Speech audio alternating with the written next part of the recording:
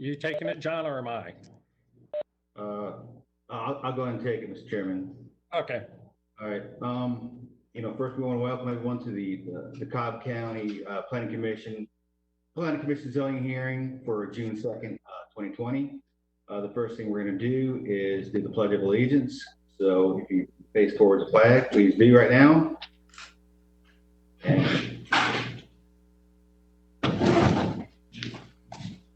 I pledge allegiance to the flag of the United States of America and to the republic stands of the nation under justice for all. Okay. And I want to thank the ladies and gentlemen here today for the first virtual commission zoning hearing.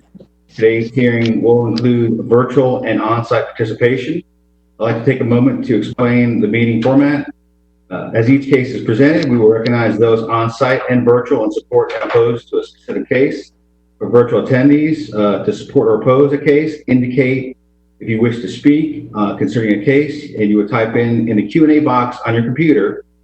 For instance, to support a zoning case, you would type in the following. For support, type in SUP and then the case number. For instance, support for Z123 would be SUP Z123. Or if you'd like to speak on the case, you would want to punch into your Q&A box SUP Z123 speak if you want to be a speaker. To oppose a case, you would punch in OPP and then the case number. So for example, it would be OPP Z123. If you wish to oppose and speak on a case, you would punch into your Q&A box OPP Z123 speak. The speakers will be called by name. Your line will be unmuted when it's your turn to speak. So please, when you become unmuted, please state your name, where you live, and say, "I affirm I've been sworn in." And Mr. Chairman, board, and people watching, we will revise the Planning Commission hearing procedures to allow virtual participation. And I'm going to read in the changes, and then the board needs to make a motion and vote on it. Okay, Mr. Chairman, board? Yes, go ahead. Here are the changes to the Planning Commission hearing procedures. Community Development and the County Attorney's Office have worked closely with Communications and the Cobb Information Services Department to offer this zoning meeting with virtual participation. This meeting is live at 100 Cherokee Street, and we will have applicants and public in attendance. However, some members of the Planning Commission and staff are attending virtually, and arrangements have been made to allow virtual public participation in addition to in-person participation. To that end, I suggest, because of the unprecedented circumstances of COVID-19 pandemic, that you make the following changes to your zoning meeting rules for this June 2nd, 2020 Planning Commission zoning hearing. Number one, the Planning Commission staff shall be allowed to participate in the meeting virtually. Number two, the Planning Commission can vote by voice or by hand signal. Number three, time allotted for the applicants and proponents and those opposed to applications to be 12 minutes for each side, and that's in lieu of 10 minutes. Time may be extended per normal procedure, with both sides being provided equal time. Number four, persons wishing to speak to be counted as either in favor or in opposition to an application will be recognized, and the number of persons provided to the board. Number five, persons who wish to speak virtually in favor or in opposition to an application will identify themselves accordingly to staff or for participation during the presentation of the application. And finally, number six, persons who wish to speak virtually will acknowledge and affirm that his or her testimony before the PC is under oath, affirmed to be truthful. Otherwise, all other Planning Commission zoning hearing procedures and rules will be followed, except as modified with these six exceptions I just read in. So we would need a motion by the board, a second, and a vote to approve these revised rules. Okay. Do I hear a motion? Move to approve. A second? Do I have a second? Second. Second. Okay, all in favor, raise your hand. Say aye. Let's see, I can't see everybody, so everybody in favor, say aye. Aye. Okay, that sounds like anybody opposed. Motion carries 5-0. I think 5. Tony's on the line, is he? Yes, I'm here. Okay, great. Thank Okay. you. So it is 5-0. Okay, today's hearing will be conducted with the following process and procedure. Each case will be called in numerical order. We ask that the applicant stand and signify their attendance so they can be counted. When each case is called, we're going to also ask for opposition. We're going to ask that the opposition also stand and raise their hand so they can be counted for the record. Then, after the counting of the opposition and the applicant, both parties will be asked to be sworn in if they're here in person. The applicant will testify first, and then the opposition, if any, will testify second. Each side gets 10 minutes to state their case concerns. There's not a rebuttal process, and there's not a process to reserve your time. So convey all your information to the board within your 10-minute time period. After both sides have had their 10-minute presentation period, the board will start to discuss the case at hand. From the discussion, they may ask one or more people to come back to the front for questions or comments. And after that, the board will make a decision to either approve, deny, hold, or continue the case at hand. I would like to ask the people who are actually here in person, if they have a cell phone, please turn your volume off. The phones that ring do interfere with broadcast and presentations. Any person wishing to speak before the Board of Commissioners must file a campaign contribution disclosure statement. If within 2 years immediately preceding the filing of a rezoning application, a campaign contribution was made to a current member of the Board of Commissioners totaling $250 or more. Additional information about the requirement is located in the hearing room on the table in the back of the room. I want to remind applicants, opposition, or any interested party that information is due to this board the Wednesday prior to this date. Any information submitted after the Wednesday due date may or may not be considered by the board at their discretion. And anyone participating in today's hearing who plans on presenting a video, PowerPoint, or other visual document should have presented those items to our communications department here. So those items can be screened, make sure they're not giving viruses to our internal computer system. And with that, Mr. Chairman of the board, I'm ready to start the consent agenda. Okay, if I can interrupt just for a minute to make a couple other announcements. One is, you may notice that I'm a different person sitting in the chair seat this meeting, and that's just part of our normal procedure to turn people over. But I want to thank Judy Williams for having chaired the commission for the last 2 years. She did a fantastic job, and this is just a normal transition. The second thing I'd like to do is welcome Tony Waybright to the Planning Commission. This is his first meeting with us, so welcome, Tony. And at the same time, I want to send our deepest condolences to you for the passing of your father on Monday night. Okay, and with that, go ahead with the consent agenda, John. And thank you, Mr. Chairman. Cobb County Planning Commission zoning hearing consent agenda for June 2nd, 2020. And the first case, Mr. Chairman of the board, is Z23. There are people here in opposition to Z23. So I'm not going to read Z23. We're just going to pull it off consent right now and have a hearing. Okay. Okay. Rezoning case Z25, Brandon Investments LLC, request rezoning from R20 to LI for the purpose of an office warehouse in land lots 586, 610, and 611 of the 18th district. The property is located on the north side of Factory Falls Road, northeast of White Road, on the south side of Interstate 20. Staff recommends approval, subject to the following conditions. Number one, site plan received by the zoning division on February 6, 2020, with the district commissioner approving minor modifications. Number two, variance to reduce the required 50-foot landscape buffer, adjacent to residential R20 zoning to build a proposed 14-foot wall and parking lot approach. Water and sewer division comments or recommendations. Number three, our department comments recommendations. 4, stormwater management division comments or recommendations. Number 6, Cobb DOT comments or recommendations. And number 7, letter from Mr. Kevin Moore dated May 27, 2020. At the beginning of the hearing, Mr. Chairman of the board, we did take roll, and there was no one here opposed to this application, and the applicant is present. Rezoning case Z26, Glorious Venture LLC, request rezoning from GC to NRC for convenience store fuel sales in land lot 154 of the 17th district. The property is located at the southeast intersection of Austell Road and Sandtown Roads. Staff recommends approval, subject to the following conditions. Number one, site plan received by the zoning division on February 6, 2020, with the district commissioner approving minor modifications. Number 2, variance to reduce the front yard setback from 50 feet to 40 feet. Number 3, fire department comments and recommendations. Number 4, stormwater management division comments and recommendations. Number 5, water and sewer comments and recommendations. Number 6, Department of Transportation comments and recommendations. Number 7, comply with the Austell Road Design Guidelines. And number 7, letter from Mr. Kevin Moore dated May 27, 2020. The applicant is present, and at the beginning of the hearing, there was no one opposed to your zoning case Z26, Mr. Chairman and Board. John, we do have someone virtual who would like to speak regarding case. Okay, is that person opposed? Yes. Okay, Mr. Chairman and Board, there is one person virtually who's opposed to Z26. So Okay. Z26 off consent. Okay, thank you. Okay, moving on. Rezoning case Z31, Jean-Claude Alfred requests a rezoning from NRC and R20 to R20 for the purpose of a single-family residence in land lot 155 of the 17th district.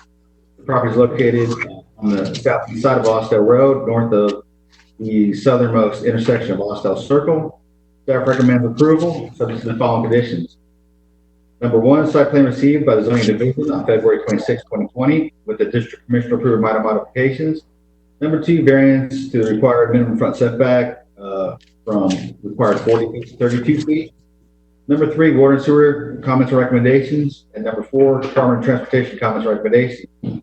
The applicant is here, and at roll call at 9 o'clock, there was no one here opposed, Mr. Chairman and Board. Thank you. Case number. 2:30. We do have, excuse me, we do have someone who is opposed to case C30 virtually. Z31, wasn't it? Yeah, and Z30 is on regular again. Oh, Okay. Okay. We're good. All right. Rezone case Z32, NGI Acquisitions LLC, request for rezoning from RRC to RRC for multifamily dwelling units in land lot 1013 of the 17th district. The property is located on the southwest side of Cumberland Boulevard, north and east of Overton Park Drive and northeast of I-75. Staff recommends approval, subject to the following conditions. Number 1, site plan received by Kimberly Horn dated May 20, 2020, with the district commissioner approving minor modifications. Number 2, variance to required minimum front setback from required 50 feet to 10 feet. Number 3, variance to required minimum side setback from required 50 feet to 10 feet. Number 4, variance to the maximum allowable impervious surface from 80% to 90%. Number 5, variance to the maximum allowable FAR from 1.00 to 2.25. Number 6, variance to reduce the required parking spaces from 600 parking spaces to 575 parking spaces. Number 7, fire department comments or recommendations. Number 8, stormwater management division comments or recommendations. Number 9, water and sewer comments or recommendations. And number 10, Department of Transportation. At 10, Department of Transportation comments or recommendations. And number 11, letter of agreeable stipulations from Mr. Garva Sams Jr. dated May 12, 2020 and May 21st, 2020, including all attachments. The applicant is present, Mr. Chairman and Board, and there was no one here at 9 o'clock. We could roll forward. we do have, Mr. Chairman, John? you're on 32. We're on 32. Yes. We do have opposition virtual for Z32. Okay, so how many are opposed?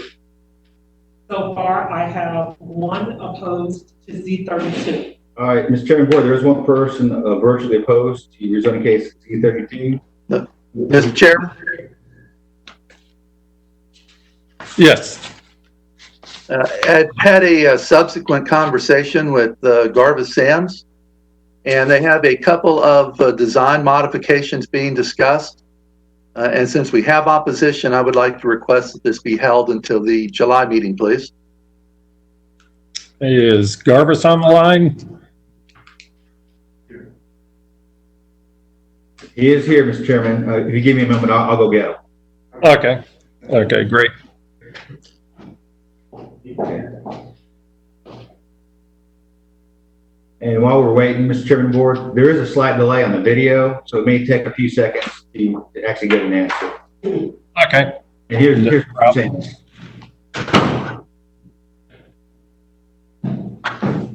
Morning, Mr. Chairman. How are you? Good. How are you doing, Garvis? Excellent. Good to be back, even under these circumstances. Talked with Commissioner Wainwright last night, and of course, during the past 3 months, we've had ample time to discuss this, but we've also had some last-minute potential design changes that we can make to the building and to some other components of it. So we are asking that it be continued until next month. Please. Okay. And is staff able to provide you with the contact information, or maybe the person in opposition, your contact information, so that you guys can get in touch during this time? Mr. Peterson indicates that he is. I don't have that as of yet, but Okay. we have ample time to establish a dialogue with that individual. Okay. Well, I think it's reasonable to continue it if you still have work to be done on it. Thank you, Mr. Chairman. No.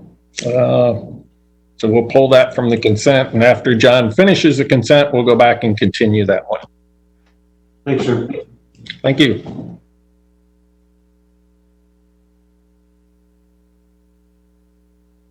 Okay, rezoning case Z34. Purdy United LLC requests rezoning from GC and HI to HI for the purpose of a warehouse in land lots 370 and 423 of the 17th district. The property is located on the northeast side of Dixie Drive, formerly known as Dixie Avenue, northwest of Homer Corn Road. And staff recommends approval subject to the following conditions. Number one, site plan received by the zoning division on March 6, 2020. The district commissioner approved minor modifications. Number two, variance to reduce the required side yard setback from 20 feet to 0 feet for the existing structure. Number three, variance to reduce the major side setback from 25 feet to 0 feet for an existing structure. Number four, stormwater management division comments and recommendations. Number five, water and sewer comments and recommendations. Number six, Department of Transportation comments and recommendations. And number seven, letter from Mr. Kevin Moore dated May 27, 2020.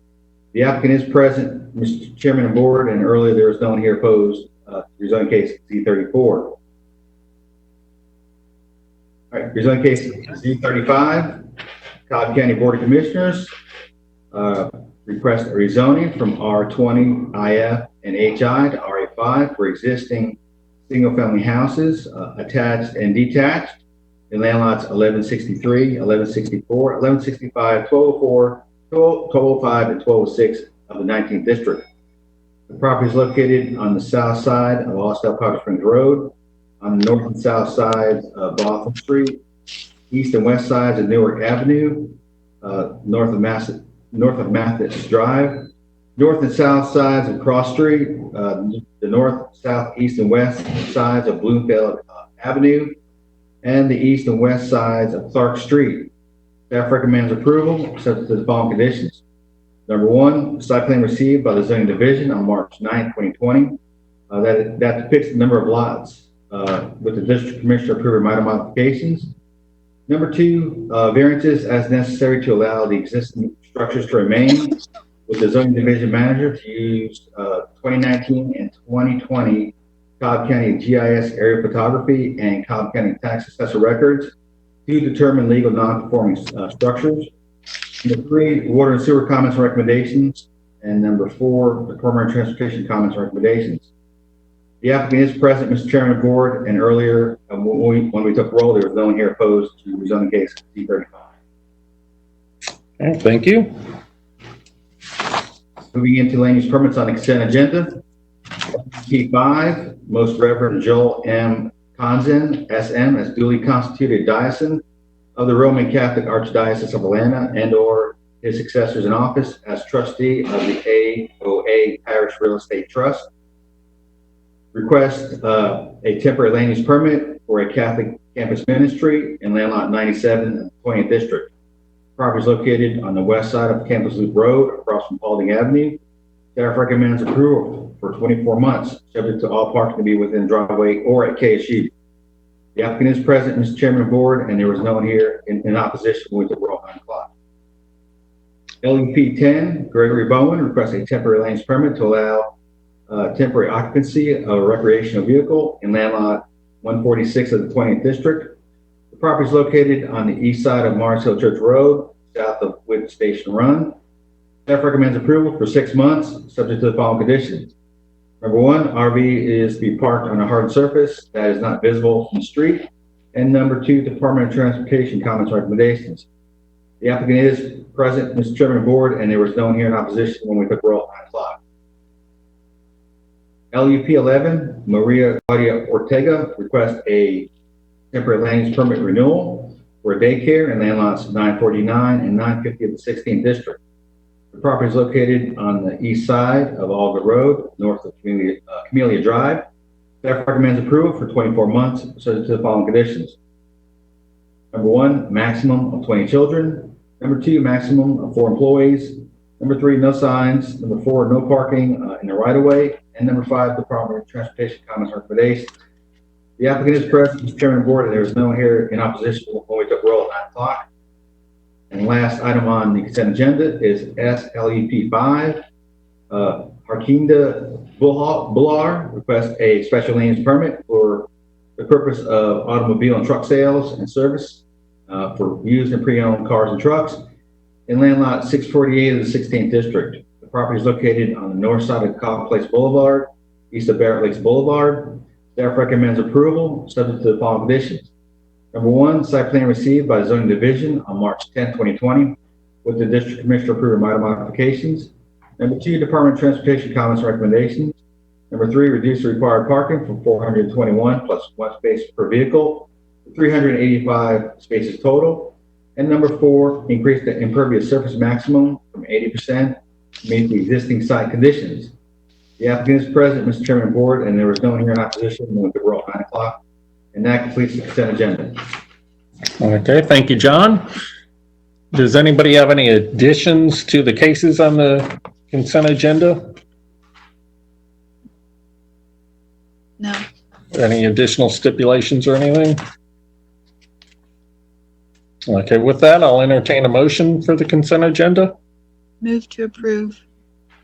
as amended with the cases removed. Yes. Okay. Second.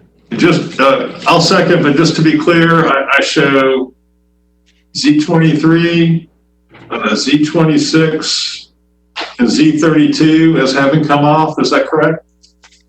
Yes, what we have is Z23 is off the consent agenda and will be heard in its regular order. Z26 is off the consent agenda and will be heard in its regular order. And Z32, we're waiting for a motion for the Planning Commission to continue rezoning case Z32. Okay. So we'll pull that off the consent, obviously. Thank you. A second. Okay. Any further comments? With that, all in favor say aye. Aye. All opposed say nay. With that, the motion carries 5-0 to approve the consent agenda. And then, Okay, we need to now do a motion to continue rezoning case Z32, your July hearing date. yes, do you want to make that motion, Tony? Yes, so moved, Planning Commission to hold this until July hearing date. Thank you. Minor technicality to continue it until our To continue it, July. as so edited. And do we have a second? Second. Well, I think Judy seconded it. Is that correct? Alice did, okay. And all in favor, say aye. Aye. Aye. All opposed? Motion carries 5-0 to continue Z32. Okay, and that's continued to the July 7th hearing date. Mr. Chairman of the board, I'm going to ask the board to take a 5-minute break so I can contact all the folks on consent and let them know that they can go home. Okay, that sounds good. Thank you, John. Let's be back at 9:35. Okay.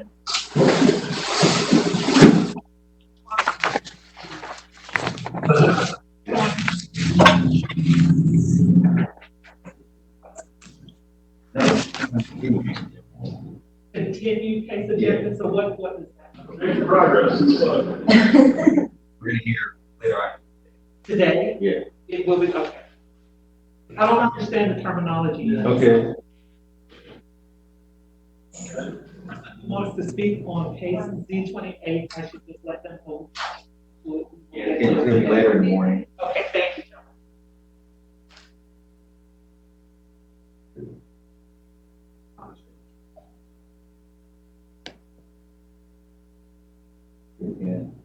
That's what we did with the sign. Or what they did last time is Marty did it in the hall.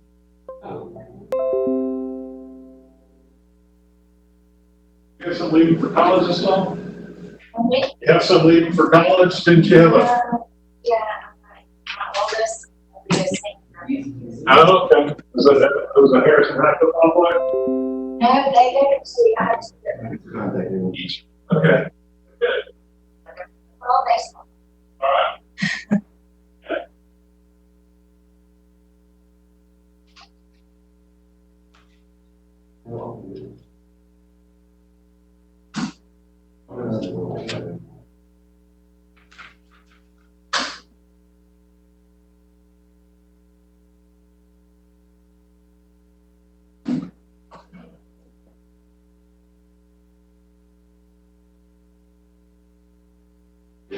Okay.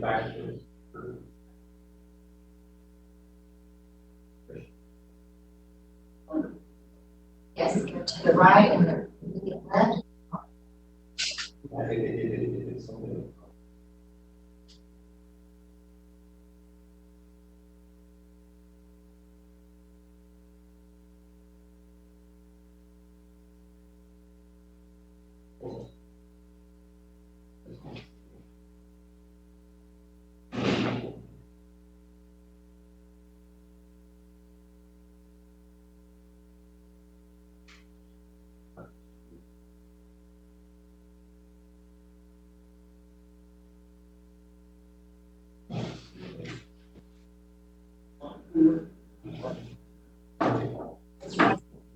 Right after the restaurant.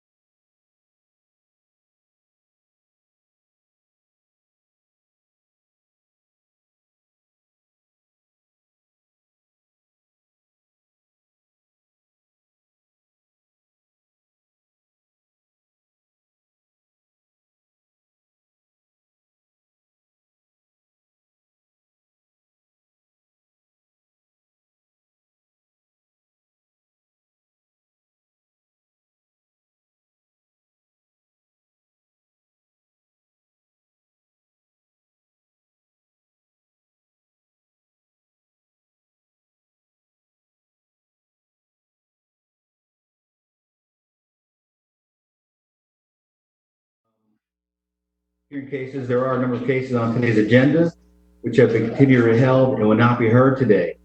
First case is rezoning case Z62 of 2019, Embry Development Company, LLC. This case was continued by the 7th, 2020 Planning Commission. It will not be heard today. Rezoning case Z76 of 2019, St. Benedict's Episcopal Day School, Incorporated. This case was continued by the staff until the July 7th, 2020 Planning Commission zoning hearing. So Z76 of 2019 will not be heard today.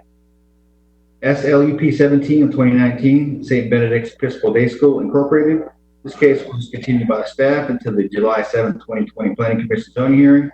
So SLUP-17 of 2019 will not be heard today. Rezoning case Z13 of 2020, Arturo Martinez.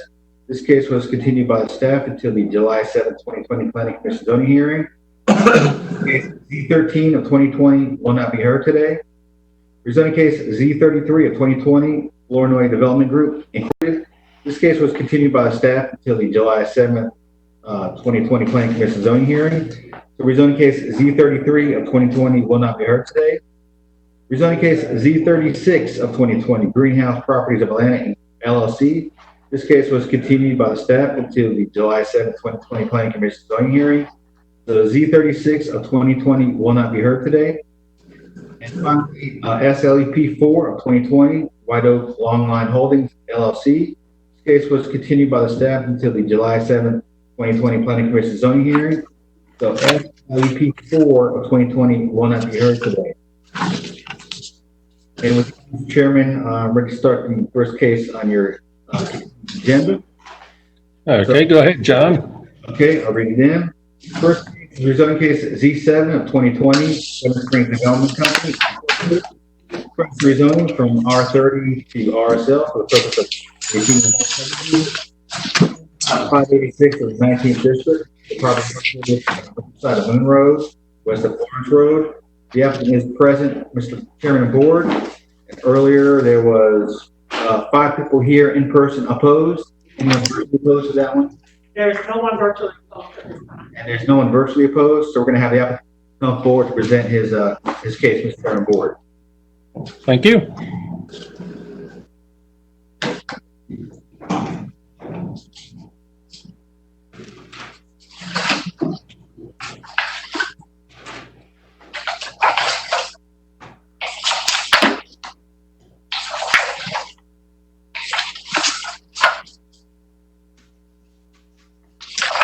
You ready, Kevin?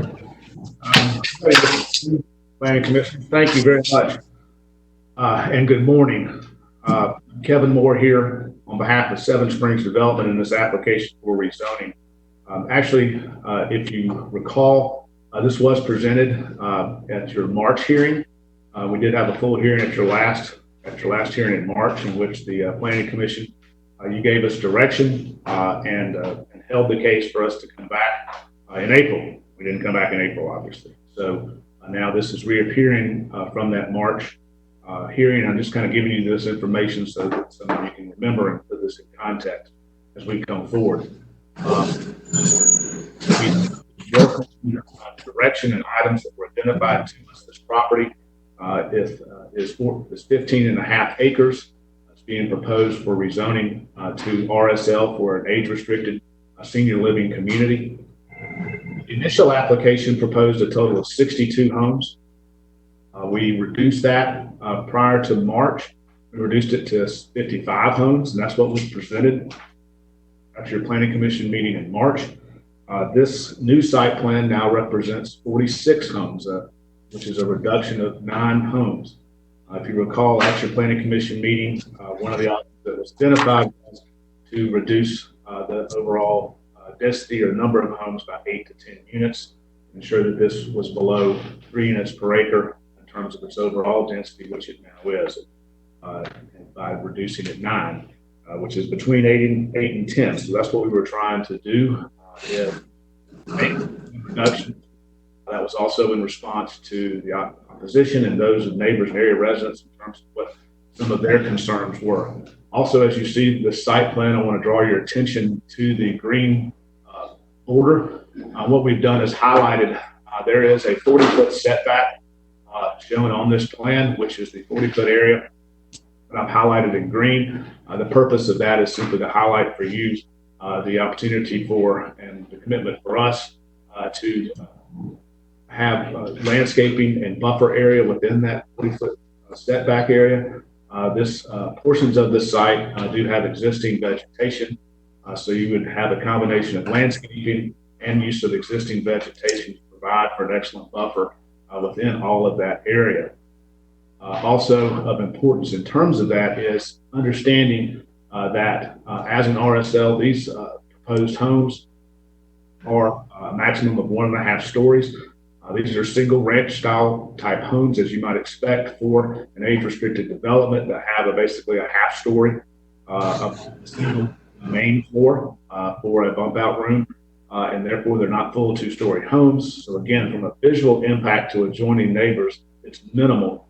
Once you have landscaping, existing trees that are both on our property, existing trees that are on adjoining properties, and these homes only being 1.5 stories at most, the visual impact from adjoining neighbors is virtually none and or minimal in terms of that. I also wanted to point out a couple of other things that help, I think, explain landscaping and where that occurs. First, in the northeast or northwest corner of this property, which is the top left, we do have a proposed detention pond where one is needed. That's adjacent to an existing pond on the adjoining property.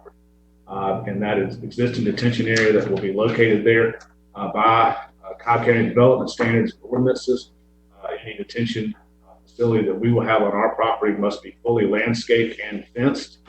It would be fenced with landscaping placed to the outside of that fencing for complete visual screening. That's per ordinance, per development standards, and as part of certainly Stormwater Division's comments and recommendations and part of our stipulations as well.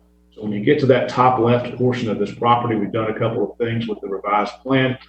Some of the units that were reduced and removed from this plan came from that area to create a lot more open, not really open space, but landscape area to protect not only for the detention pond, but also as a response to comments from that adjoining resident and owner.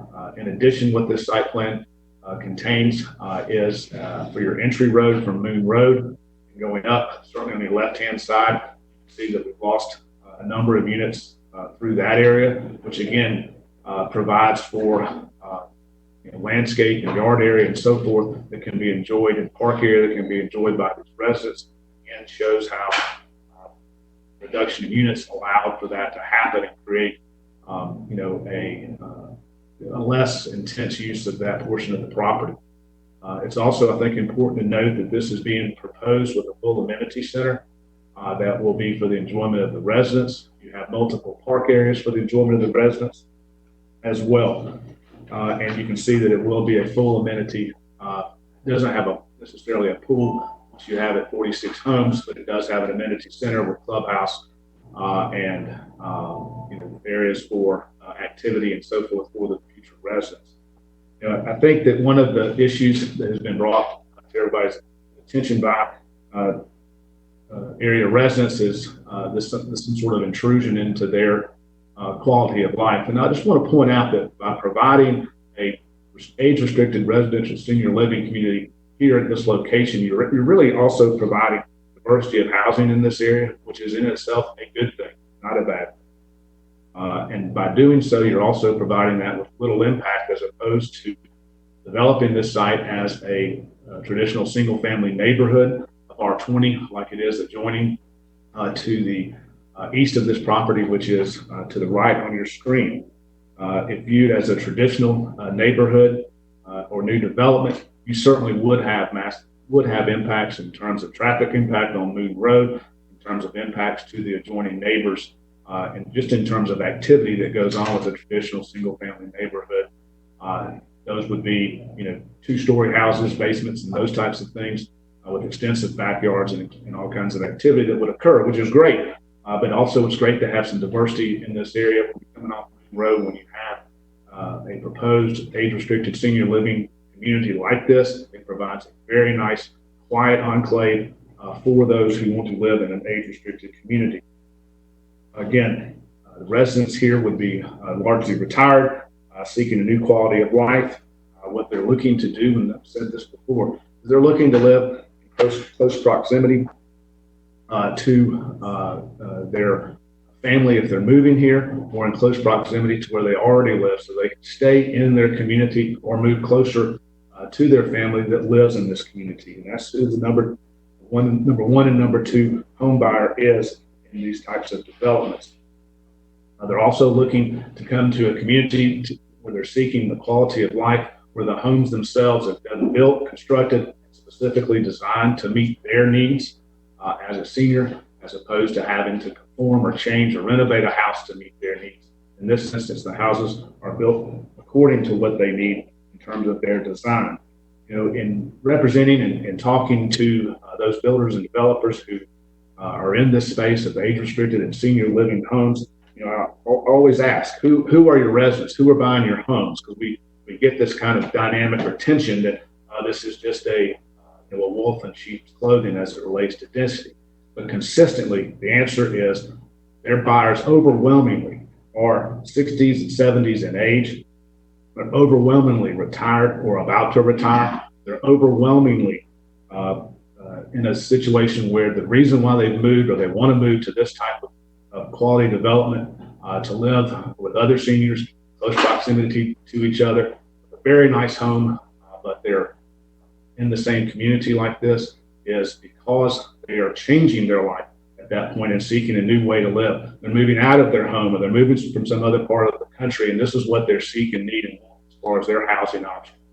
And that's why they're largely and substantially and overwhelmingly retired. They're largely and substantially and overwhelmingly 60s, 70s, and older in age, because that's where the decision has been made. Even more so among singles that buy homes like this, those are largely female. And again, what you can see is a pattern emerging that this becomes a quiet enclave of age-restricted community that are great for the community, great for community schools, are great for community services, and the great quiet neighbors to those existing residents that live here. And we feel with the changes in the revised site plan that we have what was asked of us, and again believe that this is a zoning worthy of your consideration, and respectfully request your recommendation of approval to the Board of Commissioners. Thank you.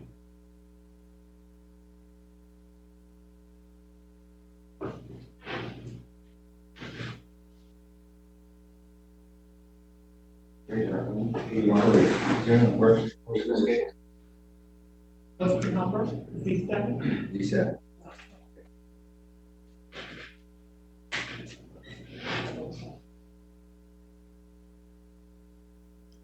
Okay, sorry. My mic had become muted. Now, are you here to speak in opposition or support? Opposition. Okay, just before we move forward, was there anybody else who wanted to speak in support? I guess not, so we will move on to opposition. Go ahead, give us your name for the record. My name is Linda Anita Ann Baptist Bashirs, and I'm a lifelong resident of Cobb County. And I'm the proposed development borders my property. I'm the person with the pond, and Mr. Moore, they have done a good job of answering some questions I had about the issues of the pond, and I still am concerned about runoff. It is a very wet area, and everything from that property runs through my property and down just about everybody on Moon Road. And most of the residents have the concerns of more traffic. Seniors do drive. We're all just about seniors on Moon Road, and we do drive a lot. So I don't think the traffic issues will be any different if it is an R20. Our other issues are there's so many senior developments in our area. Mr. Moore stated that we need a diversity of homes, and that is all that's being built within 5 or 6 miles of this particular property are senior living, active adult, whatever they're called. There's a lot of them in our area, over 20 something. So and we do worry about the strain that it will put on our services, police, firemen. Cobb County is already overbuilt for what we can handle. And I understand it's always brought up that property owners have the right to sell their property and developers develop it, and that's fine and good. But it's not mandatory that it all be built out very high density. I think the profit is good. A quick profit is great, but in the long run, there will be issues with such dense development. We've learned this from the virus the changes we're all going through. Stacking people into tiny spots is not the best solution. Less is best in this case, and this particular development does not fit into the little area that is Moon Road and the surrounding area. Development is great. Mr. Porter mentioned at the last meeting that this part of Cobb County will be developed out, and I'm sure it will, but that does not mean it has to be built. It needs to be built wisely because it's all that's left of Cobb County. And I think the less dense, the better it will be for all. And in the long run, it'll be better for Cobb County instead of just stacking things just, elbow to elbow. And also, we are concerned about our property values. I don't think Mr. Moore stated the size of the houses. We'd like to know that, what they're going to be. And we do not mind the development. We know that it is going to be developed, but it needs to be something that is comparable to what is already there, something that the residents are happy with. The buffer is a great idea. That is much better. I'm still concerned about my little pond and what's going to be between it and the retention pond. And most retention ponds, no matter how well maintained, are very unsightly. So I'm concerned about that. And I just think that the neighbors that are there, we need to be considered in all this. I know that it's, it is what it is. The trees, the nature, that's just something we'll have to live with. But I think it can be developed. There can be a compromise, and less structures, the better off I think all of us will be. Thank you very much. Okay, thank you. Next speaker.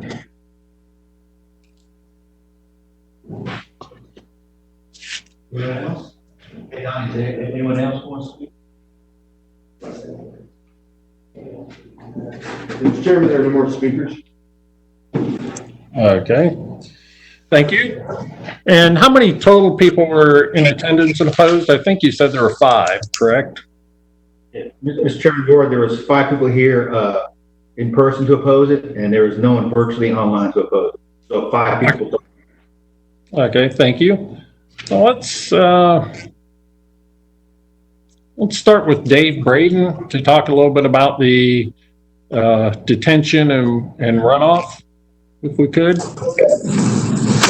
Yes, can you hear me? Yes, I can. Okay. And did you have a specific question, or you just want a general answer?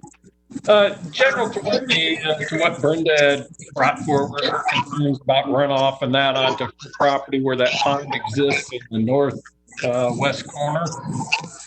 Right. And just for the record, there also is a pond downstream to the south across Moon Road that we would have a similar concern with. So both of those will be required to have pre and post development sediment studies done, just in case that there would be any erosion control failure or sediment release from the site, that they'll be required to remove that once they're completed with their project.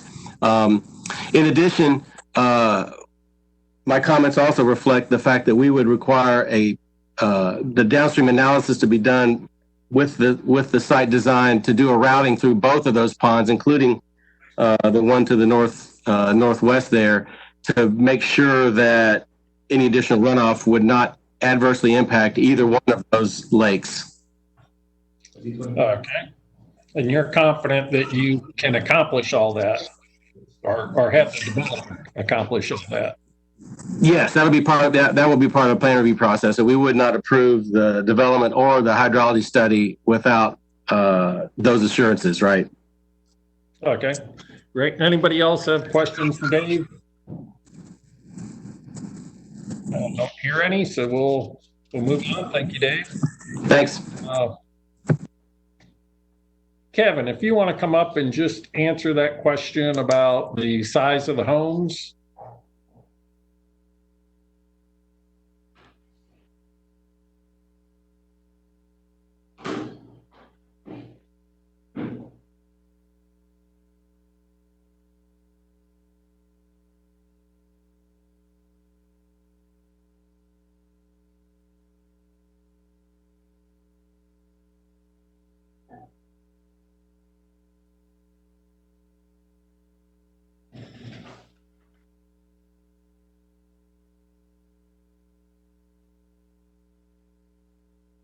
Yes, thank you, Mr. Chairman. These homes will all be a minimum of 1,800 square feet and up. Okay. So hopefully that answers the question there. And do you know how that's in comparison to any of the homes, say, in the Autumn Run subdivision? Have you looked at that at all? You may not have. No, we would not have looked at a home size comparison. It's kind of apples to oranges. The adjacent Autumn Run subdivision is a traditional, single family subdivision where you're going to have larger homes. You're going to have 3 and 4 bedrooms or more. You're going to have 2-story homes. So these are what you would expect from an age-restricted senior living community. These homes are smaller. They're very well appointed. From a construction cost or price per square foot, these homes would be more than the adjacent Autumn Run, for example. So that's just the dynamic or the difference between true senior living versus traditional single family detached. Okay, thank you. Trying to think if there's, I think that covers that for right now. I'm going to switch over to Amy Diaz, unless somebody else had a question for Kevin. Did anybody else? Okay, let's switch to Amy. Thank you. Thank you. Amy Diaz, Cobb DOT. Hi, Amy. Hey, I have a couple questions for you. One of the concerns that we've had with this is the private streets with the fewer number of homes. So one of the concerns has been getting the streets, even if they're going to be private, to DOT public standards, so that if in the future the HOA wanted to dedicate the roads, everything would be there to do it.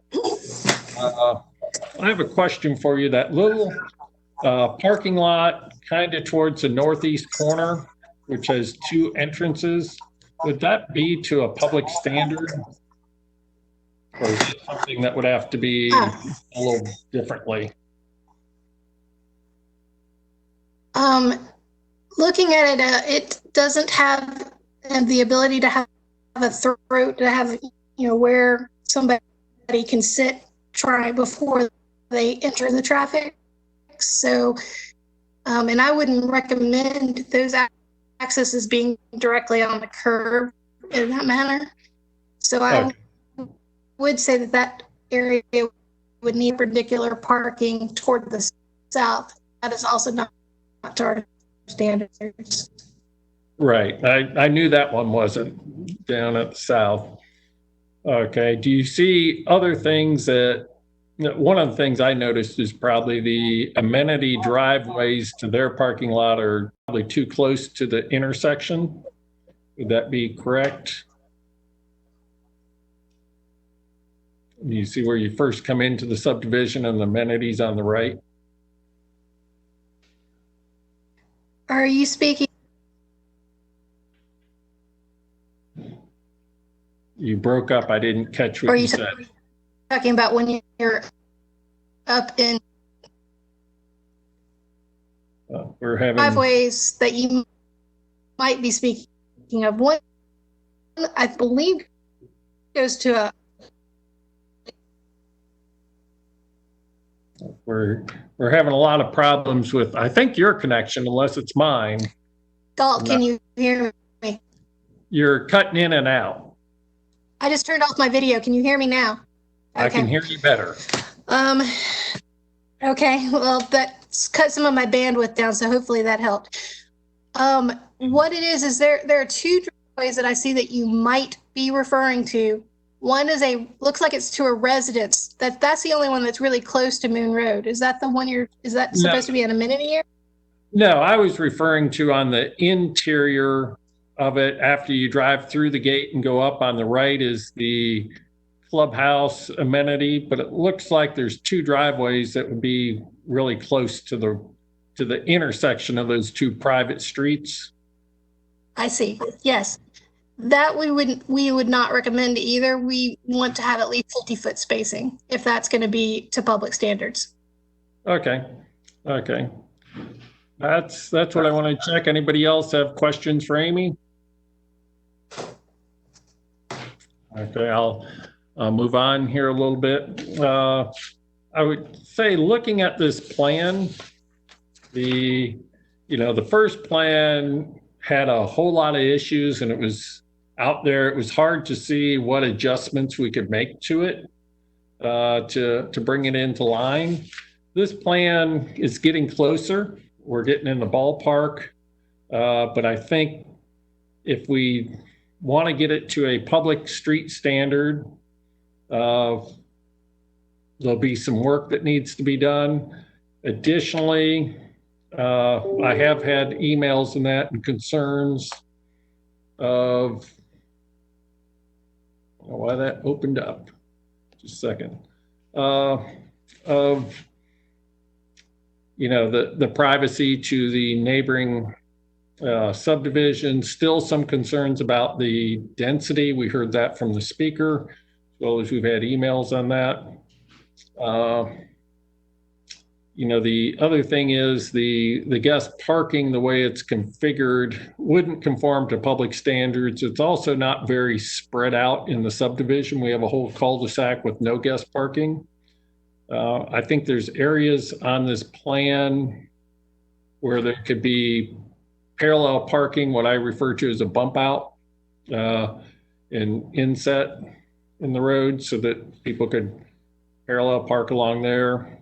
Obviously, you can't get it between houses because they're too close together, but there are some sections where it could be put to spread it out. My feeling is this plan's getting closer, but we probably need to look at increasing that rear setback to maybe 50 feet with a 30-foot landscape buffer, because some of those properties are fairly large acreage. And that would be one recommendation to look at. The other is we'd like a site plan that actually has the lot lines on it so we can see the lots. I'd like the buffer to be in common area, but obviously the people are going to want a backyard too. The private, keeping it private's fine, but we just want it fully to public standards, which would mean like that dead end on the kind of southeast side would go away. The 90-degree parking off of the street would go away. I'm guessing we're going to lose 5, 6, 7 houses in the process of doing that. But those would be the primary issues. I think we're getting closer, but I don't think we're there yet. So does anybody else have any comments regarding it? Not hearing any. Just Cobb from Lauren here. Just a question. Do you intend to require adherence to the staff comment of maximum of 2.5 units per acre?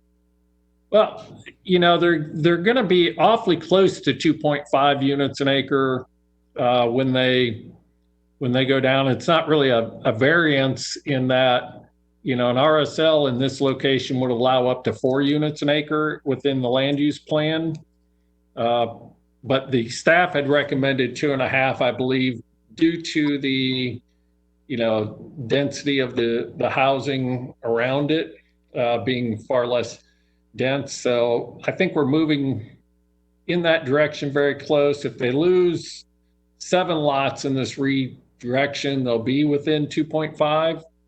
So that's probably a goal to get to, see how it lays out. If they lose 6, they'll be at 2.6 probably, somewhere in there. Thank you. That answers my question. Thank you. Okay, thank you. Any other questions?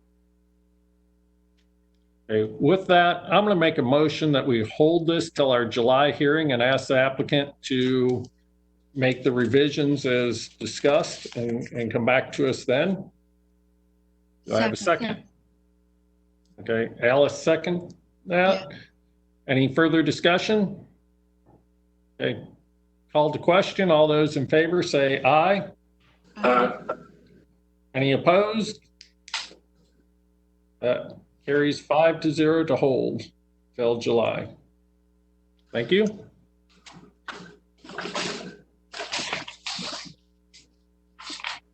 Mr. Chairman of the board, if it's okay with the planning commission, we're going to take some of these cases out of order just to get a number of folks out of our hearing room and get them home.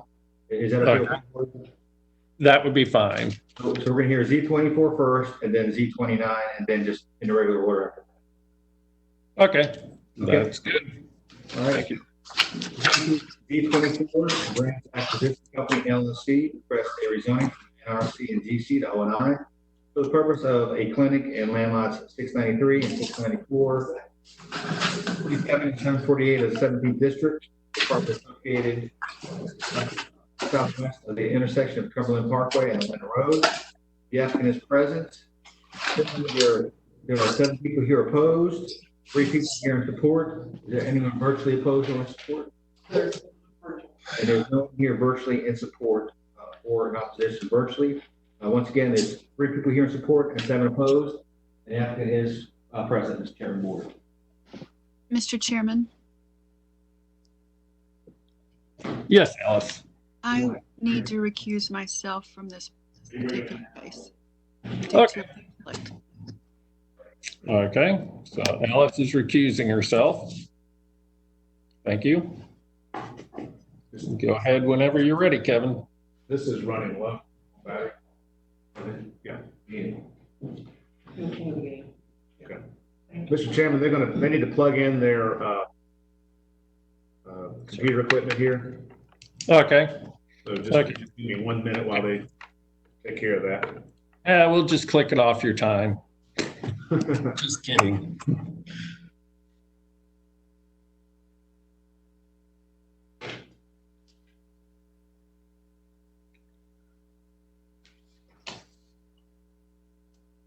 If I could have the Cobb IT and AV guys put up the area GIS map first, and then we can go to the actual presentation slides.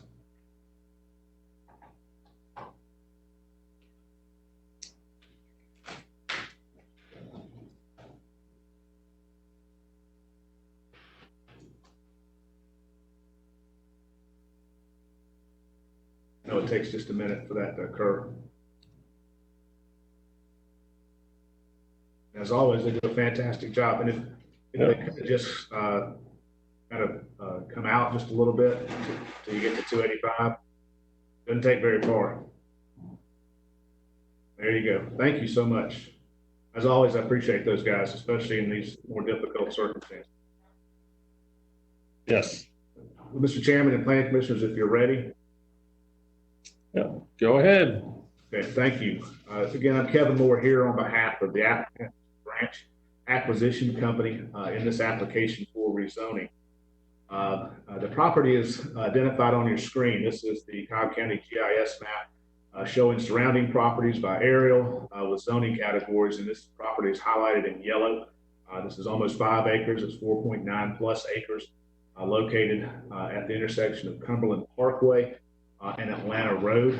You can see Cumberland Parkway running along the top, kind of through the middle of this screen. Atlanta Road running along the right-hand side of this property, South Atlanta Road, to its intersection and the interchange with I-285 at that location. What is being proposed is this property, as you can see, is largely zoned general commercial or GC. Small portion of the property is zoned neighborhood retail commercial. What is being proposed is a rezoning to office institutional, or OI, for a 76,000 square foot medical office building. And that's what's being proposed. And I want to talk a little bit about the character of this area, because I think it's very important in terms of its consideration for rezoning to the O&I category. This area, known as is associated with Oakdale, it's also associated with West Village area. It includes a good number of intense developments in and around this particular area, especially when you get down to this intersection between Cumberland Boulevard and I-285 along Atlanta Road. It includes the UVC of Ivy Grove. That's just across the intersection of Cumberland Parkway and Atlanta Road. That's a mixed-use development. It also includes the office services directly across Atlanta Road from our proposed property, which is the Wellstar Health Park. It includes other O&I uses. It includes the PVC, the large PVC, which is West Village. West Village consists of apartments, townhomes, single-family homes, retail, restaurants, and so forth. It's been a tremendous success due to branch properties and the development of West Village. What you have taking place along this stretch of Atlanta Road, from Cumberland Parkway to Atlanta to 285, is an intense revitalization that has occurred to this area. 15 years ago, it didn't look anything like this. Today, it's a vibrant area of residents, businesses alike that serve not only the residents in the immediate area, meaning West Village, but in the surrounding Oakdale area and the surrounding area of Cobb County. If you look at the land use plan along this area, it reflects that as well. The land use plan actually has the West Village portion of the West Village property on this side of 285 being a regional activity center. You can now see that on your screen. So it quickly goes from a regional activity center to community activity center to neighborhood activity center, as well as medium density residential for some of the residential components within this immediate area. That's a lot of land use plan categories, a lot of zoning categories that reflect simply levels of intensity and where you're going along a very, very short amount of time, amount of space along Atlanta Road. We therefore certainly believe that a proposed medical office building of only 76,000 square feet fits perfectly within the goals, intent, and spirit of the land use plan, noting that a mixed use, specifically medical office and professional office, is encouraged in a neighborhood activity center as transitions us toward the edge. That's exactly what staff noted, who are the professionals on interpretation of their Cobb County land use plan. And they have noted that, and certainly we are bringing that forward to you today. Moving now to the presentation, which will take just a second for them to flip over to our site plan. I want to review the specifics of what we're proposing, as well as the specifics of what we've been able to address during this time, lengthy time of communication with area residents, communication by meeting, communication by email, having these plans out there. So first, what you're seeing is our proposed site plan that's been rendered for you, so it's much easier to see and follow. Just to orient you, on your screens, along the top is Atlanta Road, along the left-hand side is Cumberland Parkway, along the bottom portion of the colored site plan is West Atlanta Road. First, you can see where the medical office building is located, and I want to certainly reference the access points. There's not access from Cumberland Parkway. We do have a restricted right-in, right-out access on Atlanta Road, as well as 2 access points on West Atlanta Road. That also is where Oakdale Road comes into its intersection with West Atlanta, is in close proximity. You can also access this site. Again, West Atlanta Road has a right-in, right-out restricted access on Atlanta on the far right-hand side of the site. So you can see there's multiple access points, as well as off this screen coming from 285. You can access this property through the Pine Street or really a main West Village type of location entrance. Pine Street, which is signalized, and you can also access this site. What that means is you have multiple access points from multiple directions for folks to come and go as it relates to the proposed use of a medical office building. I want to also just be more specific and highlight what were 3 areas of concern or items that have been voiced to us by the surrounding community during our many, many times of communication, outreach, as well as meetings with them and the multiple emails and things that we have received. So I just want to highlight those 3 areas of concern that we have identified and we believe have addressed. First is landscaping. primarily the landscaping addressed along West Atlanta Road. I really want to point out what Branch Properties has done here. You can see it very visually on your screen. Along West Atlanta Road, we have shown and demonstrated that we are going to do extensive landscaping, which includes a linear type park. You can see community art noticed on there. You can see the winding sidewalk and an expanded landscaping area along West Atlanta Road, including on the far right of our site plan. You can see again an expanded park type area, extensive landscaping that brings in a community-driven aspect and additional landscaping more than what is required. We do have a small area at our entrance on West Atlanta Road closest to the medical office building. It's a pinch point where we are seeking a reduction in that location to the required landscape strip. But what we have done to mitigate that is completely overcompensate by providing for a real linear park that's community driven along West Atlanta Road, so that the residences and the residential neighborhoods that are coming off of Oakdale and in the Oakdale area, even those in the West, live in West Village, when they come out to see this on West Atlanta Road, it becomes actually a new walking path for them that will be beautified and landscaped far, far more impressive than what is there today. One of the other items that have been identified to us was a cut through potential from West Atlanta Road to Atlanta Road or vice versa. Our site plan now includes the appropriate raised medians and speed type humps that are in our design and included within our design to discourage cut through. Regardless, we do not view cut through as being a major issue as it doesn't get anybody anywhere. There's a very accessible right in, right out access at West Atlanta Road and Atlanta Road, and we don't believe cut through traffic will be an issue regardless, but we have identified that to ensure it's discouraged. The third item I want to highlight is parking. This proposal as a medical office building, parking is an essential part of the business of a medical office building. By business, I mean an essential part of the business of serving the medical needs of the patients that are the customers for this medical office building. In terms of our proposed parking, we have provided a total of 310 spaces on this parking field and on this parking for the medical office building.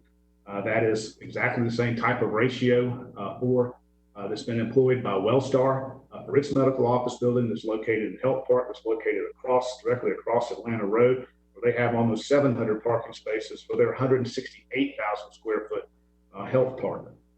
And that's the same ratio that's basically utilized here because it's a ratio that's important for the medical office building to serve its patients and to serve the patients who will be coming there. But I want to point out, we have been asked about this, and at this point in time, we are willing to reduce and able to reduce. And thankfully, Northside was willing to do this as well, to make it work, to reduce that total count from 310 spaces by 15 spaces to 295 spaces. What that will allow us to do is further reduce the parking count as well as further reduce our total impervious coverage. And I think that's impressive. And it's yet another nod to what the community has raised and what Branch Properties and in fact what Northside have been willing to do to meet the community where they stand. But I want to speak a little bit about parking. Those that are expressed opposition tend to express parking as an intensity issue, but it's not an intensity issue whatsoever in the case of the medical office building. It's a patient service issue. The parking is necessary because that's how the patients need to have parking in conjunction with staff. It's not about intensity. It's about patient services. And that's why parking and the parking that we're provided here is not a traffic issue. Traffic is generated by trips. Parking here is so that people come, employees come, medical providers come, and the patients come and leave. They can have good parking. They're not having a problem because they're coming to see their doctor. They don't need to drive around and can't find parking because they're coming to see their doctor. And so it's overparked for certain, but that's a service that's being provided. And again, it's not about traffic. It's not about traffic. Traffic is about trips. We've done a full traffic study that was coordinated with DOT and our professional traffic engineer. That included a detailed review of the plan, and many revisions were made to access points to accommodate Cobb County DOT. The methodology for the traffic study was agreed upon by DOT and employed as a key component of our traffic impact study. And it's key to note that a traffic impact study or traffic study is a study of the system. And also it's key to understand that a traffic study, any discussion of traffic needs to take place in the context of what this property is. and what is being proposed, a medical office building versus a grocery store versus other higher intense commercial use. And certainly what we're proposing as a medical office building, a 3-story medical office building, is far, far less traffic than those other potential uses. We have also, and lastly, have updated that traffic study at the request of DOT and Planning Commission to synchronize and accommodate the 2017 traffic study that was done for additional apartments and townhomes that were built in West Village. What did that show at the end of the day? It showed, again, that the level of service of the various intersections have not been impacted or not changed from the submitted traffic study. Now go into the building elevations, just so that you can see those. And I want to talk very quickly about the building. Those are slides. This building, as proposed, we did include a variance request to allow for a height on the elevator and stair tower to go to 71 feet. We are withdrawing that variance request. This building has been designed now to meet the 52 feet height requirement as stated in the Cobb County zoning ordinance. That now is withdrawn so that it can meet that. Again, this is a medical office building, and we all know what a medical office building is. It's where we go to see our doctors and specialty services providers, health providers. That's what's being done here. It's a medical office building. This is not an urgent care center. This is not a hospital. It's a medical office building. Urgent care center may be a small component part of one of the practice groups, but this is not that. This is a medical office building. We know how it functions. We know how it operates. Staff has recommended approval of this rezoning request.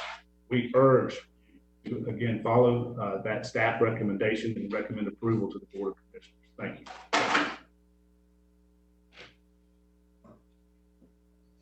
Thank you, Kevin.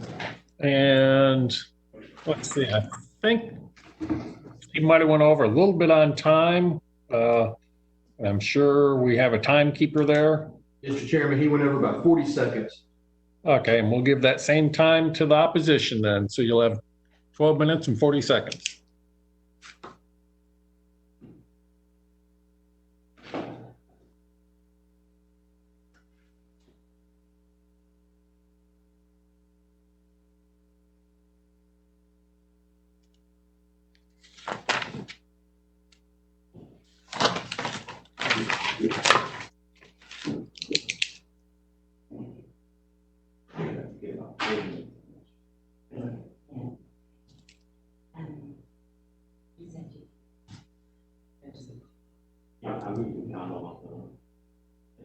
Is there a way to let me know? I will let you know in your 4 minutes.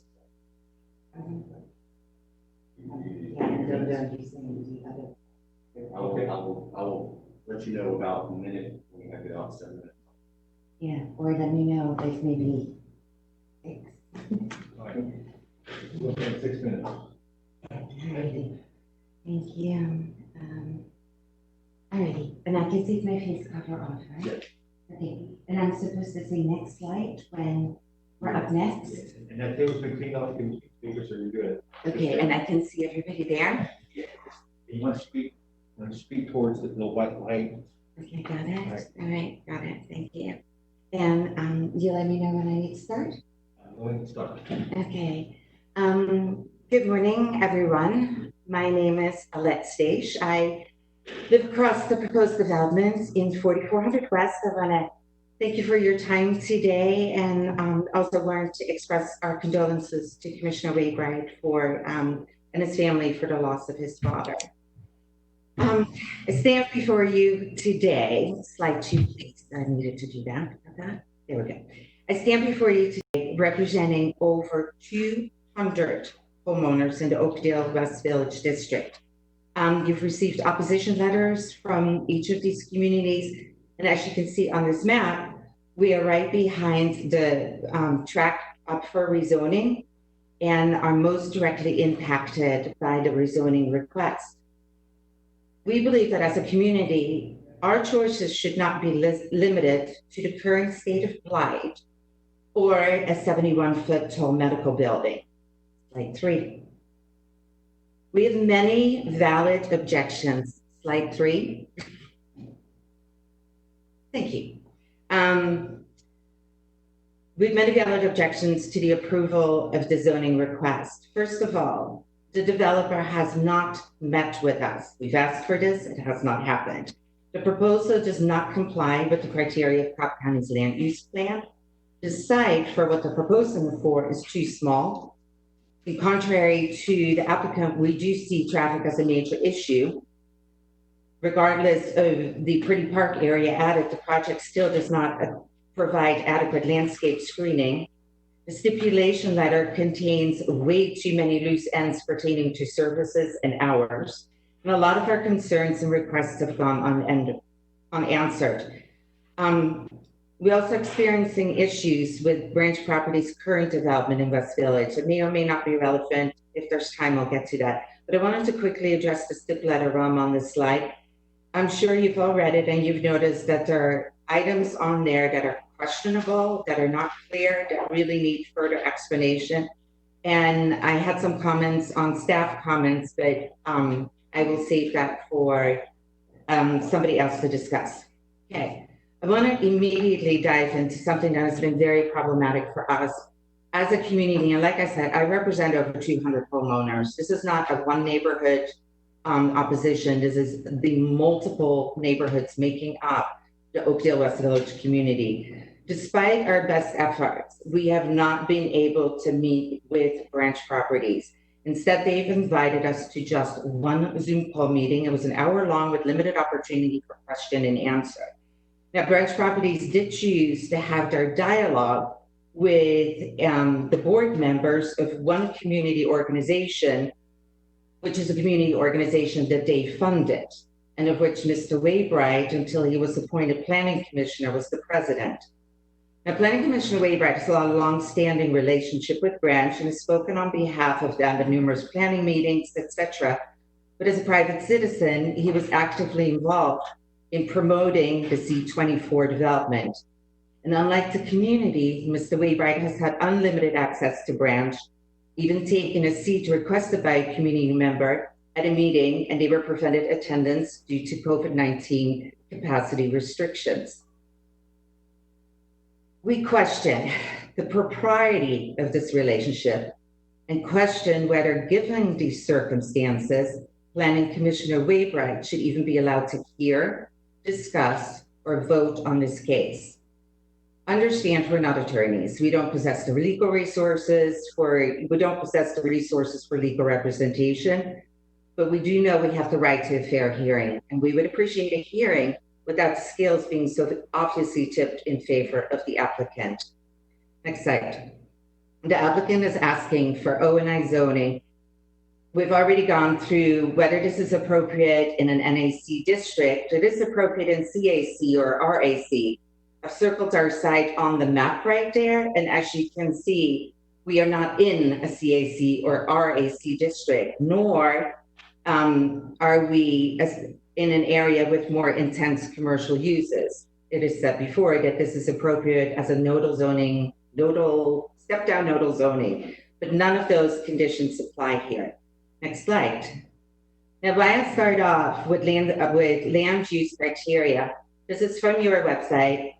What we understand is that future land use designations exist to preserve and protect existing stable neighborhoods. In other words, they're there to protect the community. And for a land use designation of NAC, which contains so many zoning options, OI not being one of them, to be just tossed aside in favor of a developer is wrong. And we believe that this zoning should be denied simply on this fact alone. The argument could be made, next slide, they likely made it because they made it in previous discussions, that Wellstar, which is across the way right there, has their medical center in an NAC district. And therefore, Northside should be able to do the same. But this is not a valid argument because the conditions are not comparable. Wellstar Vinings Health Park did not require rezoning, was located adjacent to commercial development, and is across the street from Atlanta Road, away from residential areas. And none of its traffic has to use residential streets because they have a signalized intersection on Atlanta Road, and people are able to access them, bike turn lanes, etc. So their access, everyone that visits Vinings Health Park at Wellstar can go and do so via Atlanta Road. So we ask you, if you allow a developer to do an OI development in an NAC district, what precedents are you setting? I will go quickly on slide 8. The proposal doesn't meet the design guidelines of Atlanta Road. It doesn't fit the community character or the community spirit. On this map you see, we're predominantly residential community, and the area in solid yellow is at the center right there with 360 new homes under the construction. Actually, it's 368. Next slide. We believe the site choice is a poor choice for a medical center. Now, on the surface, the site's going to look logical because you've got Commodore Parkway and Atlanta Road, and it's right there on the corner, a major intersection. However, when you take a closer look at the site, you understand that you cannot enter it from the east-west connector. There's only one minor entry point on Atlanta Road, which is very uncommon because if you look at Northside Medical Center developments across Cobb County, most of them afford direct access from a major arterial roadway. Also in this slide, basically the site is too small. The reason a developer has to ask for a 13% increase in impervious surface, reduction of setbacks, reduction of landscape borders, etc., increase in height of the building is because what they're trying to do is fit a size 10 foot into a size 6 shoe. Next slide. We have some things that this has been addressed. The cut through, we still think it's an issue. They did not, thank you. They did not include Cobb DOT's recommendation for moving the entrance south. So they're creating a very dangerous merge situation. And a lot of the people traveling north cannot make the entrance in time. So they will all have to be diverted onto West Atlanta Road. Next slide. This is the new development under construction, including homes, retail, library, etc. Next slide. Okay. This is what the traffic is going to look like. We have a very problematic section between West Atlanta Road and Pine Street. On the traffic section study, those intersections are already rated DEF. We're adding daily trip traffic from these homes, the library, the retail, and because of the way the site is designed, approximately 65% of the people, employees and patients visiting the Northside Medical Center, as you can see in red, will have to either come over Pine Street, West Village Way, West Atlanta Road, and enter the facility from the backside. That said, the residents are going to have a big problem getting in and out of their homes, and the inevitable traffic that will cause more offload on already busy residential streets. Next slide. Okay, we understand we'll get more traffic, but seeing that convenient access to a doctor is important when what we're getting is traffic congestion, we believe that is to be valid. Next slide. Okay. We've asked Branch Properties to add evergreen landscaping to prevent 4400 West from looking at a 3.5 acre parking lot. Thus far, they have not recommended this or not agreed to this recommendation. Next slide. Okay. Like I said, we've had limited to no time to meet with the developer. There's so many open items here. Hours, just you name it. It is premature to even vote on this today because there are way, way too many loose items. Next slide. And you may be wondering why we ask so many questions. Well, we have learned the hard way that the devil is in the detail. This is West Village 3 as it was presented to us. Next slide. This is West Village 3 that we are looking at today, because when you don't get enough information and you only see some glossary renderings and not a full set of plans, which we've requested, you have no visibility of what is actually happened on the areas that are not shown. And that is one of our main concerns here. Next slide. I just want to thank you for your time. I hope you understand. I know I'm rushing through this, but we hope today that you will deny zoning approval for KC 24. The community opposes it. We have not had input. We believe development should meet land use plans and guidelines. development should be a proper fit to the site. It shouldn't impose an unreasonable traffic burden on the community, and it should include adequate landscaping, and all aspects of a proposed project, building and site, have to be disclosed up front. We hope you hear we hope you hear us, and I just wanted to tell you thank you for your time. I have the next person coming in.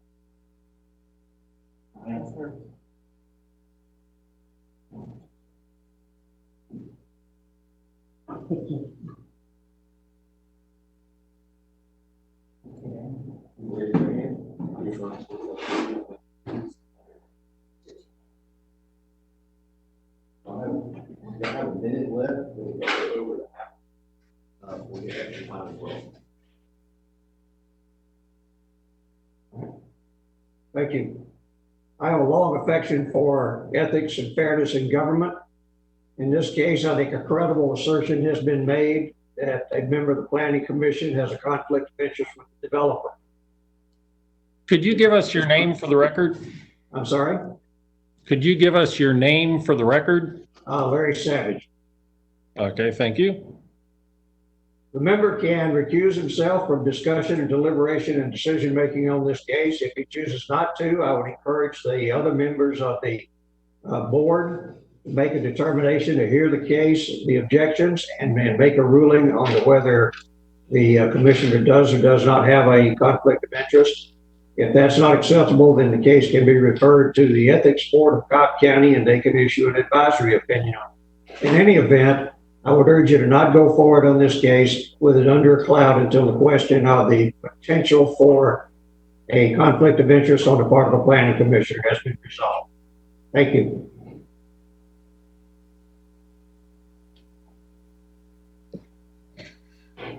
Thank you. I think we went over a little on time, didn't we, Brian?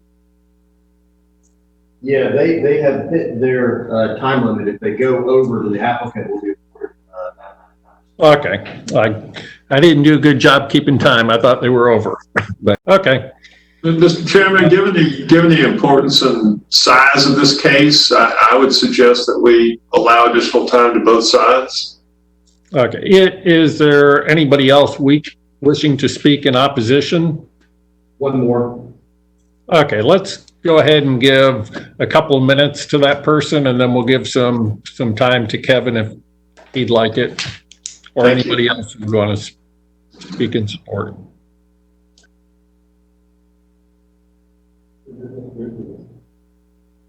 That remaining speaker has declined, so they are. Okay. Then I think we're probably good. This is in District 2, which would make it Tony Wainbright's case. Tony, do you want to address, since it's been brought up by a couple of the speakers, potential conflict of interest? And I don't know if our county attorney's office would like to chime in on that as well. Sure, we'd be glad to. I've addressed this many times with people in the community. I have never spoken on behalf of Brent at a hearing or on a matter on zoning. I've always been previously a member of a community organization or neighborhood organization working on a zoning, if you want to say in opposition of Branch or any of its clients, and speaking at any of those hearings. It was speaking as any other member, say from East Cobb Civic Association, from MIC, or any other homeowners group that speaks and would say, we're in favor of this. We have come to an agreement on the stipulations in the plan. We're in favor with the following items unresolved, and sometimes have spoken as opposed to items that have been presented. Certainly the same people in the community that I have spoken and worked in opposition to Northside on a previous zoning that they had in the same area. So in all of those situations, that was the position. Before I became planning commissioner, I was in fact president of the Oakdale Alliance. When this zoning originally began and was conceived, they came back to myself and one other member of the community that led the original opposition to Northside. They asked if they could meet with some of the people who had opposed Northside, and we arranged that meeting. After that meeting and seeing the concept, I actually called Ms. Staish and said, hey, there's a zoning right here. Maybe this will help with some of your lighting issues that you've been looking for safety and improvement. So this has been discussed in the community for some time. Any communication that is out there, and there are plenty of emails that can be looked at and reviewed, I was always in the position of saying, here are benefits of this proposal, and here are negatives of this proposal. That's as objective as you can be coming into this position, where you need to be able to listen to the negatives and listen to the positives of any discussion. That is being objective. And I'm not sure, other than the fact that everyone seems convinced that there's something going on, that there's any more I can say on that issue. All of those communications were in that fashion. No one has been denied access. I've had no more access to a client. Yeah, I mean, it's client, and access to somebody like this, the applicant, that any of the other planning commissioners would have. The applicant wants to know, what do you think? What can we do? What's the community asking for? What can happen? All along, if you look at the many substantial changes the applicant has made in this process, it's clear that they have been receiving the information from the public. They've been responding right up to this morning at 8:45 when we were texting and saying that we have to respond to the public's concerns about green space and impervious surface. And you heard Mr. Moore's statement that they had agreed to reduce 15 parking spaces if needed to help on those aspects. So it's been a balanced, objective approach to this the entire time. And it would be great, I'm sure they see it as a way of disrupting or preventing the zoning, but it's sort of like raising any other objection.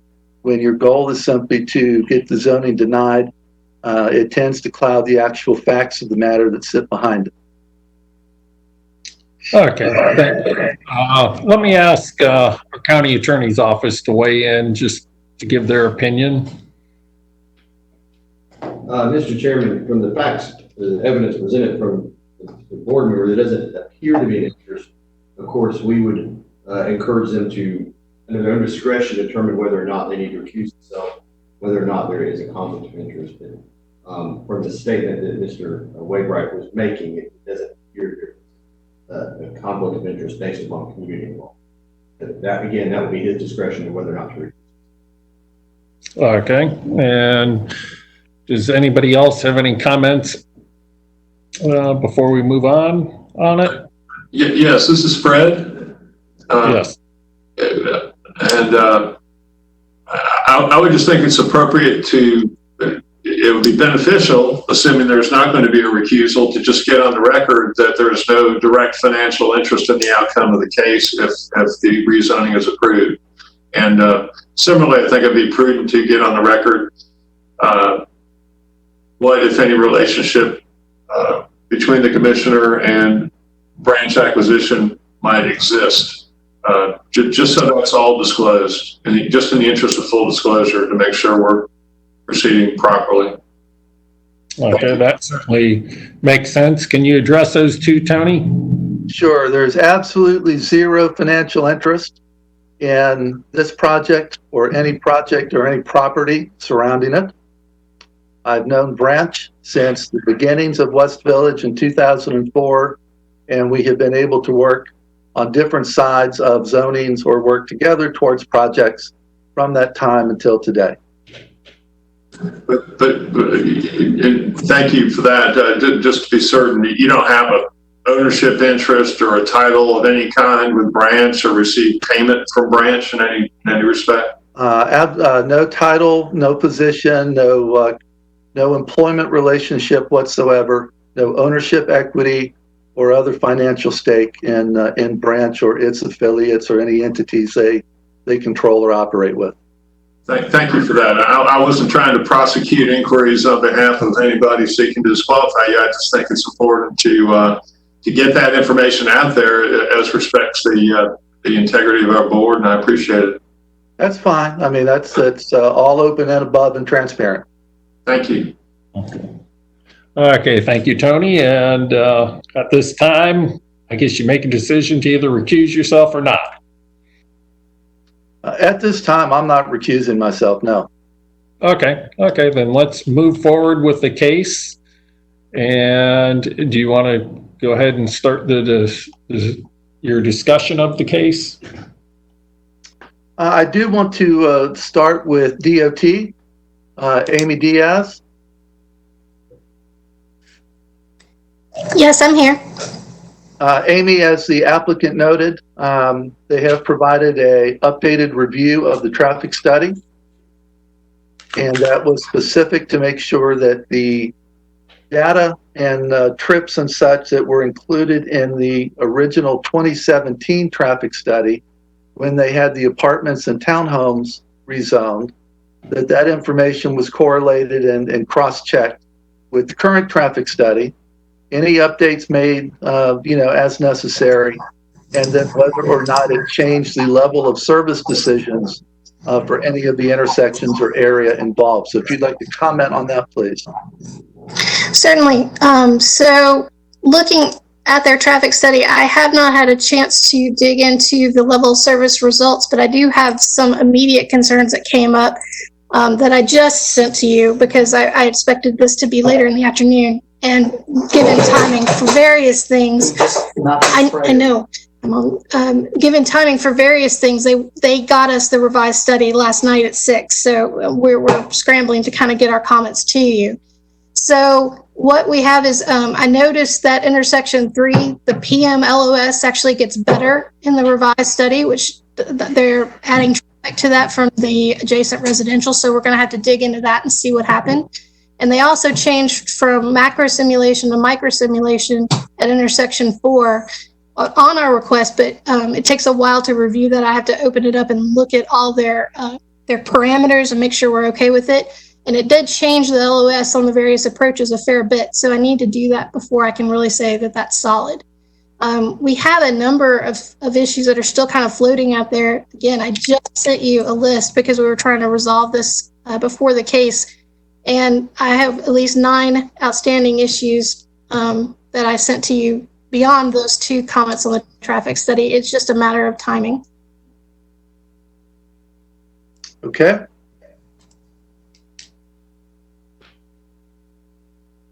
Fellow commissioners, any questions for Amy?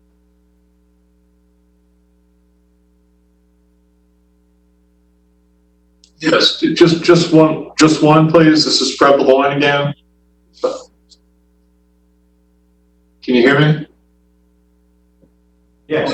Amy, can you hear Fred? Yes, I can hear Fred. Okay.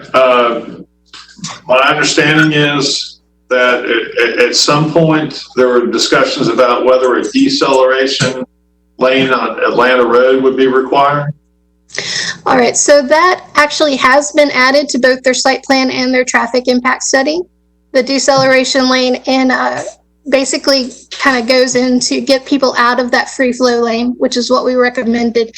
The opposition did mention that we have recommended that intersection be moved further to the south, and we still stand behind that recommendation, but we understand that it's currently not any further to the south.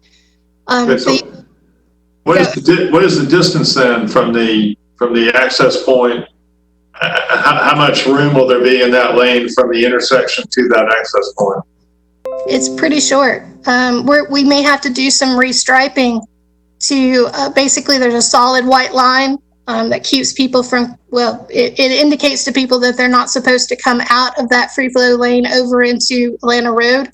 We're going to have to make sure the striping supports the deceleration lane so that people can cut over from Atlanta Road to get into the site. Can you give any more specificity on pretty short? Just approximation is fine. I believe it's less than 250 feet. I don't have the measurement right in front of me, but if you want to give me a minute, I can pull it up and measure it. Okay, that's fine.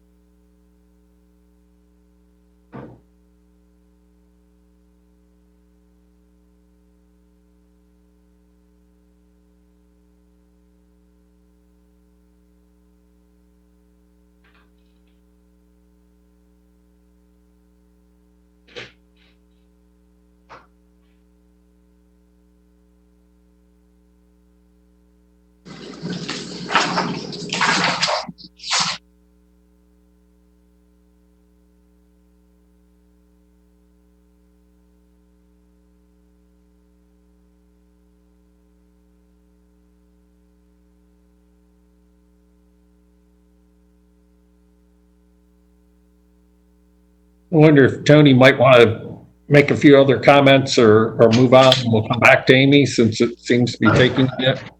Sure. Let's go through some things real quick then. Okay. As noted, there has been a lot of great community input. It has started in January. It's moved through any number of groups. There was planning for a large community meeting at the end of March before COVID-19 prohibited those types of meetings. In the interim, there have been 2 Zoom meetings that have been open community-wide to anyone who wished to participate. Each of those meetings had over 60 people. There have been numerous social media posts and comments, over 300 posts and comments in total. So there's been a great deal of review. The only meeting that was closed at all was, as Ms. Stace noted, the applicant had an in-person meeting at a closed restaurant, and they spaced the tables, and based on the spacing, that was the number that they were able to have. We had one attendee that was invited. Ms. Barnes had been invited, and Ms. Mary Rose Barnes, and was unable to attend at that meeting. Ms. Stace was clearly in opposition, so they did a good job at inviting people that they thought were either neutral for as well as opposed to that meeting. And the only meeting that they refused was Ms. Stace's request that they hold a large in-person gathering, even if it was attempted to be social distance. The community guidelines and even Cobb's guidelines, indicated that large gathering would not fall under the guidelines for safety. So the applicant really has done a great job at responding to many of those items. In short, most of the property is zoned general commercial. General commercial would allow clinics up to 4 stories. It would allow a hospital up to 4 stories. So the request to have a 3-story clinic is not out of line with the existing zoning, and but for the fact GC was declared kind of dormant, it does fit, and as noted by the applicant, it is consistent with what is across the street at Wellstar. So, on that end, NAC would allow as much as 108,000 square feet of office space if it was done in offices. This is only 76,000 square feet. So by that measure, the intensity seems to be in line. Staff comments are available for everybody, and staff analysis, so everyone can read the way staff has reviewed the applicability of the zoning, as well as the land use plan, which for reference is always referred to as a policy guideline, not an absolute. Traffic. Folks in the neighborhoods, we've heard you. We've listened. What we're doing right now is trying to get as much information for you as possible, including going back to 2017 to make sure that we were in fact considering all the information and all the data that we had available. Traffic problems exist all over Cobb, and the issue there is finding solutions to those traffic problems, working with DOT, not using the traffic problem just to stop and prevent development.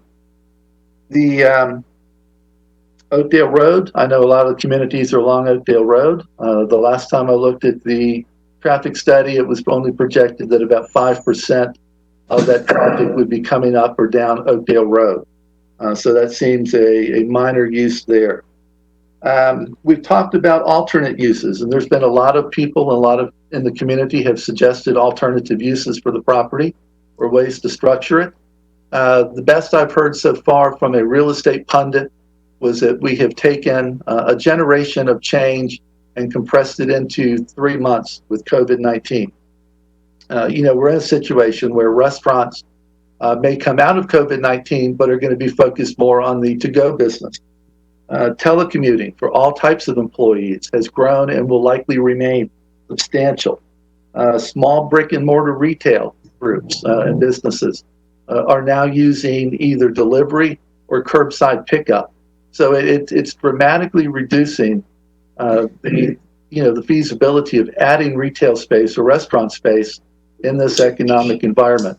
I took a spin through West Village and Ivy Walk, both of which have numerous vacant buildings, sites, offices at the moment.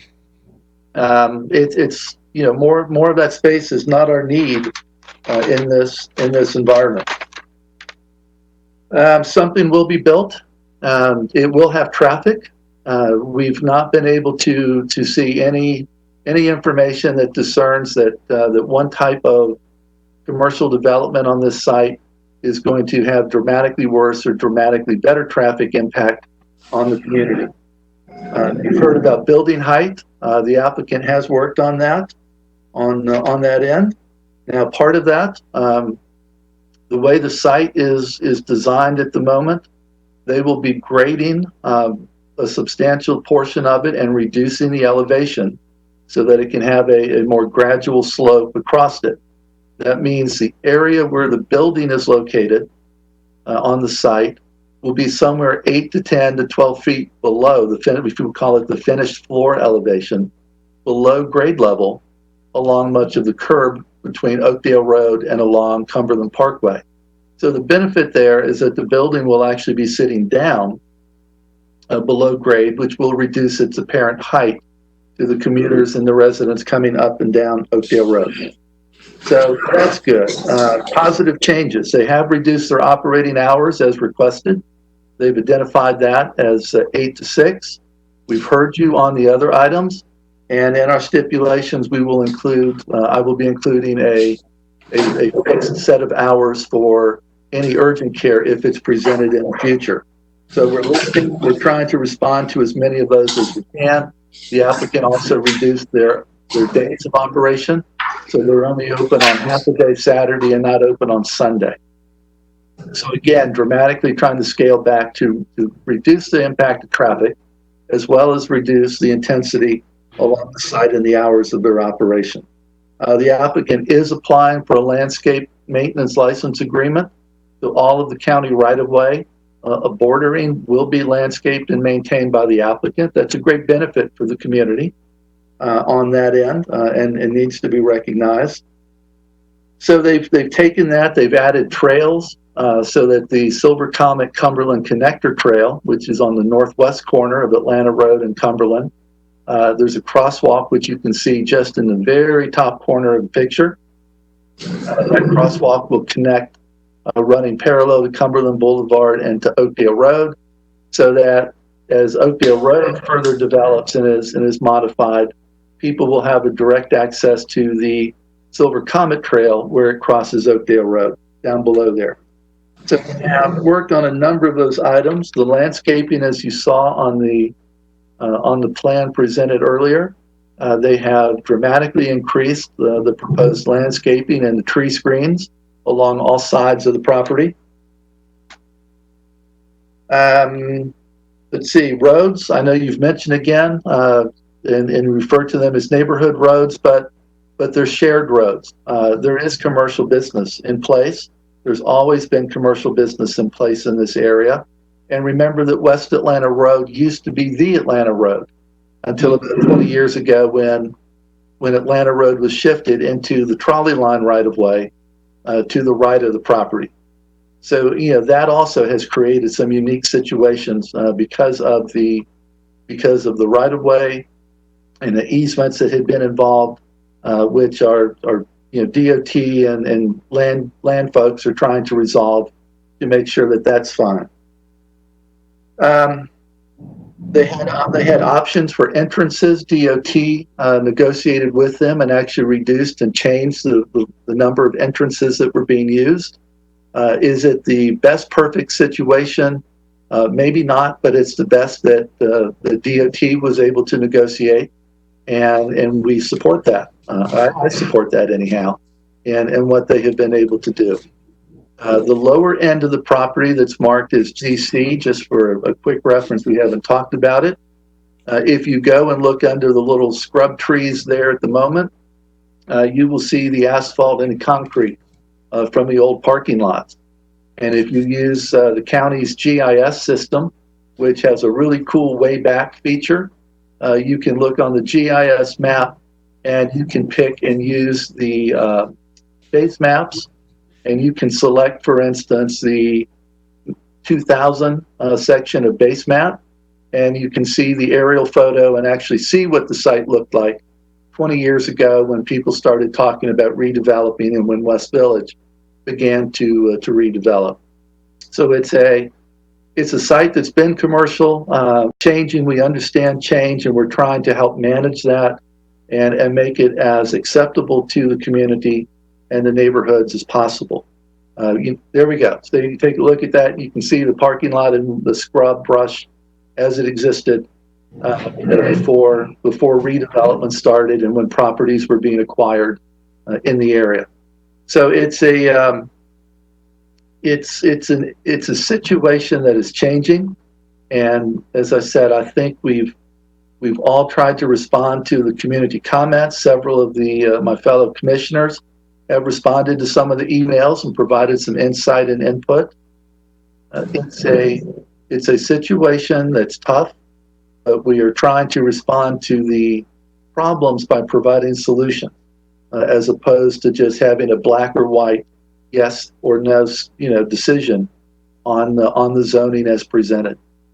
And I think that is the objectivity that we're supposed to bring to the issues. We're close. Like I said, we're not perfect yet, but we're certainly better than we were in January when we first started.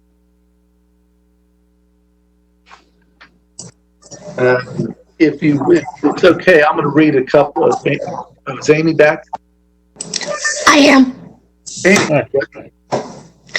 The distance, by the way, the tangent distance of the existing driveway to Atlanta Road and Cumberland Boulevard, so along Atlanta Road to Cumberland Parkway, is 235 feet. So it is a little bit less than 250, as I mentioned. Looking at their site plan, the one that they gave us the end of last week, they're showing that their taper is going to begin basically as soon as that tangent section starts. So their decel lane is actually starting before people could legally cross into it, given the current striping. I'm going to have to work with traffic ops on the details of that taper, because we don't typically have this situation where we have a decel coming off of a free flow turn lane. So I'm not sure what speed the taper length is based on speed, and I'm not sure what speed it's going to be. It'll be between 50 and 100 feet. So that will leave 135 to 180 feet of deceleration lane left. We may end up shortening that and shifting it down so that we can keep more of that solid white line distance. Those details just haven't been worked out yet. And would you recommend just shifting the whole decel lane down? So. Yes, as Tony mentioned, they did let go to, they originally site plan had 3 access points, of which this was one. They did reduce the other 2. One was on Cumberland Parkway, and then the other one was also on Atlanta Road further to the south. So in that negotiation, we said we can live with this location. Yes, it would be preferred to shift it further down, because then we have more space for that solid white line to keep the free flow going, and then more space to allow the weave distance for people to get into the decel lane. But we understand their stance that they've already kind of given us stuff, and if we ask for it to be moved down, it's really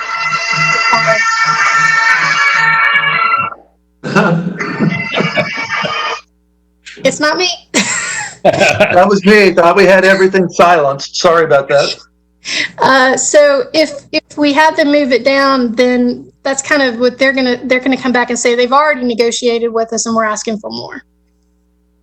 Okay, but we can ask for more. Because being familiar with that intersection, these people come around there very fast, and I don't care if you reduce the length of the solid white line or not, they're still going to come at the same speed. So that's a concern to me, that decel lane is that close to Cumberland. Our original stance was basically no access on Atlanta Road, because that area is a point of concern because of that weave and the speeds that you mentioned. As far as we can access down on Atlanta Road, the happier we'll be with it. How far down can you, this is Fred again, how far down can you move that without impairing the basically acceleration lane, so folks can work their way up to speed and get back on Atlanta Road when they take a right turn out? So you're saying work it down and come into the right-hand free flow lane and speed back up? Yeah, well, my concern is when people are exiting onto Atlanta Road, taking a right, how much accel will you need to help them work in? We don't actually do acceleration lanes anymore. We've gotten away from that in recent years. So as long as they're not coming into the free flow lane, which they're not, they're just going to come into, they have just a regular yield intersection with the through lanes on Atlanta Road as shown. Okay. How close would be too close to move it down to towards the West Atlanta Road without getting too close to West Atlanta Road? Right. Since that intersection is also, let me look, is basically, it's not signalized. It's also a right in, right out because of the median situation. Right. We could get it within about 100 feet or so. Is this kind of our minimum based on our standards? Because of the traffic flow in the area, we might want a little more distance, but there's a significant amount it could be moved down without getting too close to that other roadway. Okay. And you had mentioned you had a list of 9 issues. Can you just highlight those very quickly for us? Certainly. Hang on. So we reviewed the site plan. And these are issues that came out of both the site plan and just the traffic study that they've resubmitted to us. We want to ask for a no access easement to Cumberland Parkway. To clarify that, they know that we don't recommend that connection, but just to clarify, put it on the site plan. We recommend either the removal of the mid-block crosswalk on Atlanta Road, or modification is made to that intersection control where like it becomes an all-way stop, because really north of the Oakdale West Atlanta Road intersection is going to become more or less an access into their other driveway. So that's a possibility, but we need to have the traffic study look at that. Okay.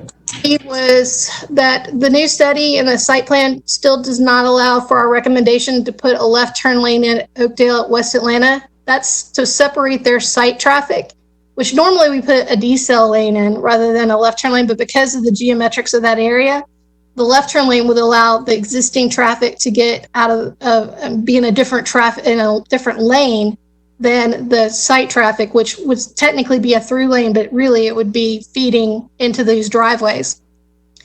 The site plan needs to show the areas of Young Street abandonment and the areas they're swapping to our county. We don't feel that the site plan is clear on that yet.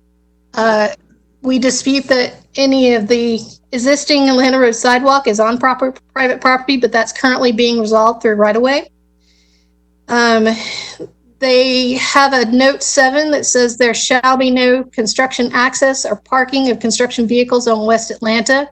Because there are other accesses on Atlanta Road, we don't know how they're going to accommodate that, and we need more detail. The letter is also unclear in note 5 about what is being combined and what a park-like setting means. So we would want additional clarification for that. We're concerned that West Atlanta Road this is mostly stormwater, but it's sloped toward the development for its entire length. So normally water is sent to the roadway and to the sewer system, but this is showing that it's moving onto their site and how they're going to accommodate that for stormwater flow. And this is a very clear comment, number 9, that just the stipulation letter alternates between West Atlanta Street and West Atlanta Road. So we just need all the references to be to West Atlanta Road. Okay.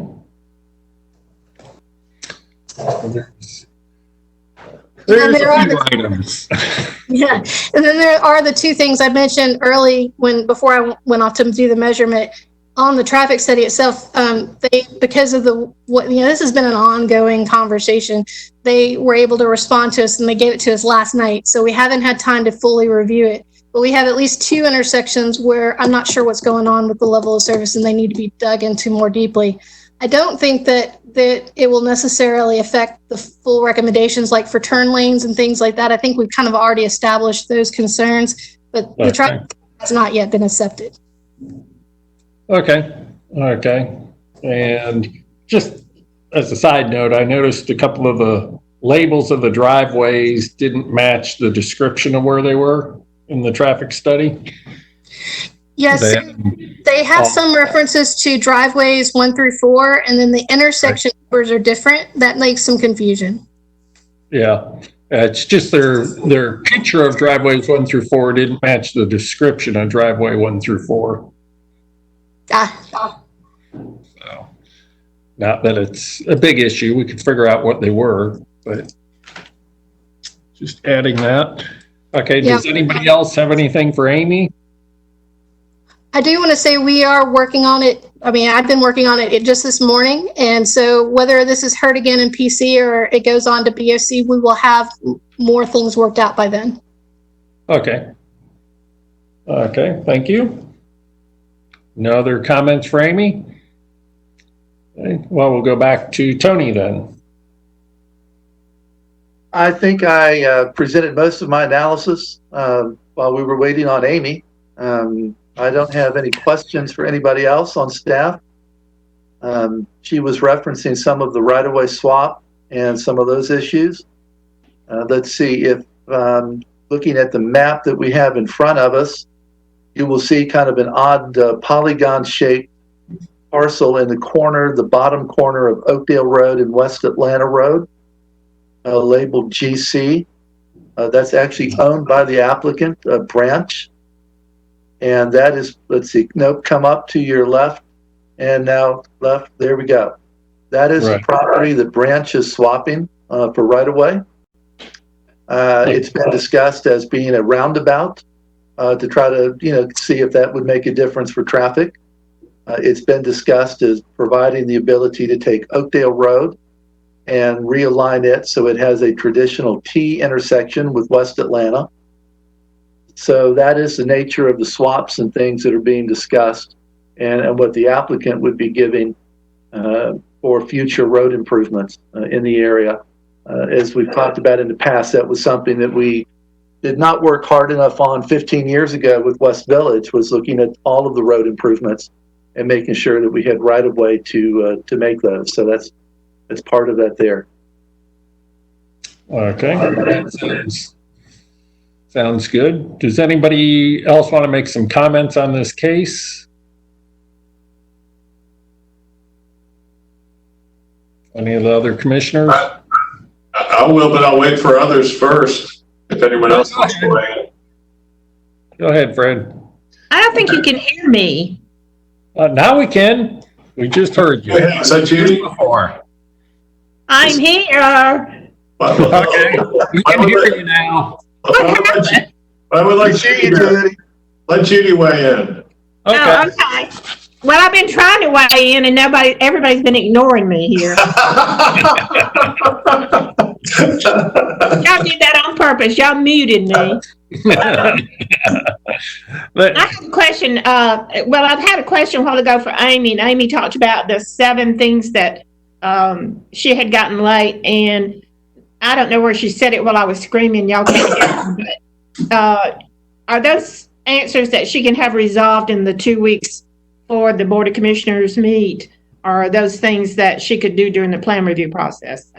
That was one question I had. And I don't know if Amy can hear me or not. I can now. So your question is, how many of those things could be handled in plan review? Yeah, all of them probably could be handled in plan review. Are there things that you could address or look at before the Board of Commissioners meeting?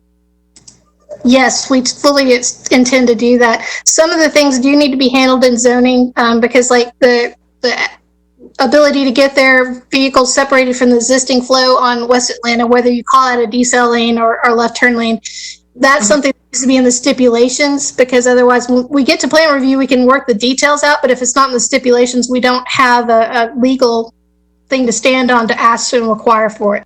Okay, so you just need detail. The other thing, Amy, this one's not for you either. This is for probably Kevin, if I understood correctly, and y'all can tell me. That this is really just in an office building. They're not asking for a urgent care. They're not asking for anything hospital-wise. Is that correct?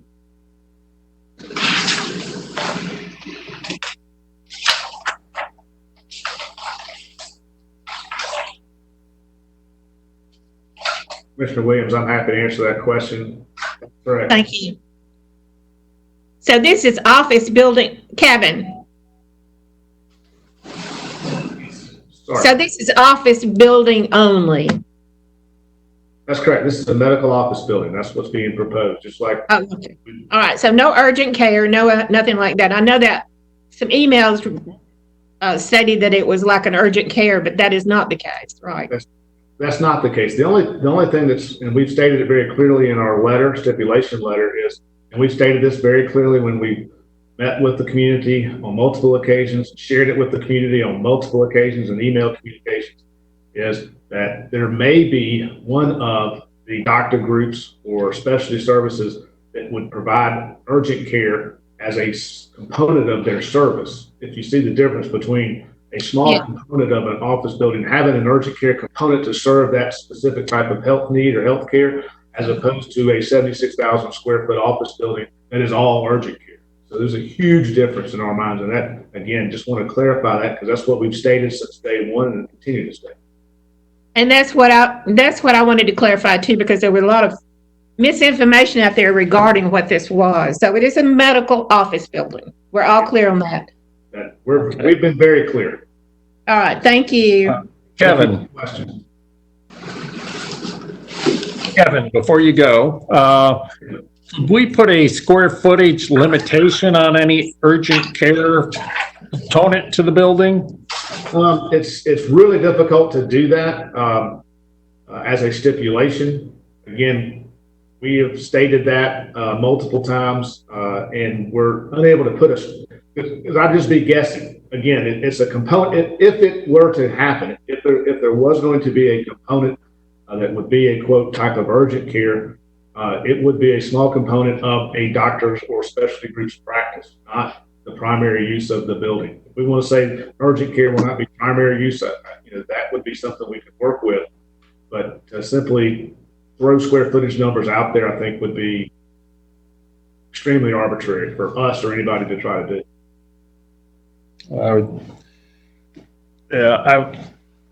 I just don't want it to be, might not be the primary, but 30,000 square feet of urgent care would be a whole lot different than 5,000 square feet of urgent care in a doctor's office. Well, if the request could be for us to look at putting something on that and let us see what that might be appropriately, because it's just to throw a number out there, I think would be without that, but we can certainly look at that. That would be good, because I'm sure there must be an average that they run for a smaller size urgent care that's not much bigger than a normal doctor's office typically.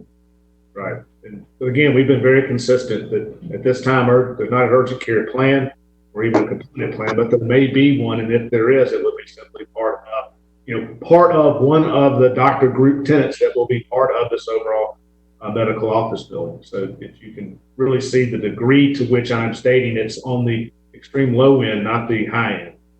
Right. But it's the way it's written in the stipulation letter. It doesn't really put any limitations to it. It does not, and that's intentional because of the reason I just stated, as far as trying to dictate that from a pure condition standpoint becomes very difficult. We're happy to look at it further in the nature that you've asked. Okay. I guess any other commissioners have comments? I think we're waiting to hear from Fred. Yes. Thank you for your question. We're down to only us four, so my concerns would be I would like to see Amy's concerns addressed, the transportation concerns addressed, and the matter come back to us. I would also like to see more definitive language so we can make certain that we're talking about a more normal office hours type of use, and we're not morphing into more of a hospital type of use or a 24/7 type of use due to lack of clarity in the stipulations. I think to me, he's already stated. Do y'all hear me? Yes, we do. Okay, to me, he's already stated in his presentation, in his letter, it's not an urgent care. I think probably every medical office that any of us have been to, you can have an emergency in there. And that seems to me what he's talking about is that you would have a kidney stone maybe walking into your urologist. And so this is entirely different. I think the things that Amy said that could be addressed, I'm not real sure if you're leaning toward holding, what we would accomplish by holding it. Planning, that we should plan rather than just pass on. I think we have enough information we've put out there that we could go ahead if Tony's prepared to make a motion. It's his case, but it seems to me like there's not anything else that we could add to it. One of the things that does concern me is the decel lane and where the proper placement of that would be. I think it's, in my opinion, I'm not a traffic engineer, but I think our engineer agreed that it's way too close to Cumberland Parkway and it should be moved down. I know the applicant's hesitant because they want that flow turn in and go right to the building. But I don't know that that's the safest thing for all the residents. I'll make a few comments about the case in general too.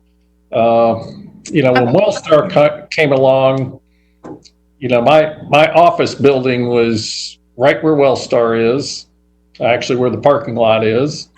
And it was an industrial kind of building. That's why that OS zoning you have is an industrial zoning. And a lot of the zoning around it's an industrial zoning because at one time that was viewed as industrial. When we've heard the various cases, that's the West Village and and everything around it, the townhomes, the 4,400, and that every time we've heard every one of those cases, it's been something that's more intense than the land use plan, and also something that this hardware store was always talked about, this site, is being pulled into the PVC, and that it would have a fairly intense use. So it didn't come as any surprise to me that we're getting something along that area, because it's been the talk and the plan all along. I don't know that really neighborhood activity center works at the corner of two of the most major roads in Cobb County. I mean, you have triple turn lanes on top of the straight through flow lanes there. It's not exactly what I call a neighborhood site, with the lower intensity. I'd say almost everything around here doesn't really fit the land use plan as it was planned several years ago. And that's, the area has changed. West Village has changed it. Really, the mixed use, I forget the name right now, that's the UVC at the Caddy Corner intersection, doesn't really fit a neighborhood activity center either. When it was put in, that was really a new zoning category, and kind of, as I understand, developed as they were building that and planning it. So there's a whole lot of change here, with all the intensity that's come along. It's only expected that this site will be far more intense, whether it's medical office or something else. It's probably not going to be developed at a lower intensity of that you typically find in a neighborhood activity center. And it is general commercial, most of it right now, which is our most intense category. Now, because it's in a neighborhood activity center, they can't redevelop it at general commercial. But that's kind of my thoughts. And I'll say, as a person who, my allergist is at the Wellstar, and I drive through here all the time, and I used to drive because my office was right there. So I'm very familiar with the area.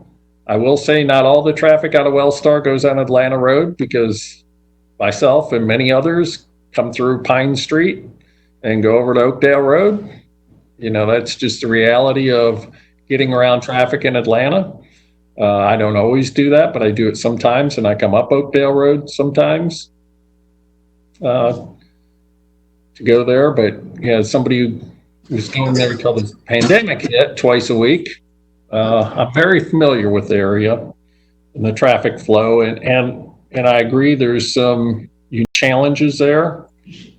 I almost think, medical office would be better than restaurants in this location because of the time of day that the traffic goes, and less traffic on the weekends versus night and weekend traffic, and peak time traffic more.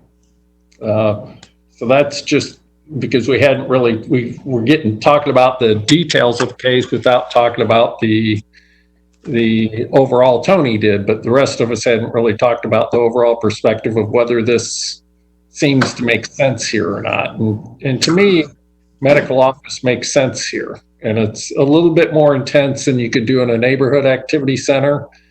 They could do a 2-story medical office, with an LRO zoning, but that's, with this site, trying to get just 2-story on it is tough with roads surrounding it, essentially. So those were some of my comments, and I'll turn it back over to Tony unless somebody else wants to make some more comments first. No, I just think that the comment that I would have, just in reference to what you said, is that while I agree that maybe the land use is not appropriate, maybe it needs to be more intense, we can't change that right now. So the only thing we can look at is the existing zoning, what's in there. And I think a 76,000 square foot building, office building, is not as intense as what it could be developed as it's currently zoned. So for me, I'm ready to move it on. Okay, and we'll also say, just for those people listening, the land use plan is only a guideline. That's exactly It's right. not an absolute. So we look at changing conditions and factors, and I think there's been, in the last 10 years, a whole lot of changing conditions and factors in this particular area right there between 285 and Cumberland Parkway that, you know, gives us reason to deviate from the land use plan. Right.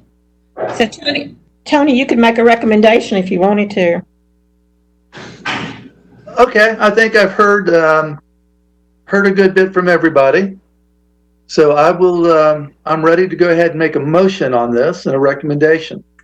I recommend that we make a motion that we recommend approval of Z24, subject to the site plan submitted on 5/27 by the applicant, subject to the stipulation letter dated 5/27, stipulation 17 of the letter to be revised to state that if urgent care is added as a service, the hours will be restricted to 7 a.m. to 10 p.m.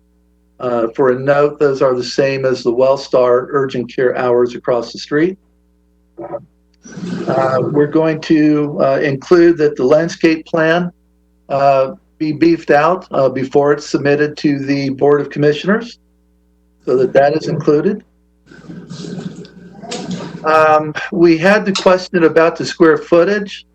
We will include that the stipulation letter should specify some estimated square footage or maximum square footage to be used for urgent care. Include that in stipulation 17.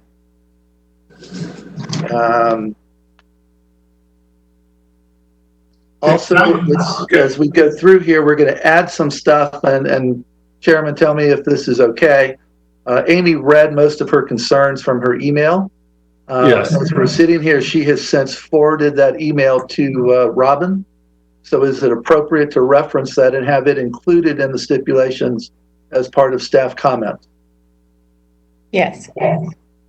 Yeah, I think you can do that as long as because she read them in earlier. I think you can do that. Okay. Then as we go through, we've indicated referring it site plan specific based on those items.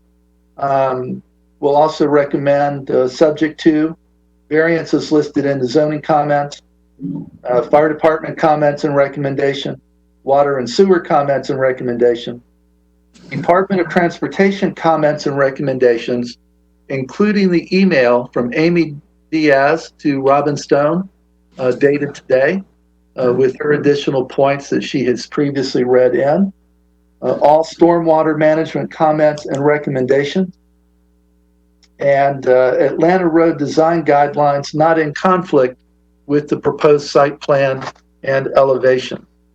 I'm doing this based on the Amy statements that she can have the information on the decel lanes and other turn lanes prepared and ready for the Board of Commissioners, who, since they have ultimate authority, perhaps have a little more leverage on those issues than we do as a recommending body. That would be my motion. Second. Okay, and is there further discussion? Yes, please.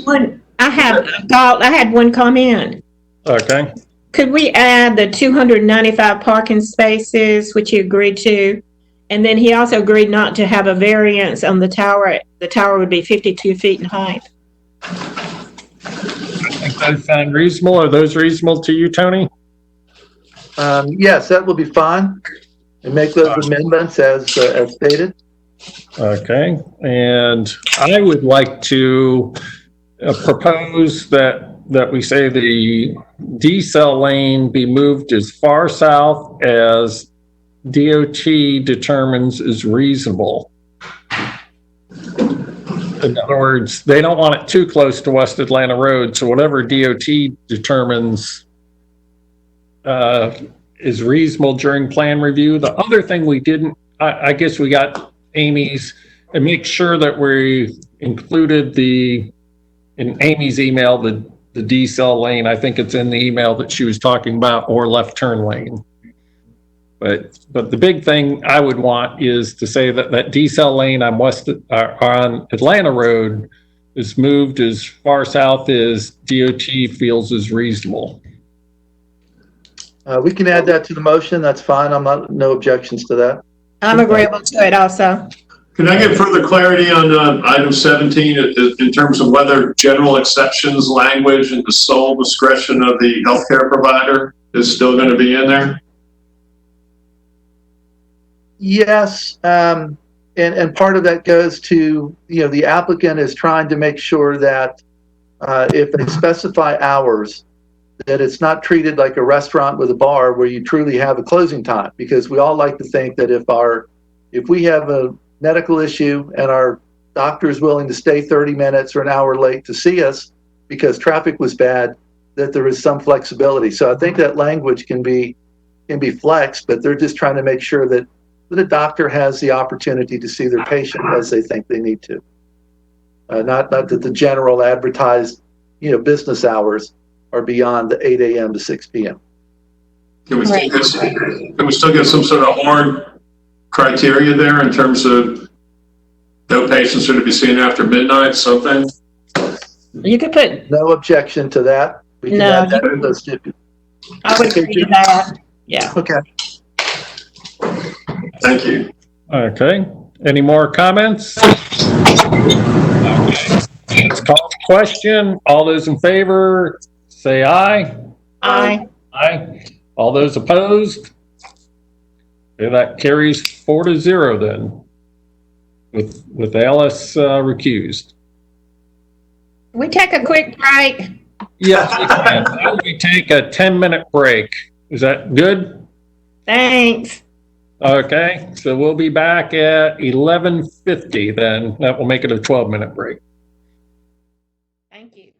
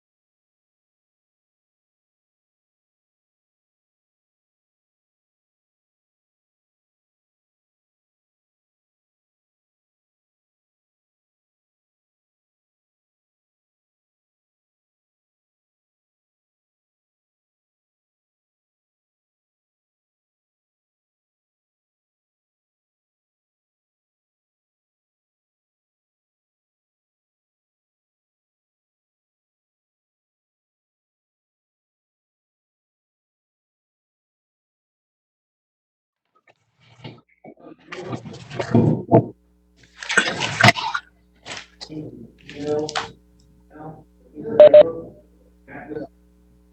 we're back now. All right, thank you. Mr. Chairman of the Board, the next case right here is rezoning case Z29 of 2020, Full Southeast LP Company. And then after that, we should probably take a lunch. Yes, I would agree with that. So for the audience, once we complete this case, we will break for lunch for an hour, then come back and pick up the remaining cases. Okay, and for all the folks in person here and virtual, after this case, we will take a 1 hour lunch. So I'm going to read this one in right now. Rezoning case Z29, Toll Southeast LP Company Incorporated, requested rezoning from R20 to R15 OSC for a single family residential subdivision, land lots 415 and 474 of the 19th district. The property is located on the south side of Mountain Road, west of Powder Springs Road. The applicant is present. There are 4 people here in person opposing the case. There is no one virtually opposing the case. And the applicant is present to make his presentation, Mr. Chairman and Board. Okay, thank you. Right.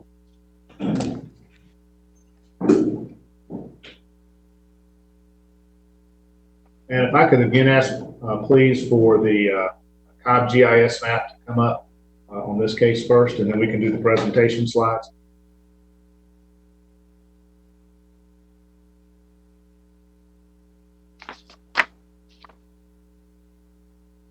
It'll take 1 second. Thank you again, Tim. That's super. All right, Mr. Chairman and Planning Commissioners, if you're ready, I can move forward. Go ahead. Okay, thank you, Mr. Chairman. Again, Kevin Moore here on behalf of Total Southeast Company, the applicant in this application for rezoning. If you would, just think of it as Toll Brothers, which is a national home building company that does an outstanding job of building quality homes. Has again come back to the Atlanta area and looking to do a subdivision here on Macklin Road. This property is 55 acres, located just west of the intersection of Macklin Road and Powder Springs Road. You can see that intersection on your screens now. That is a community activity center located there. Then you proceed west on Macklin Road. The property, and I wanted you to see this GIS map because I think it's very telling and really explains and justifies, I think, the application that's made here by Toll Brothers. We are seeking a rezoning of this property from R20 to R15 OSC, or open space community. And what you'll see along Macklin Road between your screen from the far left, you'll see that's further west on Macklin Road. You'll see an R15 OSC. That was R15 OSC development has been very successful. Again, notice the category R15 OSC. Now coming east, the next subdivision adjacent to us is an R15 subdivision, also R15. And then our property, an R55 acre tract that we're asking for R15 OSC.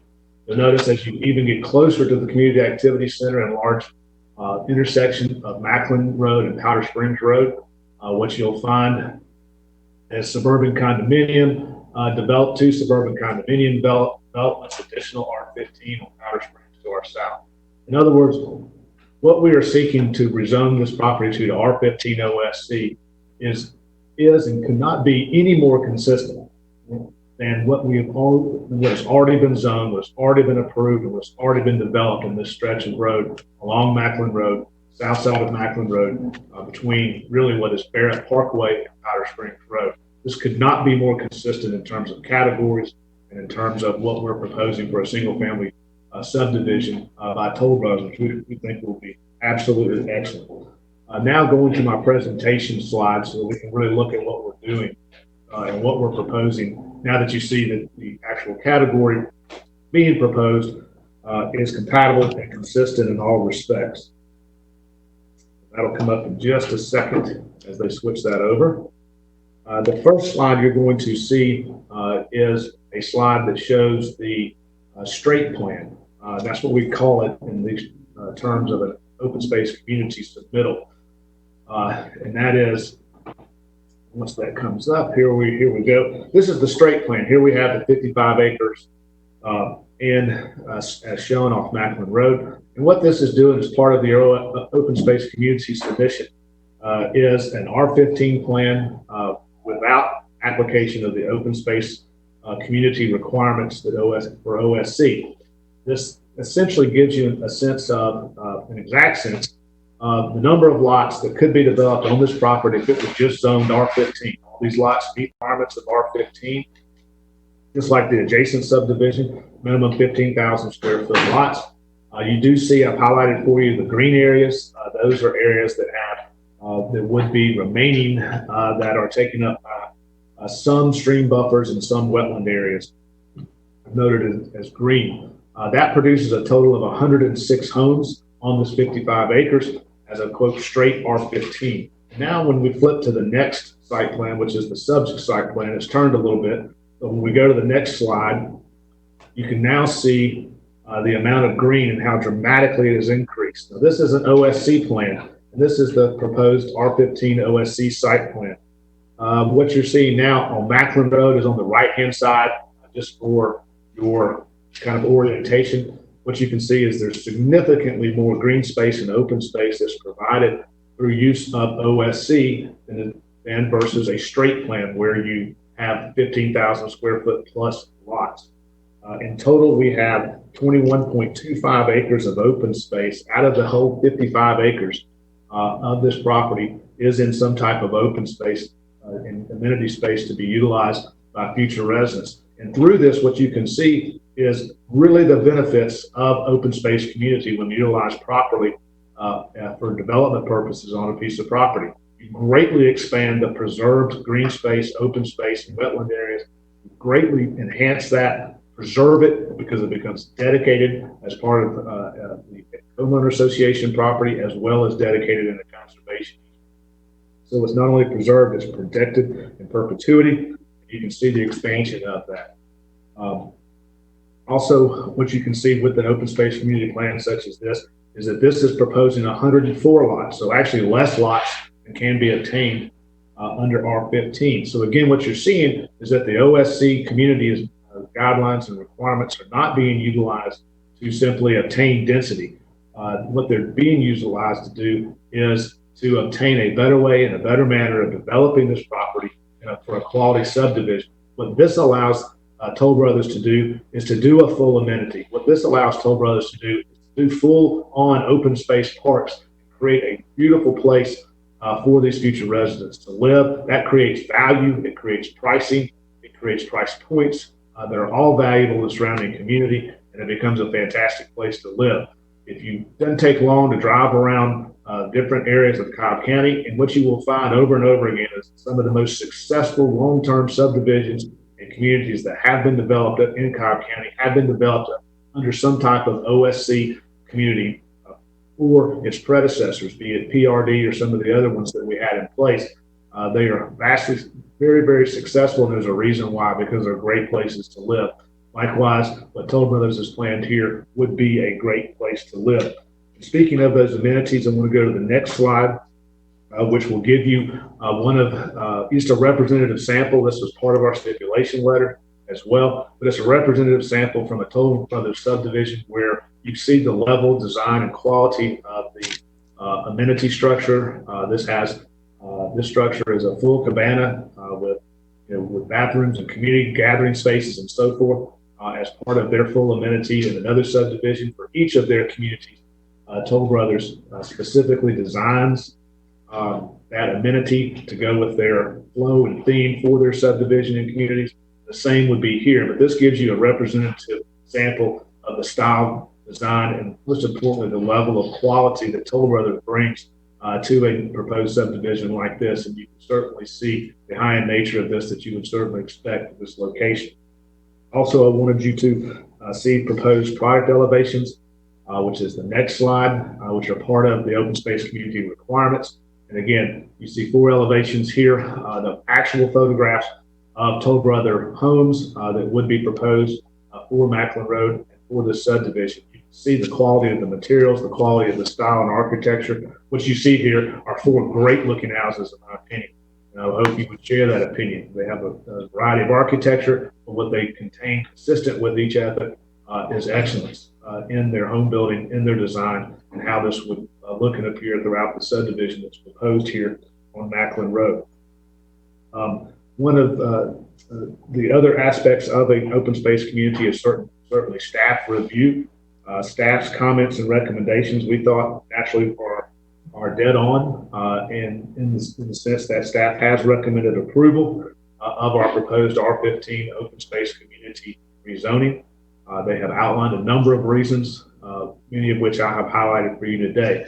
Number one, it's the absolute consistent category. So I don't think there can be any discussion or debate about whether R15 OSC is compatible and consistent with this 55-acre tract, given the surrounding area.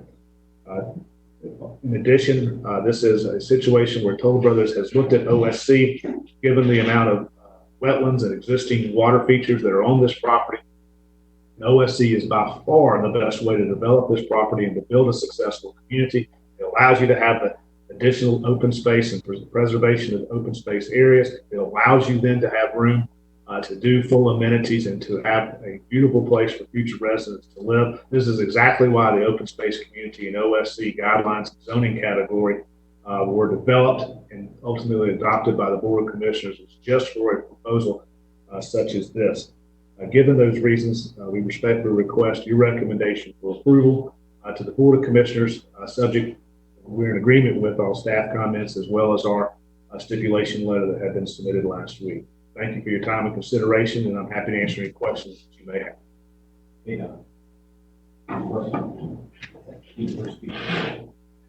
Thank you, Kevin. Thank Is you. there anybody else wishing to speak in favor? If not, we'll go on to the opposition.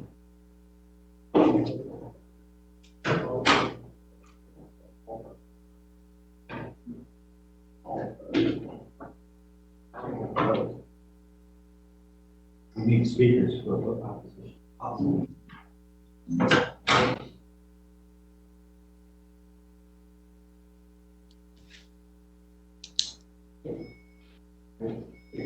Adjournment. 12 minutes.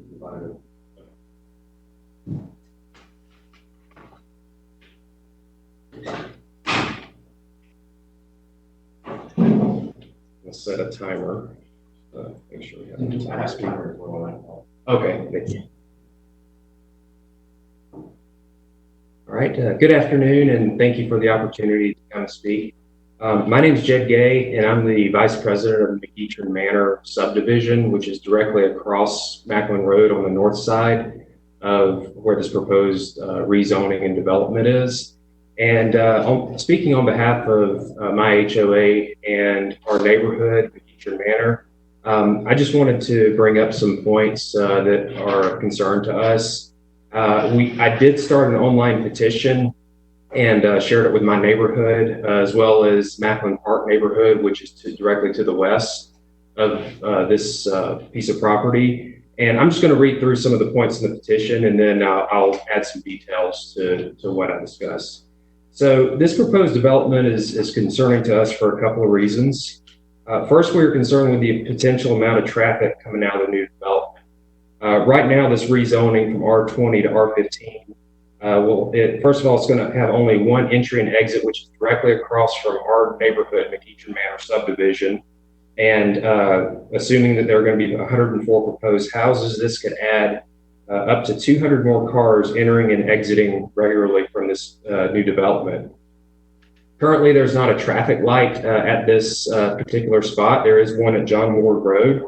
And in our neighborhood, which is about 50 houses, over the past few years, I know of at least 3 of our residents that have been involved in accidents at this location trying to make the turn across those 4 lanes. Efforts to talk to the state about potentially getting a light there or potentially reducing the speed limit. Currently, it's 55 miles per hour as soon as you cross John Ward Road. Those have been denied by the state due to the proximity of this intersection. So there are a lot of concerns, and that's primarily most of the concerns we've seen through comments on this petition. The other reason for our concern is related to keeping the rural nature of West Cobb intact. So for many of the residents, the appeal of West Cobb is the ability to live close to Marietta, close to Smyrna, but still not have the overly crowded suburban feel of the area. Many of the homes in the area are located on large lots with mature trees that allow residents to enjoy the natural beauty of West Cobb. In the last 5 years, and certainly since we've lived in McEachern Manor, we've observed one large subdivision after another completed along Macklin Road, which continues to add to the heavy traffic load.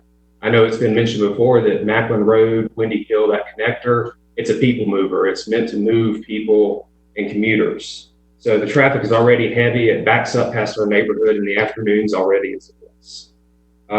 While we do understand the need for housing in Metro Atlanta, it's a growing area. We just think that these types of large crowded subdivisions take away from the appeal of West Cobb. And that's part of the reason why we chose to live here. And we enjoy the natural beauty, the openness of West Cobb. And the traffic is already heavy as it is. So rezoning of these 55 acres from R20 to R15, and I just want to note our neighborhood is zoned for R20. This would be detrimental to the well-being of the residents. And really, it goes back to the safety of the residents as well, trying to make this intersection. So there's no contingency for that we know of right now to improve the safety of this intersection. And again, adding 104 houses directly across from our neighborhood is going to be very dangerous. One other note that I wanted to bring up, and this was actually a very good point that several of the commenters posted that I didn't initially think of, is that there are several concerns about overcrowding schools as well. There are several folks that noted that there are some issues with that. So that's an unknown. When you add 104 residences, how is that going to impact the school systems in this area?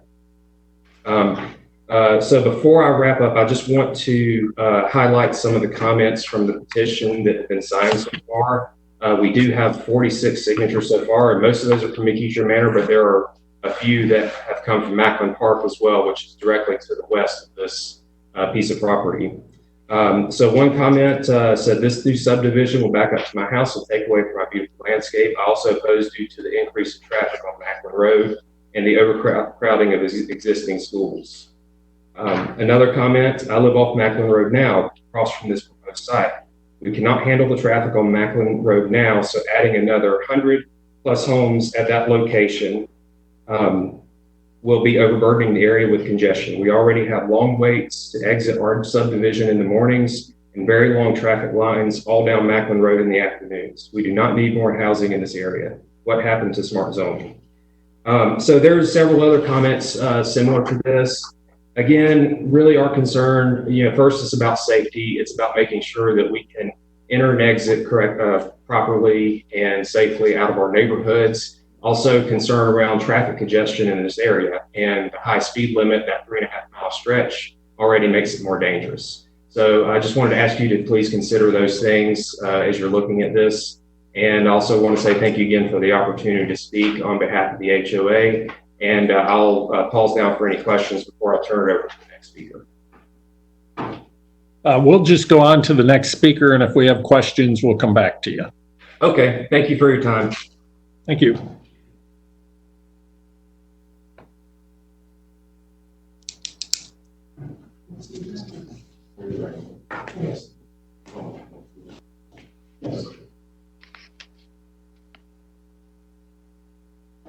Hi, my name is Bob Zakshevsky, and I represent neighbors to the south side of the Macklin property. Basically, there's 4 properties that border that. Alea is here as one of our neighbors that's along with me right now. Thank you for the opportunity to talk. We've been in contact with Toll Brothers, a representative, Adam Guciero. I'm not quite sure, I'm probably murdering that name. But originally, I think we were going to be in favor of being reluctantly in favor of this because we've been meeting with them and working out some issues on buffer and all that. But my contact at Toll Brothers told me not to show up today because this meeting had been postponed until July. So I'm a little bit confused and I'm not quite as prepared as I normally would be in order to address this. Because by now I thought that Adam, Toll Brothers, and us neighbors would have been continuing our process in order to work out something that was agreeable as far as a buffer, a transition zone from what is R20 properties right there on that south side to what is still zoned as R20, and in the Cobb County plan is showing as low density residential. From that going to an R15 OSC, we think is a pretty significant change, especially with the OSC part, because the OSC part, they say, well, we're going to conserve all this area, but that's only for the benefit of that subdivision. That does nothing for the surrounding properties. For the surrounding properties, those are going to be about 10,000 square foot lots, which basically puts it at about R10. I understand that sometime something has to go there. Cobb County is developing and growing, but we'd like to see a plan that kind of is more inclusive with the people around the properties, that keeps its promise, meets with us, coordinates with us, and works something out so we can enjoy our homes as much as we've been enjoying in the past. Obviously, it's going to be a huge change going from this nice wooded area to our property, which is a 2002 green, is going to have 6 houses right there, up there against our lot line. When Adam met with us, he said, hey, yeah, we can put in a 25-foot landscape border. We're going to do a really nice job with it. We'll put in a landscape fence. Then all of a sudden, information got a lot slower, and then I didn't hear from him. Then today, when I'm sitting in the room, he said, well, no, this meeting is going to be in July. Don't even worry, go home. We'll work it out. And so I'm not sure what to make of all this. Now, the plan that he submitted to y'all has a 10-foot border along that southern line. I don't even know how you can put suitable landscaping in there to make any sort of transition zone from our R20 properties, which is effectively going to be R10, because all those properties along that south line are going to be about 10,000 square feet. All that area they're conserving, they're not really, in my mind, conserving. They're going to drain that pond, and they're going to convert that into housing area. That property has 4 streams on it right now, which by Georgia state law and Cobb County law needs stream buffers anyway. So it's not like really they're adding any conservation here at Cobb County.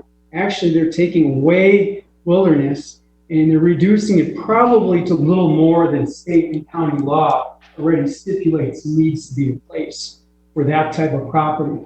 Additionally, this property is on the Macklin Road corridor, which is a special development zone within Cobb County. And because of that, it has certain guidelines. And one of the guidelines, I believe, is that 10% of the properties adjoining the Macklin Road corridor should be converted into parks at some point in time. And I'm not quite sure where it stands right now, but my guess is it isn't 10%. And I don't know, if they do put houses here, I hope they work more with the neighbors to try to coordinate good solutions for everybody involved. Ideally, I'd be even reluctant to have a development there, but if it has to and they coordinate with us, we'd be willing to support that. But it also would make a really nice park. I don't know where it stands in terms of the 10%, or the Macklin Road corridor stands in terms of the 10% goal of having park space there, but that's a perfect candidate for it if there ever was one. Anyway, that's all I have to say. I still want to work with Toll Brothers and see what we can do. And thanks for your time. Appreciate it.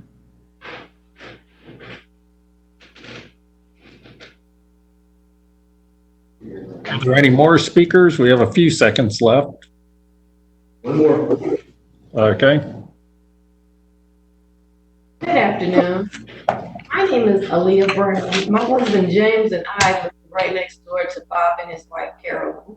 There are approximately 4 to 5 homes that are being impacted by this development, and we have all gotten together and we are all in agreement. So everything that Bob has shared with you is the sentiment of all of us that live on Green Drive. Additionally, I just wanted to add that I've been here for other occasions, for other properties that have been developed around Green Drive. And we've talked about buffers, we've talked about fences being built, and about the maintenance of those fences and property lines. And so now, years later, what we're seeing are fences that are falling apart, property lines that aren't being maintained. And so we are very interested in making sure that the buffering behind our homes is, the easement rather, is maintained, that the properties that will be butting behind our homes, that there is something written that states that they're not going to be cutting those items down, or they're going to be building fences that extend it to our border. And so we just want to make sure that we are in agreement with everything and that everything is well documented in the end too. And that's all I need to say. Thank you so much. Thank you. And how'd we do on time, Brian? Kevin has 18 seconds. Okay. You want 18 seconds, Kevin? I do. I think I can take care of this. Okay. Especially the two that are from our southern border. That just spoke. They are very much correct. The representative from Toll Brothers had been meeting with them and communicating with them. And we certainly wanted to continue that communication. We had understood before that we had received some comments from the representative planning commissioner for this area that we wanted to make sure we could get into the plan that addressed exactly the point that they're raising about along that boundary. Let's call out exactly what we can do from a buffer standpoint and work through those issues for you and with you. And then, so that commitment remains exactly the same. And I think they got some communication from that representative, which was communication from me. I told him to expect that we may be, pushed off another month so we can put those items into our plan. And so there was no intention of trying to mislead or anything like that. We're actually trying to all get the same point. So I hope y'all understand that. That commitment is there.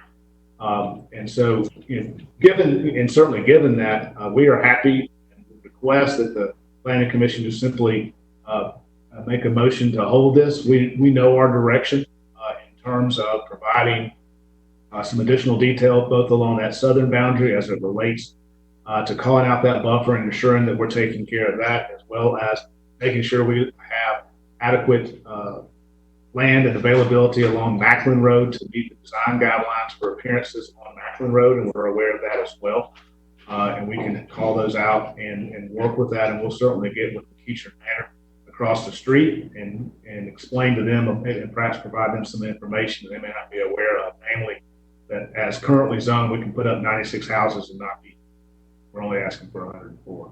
I know that's longer than 18 seconds, but I thought it might at least put our request in the frame and make sure you as planning commissioners knew that we weren't trying to do anything or mislead anybody. It was just a matter of communication with folks and actually trying to let them know and want to make sure we're all being transparent in our communication with them. So thank you.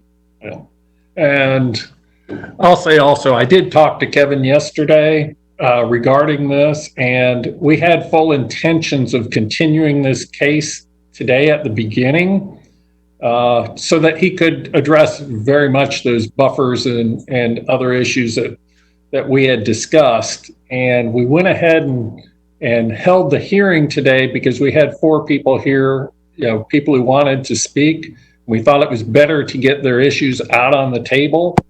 But with that, our full intention was that this wasn't a plan that we were going to go forward with, that they were going to go back and put some buffers in, hopefully 20-foot buffers to the properties and redesign. We also need some guest parking on there. A couple other things internally. They had asked for a 10-foot rear setback, which, even on our small RA5s and that, we have a 30-foot rear setback. So we want to get the setback back up. and a couple other calculations and things that I discussed with Kevin on getting the wetlands and the floodplain shown on the site plan. So, and I don't want to, you know, not address any of the issues that came up as far as, you know, school overcrowding. That's one we deal with all the time. And, you know, unfortunately, that's really a school board issue that's separate from, you know, the Board of Commissioners and that. You know, we try and be sensitive to it, but, you know, we don't really know what they have in the pipeline to deal with that overcrowding. They share just their current enrollments on that.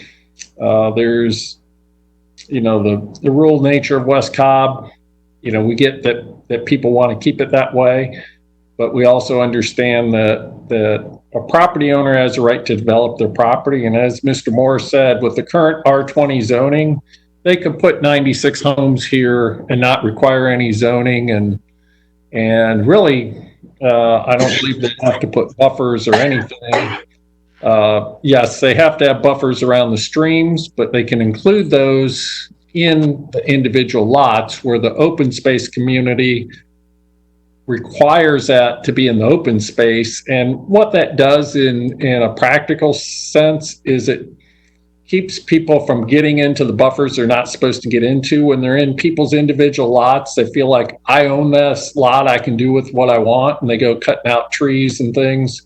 Where when they're in an open space in commonly owned HOA land, people don't go in there and mess with them as much. So traffic, you know, we're all well aware of traffic. We hear that on virtually every case, and we always have that balancing act of, you know, the right of the property owner to develop versus, you know, the additional traffic impacts in that. And in this case, we're looking at the difference between 96 homes that can be developed today. And right now they're asking for 104. When they redevelop, it may even come down, it might stay the same.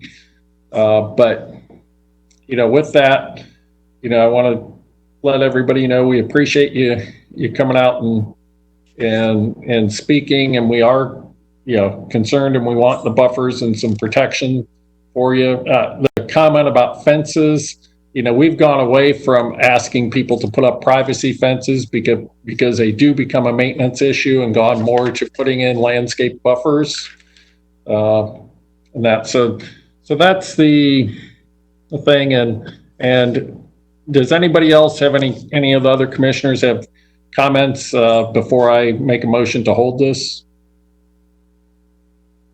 Yep, I don't hear or see any, so I'm going to make a motion that we hold this case till our July hearing. Can I get a second? Second. Okay, any other discussion? Can you hear me? Yes, I can hear you now. Yeah, just briefly, I wanted to thank you for both comments you made regarding you taking care of the folks to the south by requiring a more serious landscape buffer. And regarding the gentleman's comments from across Macklin Road in the McEachern Manor subdivision, that, you know, we're not here approving of a marginal increase of 100 homes. We're here approving a marginal increase of 8 homes, so that would be 16 cars. So we're not destroying traffic in one fell swoop here. That's a larger issue that is only being marginally impacted by this matter. Okay, thank you, Fred. Any other comments? Not hearing any. Let's call for question. All in favor, say aye. Aye. Aye. All opposed? Not hearing any. The motion to hold carries 5-0. And with that, we are going to take a lunch break, and we'll come back at 1:24. And reach out downstairs. Okay.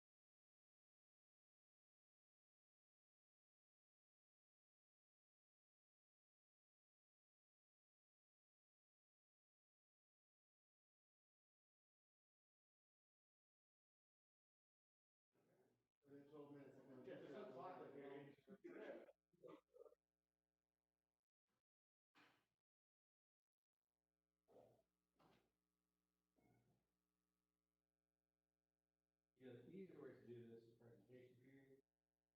Change for 3 minutes, and whatever they use will give the applicant.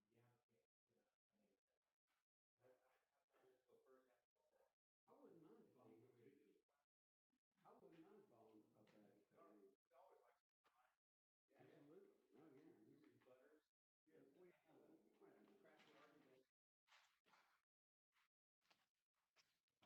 This is just for me. I know nobody's gonna say it. Well, no, it's not. And I sat in my car. And go to a happy place.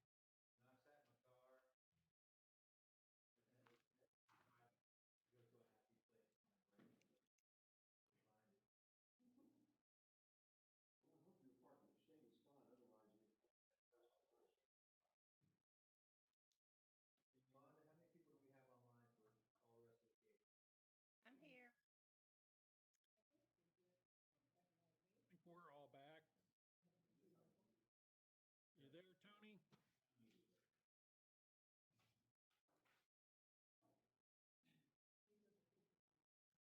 I'm here. Can you see me? Now I can.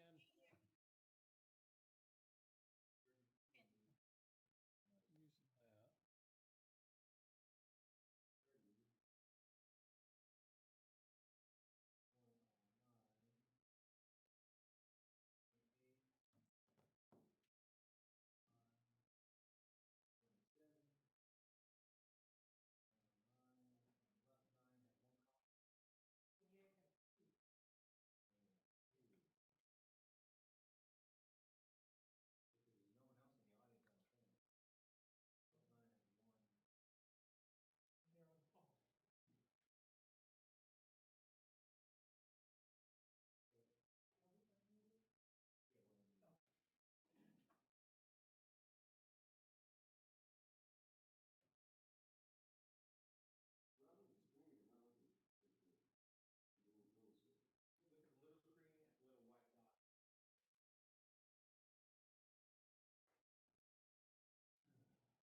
dot.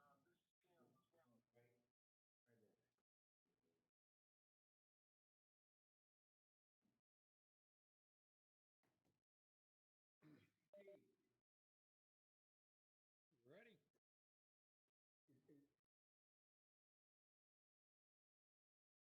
Thank you. We have all the planning commissioners back, correct? I believe we do. Alice is here, Galt's here, Judy's here, Fred's here. Tony's here. Tony's here. Okay. Yeah, he's here. That's fine, yeah. Okay, moving into the rest of the agenda. Rezoning case Z23, Park Lane Capital 2 LLC. Fresh rezoning from R12 and R20 to GC for the purpose of a convenience store fuel sales. The land lots 421 and 444 of the 17th district. The property is located at the northwest corner of Atlanta Road and Danvers Drive. Earlier, there's 2 people here in opposition. The applicant is present, so we ask all those folks in opposition to be sworn in. Yolanda, is anyone online for this one? For Z23? No, there's no one online. There's no one online in opposition, but there are 2 people here in person.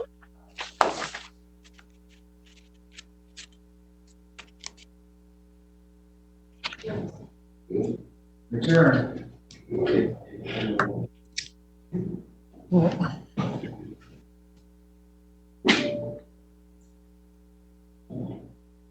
Hello, Garvis.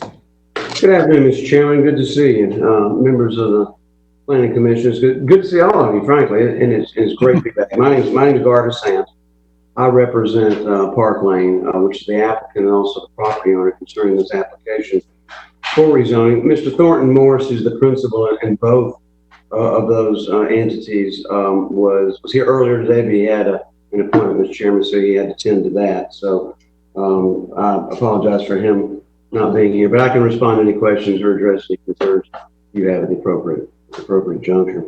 I would like to start off prefatory by congratulating you, Mr. Chairman, on your appointment to your selection as chair of the Planning Commission, and also congratulate Commissioner Williams for the inordinately great work that she did while she was the chair of the Planning Commission as well. And, thank you. Well, and that's heartfelt on both counts. I will pay you after the meeting. Okay.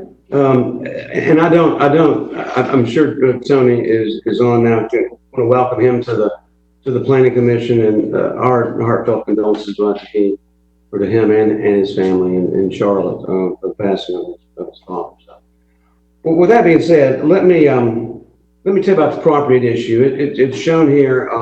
At least the aerial overlay is shown on the imagery that you're seeing on your monitors. This is a 1.088 acre tract of land. As you can see, it's located in between property that's located in the city of Smyrna and then property located in unincorporated Cobb County. It's at the northwest intersection, as you can see, of Atlanta Road and Daniel Drive.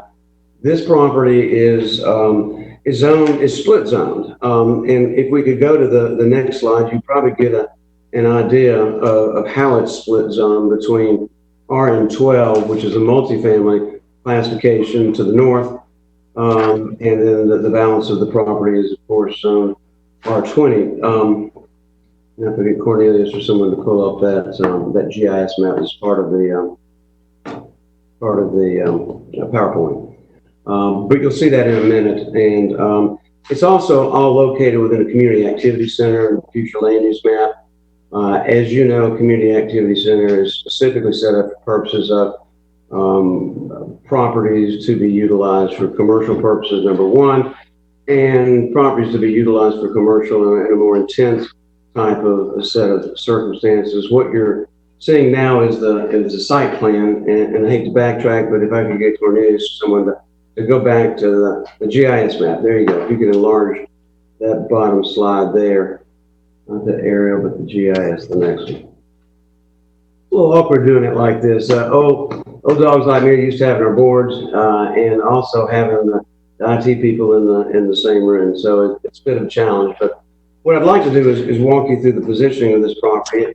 The property to the north is zoned heavy. It's in an area that's denominated for high density residential, which is heavy, intense apartments known as Belmont Crossing. As you can see, moving back in a southerly direction down Atlanta Road, there's 3 or 4 parcels with single family homes on those that are zoned in the GC classification and are also on the future land use map for purposes of ultimate utilization in terms of the policy guidelines of the board, something other than single family residential utilization. We, if you look at the GIS and which shows the overlaid zonings on those, you can also see that the properties around us are primarily either multifamily or commercially oriented. And if you jump Atlanta Road, going across to the recent acquisitions by the Georgia Institute of Technology for a research facility, that property is actually zoned heavy industrial and in an industrial compatible or perhaps even a priority industrial area on the Dobbins NAS campus. So that gives you a good understanding of where the property is located. While this application has been pending, Mr. Chairman, we have interfaced with the area residents who contacted us. This was a pre-COVID filing in February of this year. So it's been waiting for its turn at bat like everyone else. And so we apologize, but we know we've kept the signage up to date. So I think there's a couple of people here today. It would have been preferable had I known about their interest in this prior to being here. But in any event, we will endeavor to establish a dialogue with them between now and the VOC hearing in 2 weeks. This is an application that was on, rightfully so, your consent agenda. Not a surprise there, considering the policy considerations of the board, placing properties within a CAC on the future land use map. It not only was on your consent agenda, but staff has recommended approval.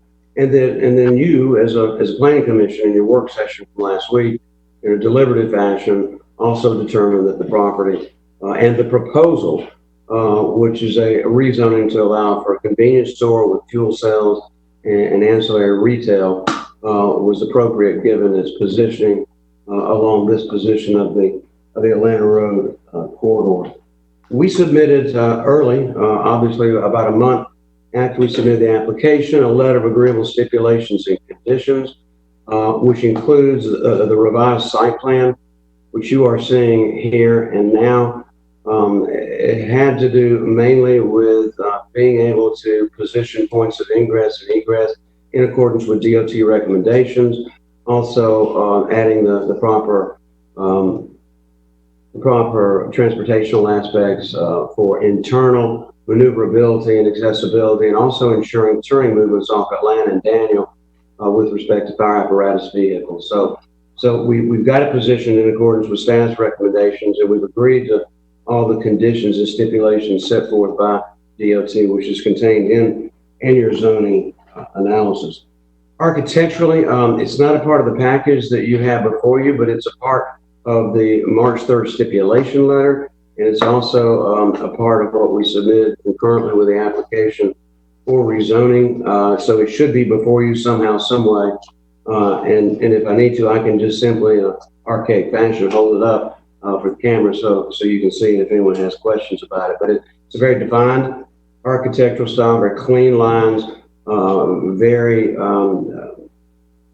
very frontages, sides, and rears in order to accommodate architecture what's aesthetically pleasing for this area. Obviously, with commercial areas, most particularly convenience stores with fuel cells, you want it to be highly illuminated or maximally illuminated, but for safety features. But also, we need to do that with the understanding that we're contiguous to a property which is zoned for multifamily and then other residential properties going back, as you're looking at this particular image to the left, back down toward the neighborhoods along Daniel Drive. So you've got that type of lighting. You've got security lighting, which will be wall packs on the building and with automatic cutoffs. But we've agreed that none of the illumination that is generated by these lighting or the photometrics of the site will escape beyond the boundaries of the property itself. In addition to that, and for security reasons, obviously, it's imperative for a C-store owner with fuel cells and the retail component to have strategically positioned 24/7 video monitoring and surveillance. We have that plan available. We'll be submitting it during plan review. It's not a state secret, but we prefer to keep precautionary measures and safety security measures under wraps with your staff and with the Cobb County and City of Smyrna Police Department, as opposed to advertising exactly where those are. But they'll be 24/7 as well. You can see we show landscape strips along both Daniel and the frontage of the property, and then we show this encapsulated with a fence to our north and to the west as well. There is a sewer line which traverses the property, and we are charged with the responsibility of making certain that we either don't encroach on that, or if we get near encroaching on it, it's a 2-foot setback from that. Then we have undertaken, as part of the stipulations and conditions, to relocate that sewer line at our expense, to bring it up to grade at our expense. Right now, I understand it's clay piping, if that's the correct terminology for it, as opposed to some sort of plastic or PVC or other type of piping, which the water system prefers now. So if that becomes necessary as a function of plan review and moving the site around or tweaking the building, then we'll be in a position to be able to do that. DOT is asking for the voluntary donation and conveyance of right-of-way on Daniel, which we've done 25 feet from center. As far as the driveways, as I've mentioned, the positioning of those have been modified in terms of eliminating potential conflicting turning movements. The point of ingress and egress on Daniel Drive, as you can see by reference to the site plan, is going to be right in, right out only. Going into this, we knew, just based on previous or other applications along this corridor and on this side of Atlanta Road, that there are downstream considerations in terms of stormwater. Essentially, there's no stormwater infrastructure downstream. So David Braden and I, at the outset of the applicants meeting, determined that Stormwater Management Division would be the ones that would make determinations regarding the positioning, configuration, and efficacy of on-site detention. So we've agreed to everything that has been recommended by staff, both DOT, fire, and stormwater management. We're going to provide a 24-hour emergency contact posting along with other signage on the property. And we have met the turning radii and points of ingress and egress in terms of turning models for emergency vehicles. We're agreeing to the minor modifications, and we just ask that you follow your staff's recommendation, your own recommendation, seeing as how this was on the consent agenda at one time, and that you as a planning commission recommend the board the application be approved as presented to you, Chairman. Thank you. Okay, thank you, Garvis. And I don't believe there's anybody else to speak in support, so we'll move on to the opposition. Thank you, Mr. Chairman. Thank you. There's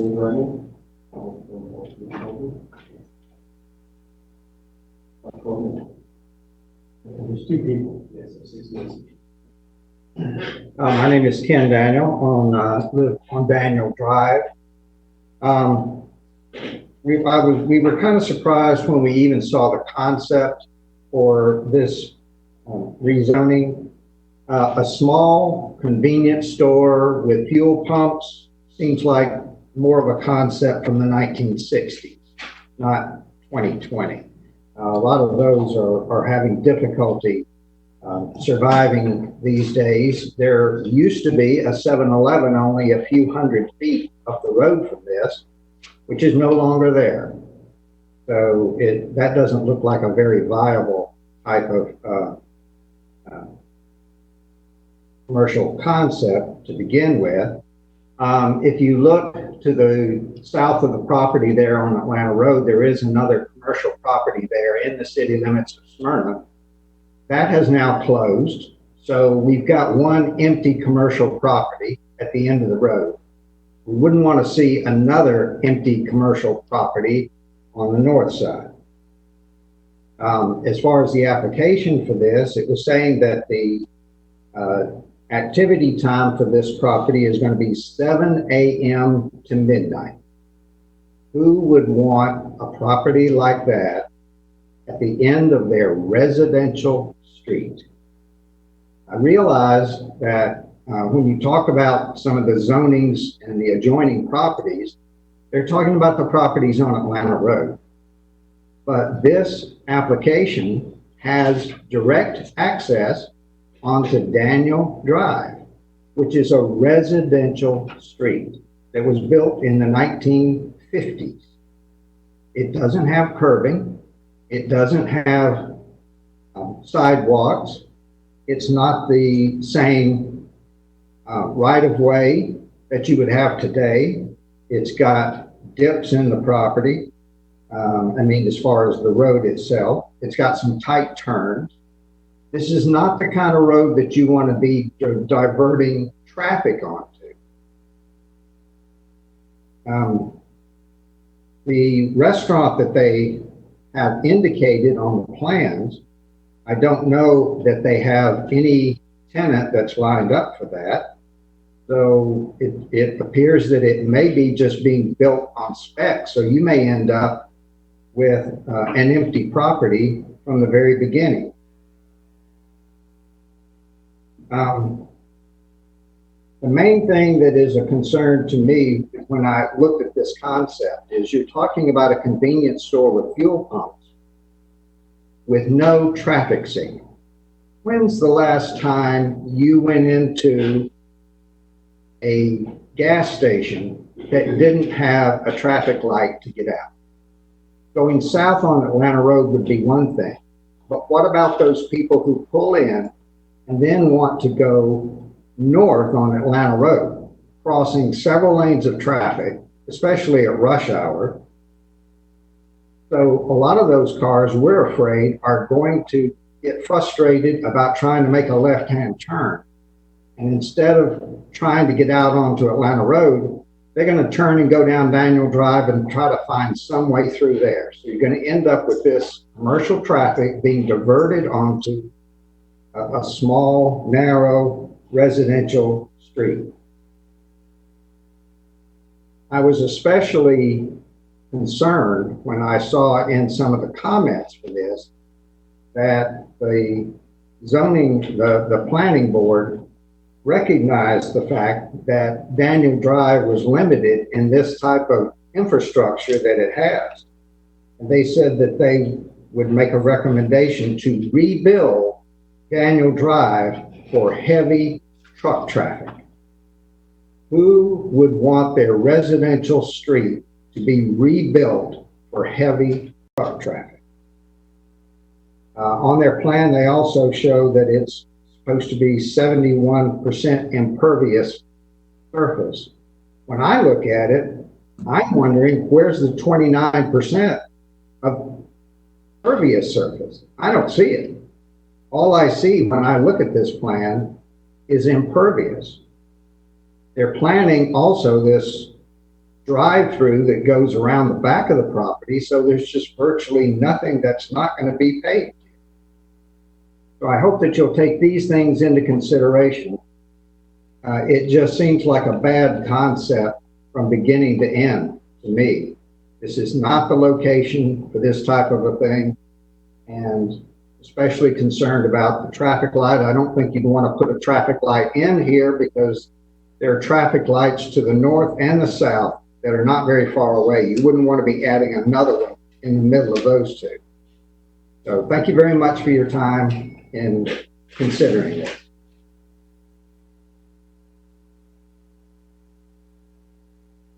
Thank you. Is there another speaker?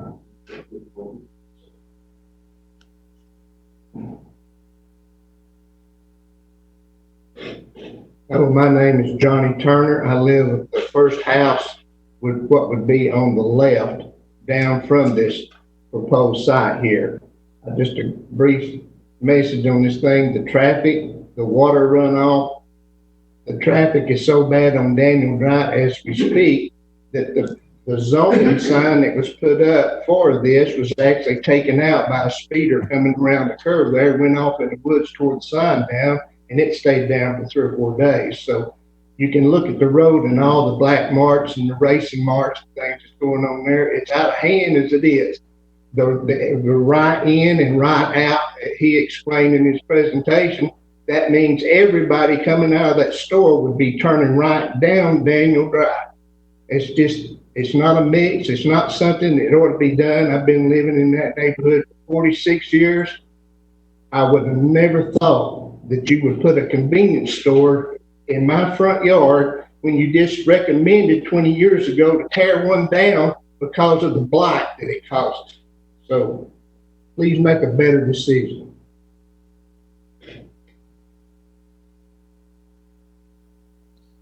Thank you. Do we have any more speakers? Looks like we do.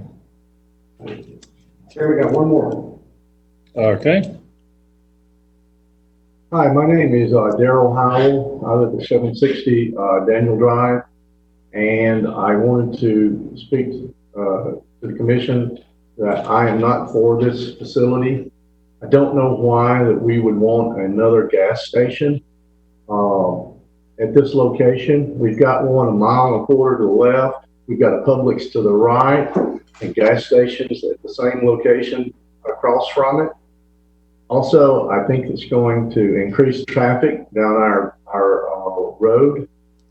We're one street outside the city of Smyrna, and because we're in the county, we don't have sidewalks. A lot of us walk this street every day. We have to walk in the street. We walk our dogs down this street. We have a nice little neighborhood. We speak to our neighbors. We know most of our neighbors, and we help each other out when we can. I don't think this is an asset to our neighborhood. I think it's a distraction, and I would ask that you vote against it. Thank you. Okay, thank you. I think that's all of the speakers. Did we do okay on time?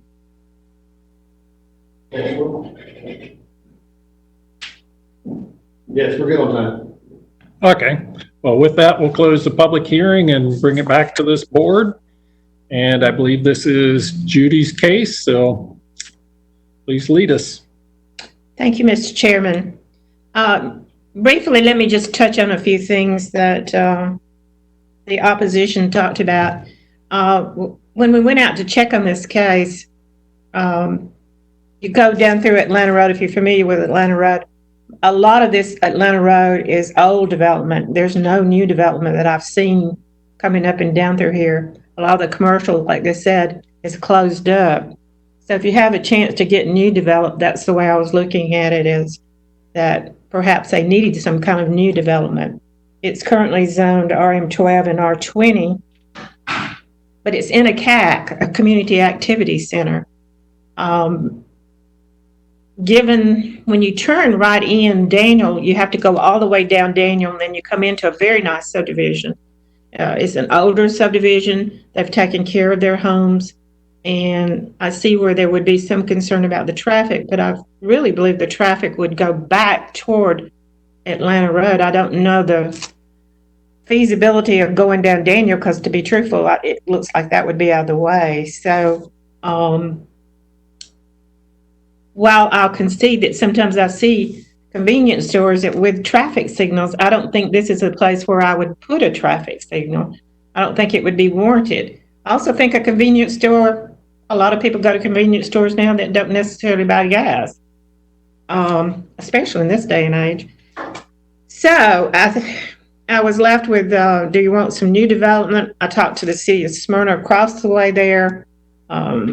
That's old development there. I don't know what's going to go in, but it is commercial across the way. So, and it does back up to Daniel also in the city. So I was left with what do we try to do? And I think this is a good compromise. I think it's not it's not like the new mega convenience stores that we've been seeing that are the 6,000 square feet.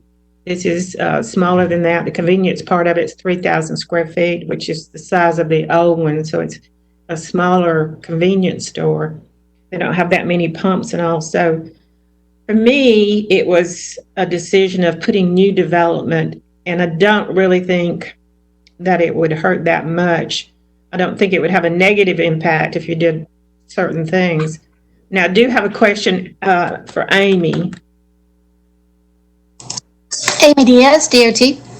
Hey, Amy. We talked a little bit briefly about the comments that were made and you explained it. So would you explain the comments in the book about, I'd asked a question about were there going to be any traffic signals there at Daniel, and if you'll explain that to us. Correct. So I'm looking for which number it is. Mentions the signal. Hang on a second. Okay. Okay, so comment number 5 says basically recommend the entrance on Daniel Drive be a minimum of 100 tangent feet from the signal. It should not say signal. It should say intersection. That mistake was made because we have in the past done a signal warrant for Daniel Drive, and that's what I was looking at as part of this review. The signal was not warranted, and we do not anticipate a signal to be warranted there. So it should read, it should be 100 feet tangent distance from the intersection. And they said that they have addressed that. Yeah. I mean, that curb cut that's on Daniel, was that a restricted curb cut on Daniel? We recommend that it be a right in, right out.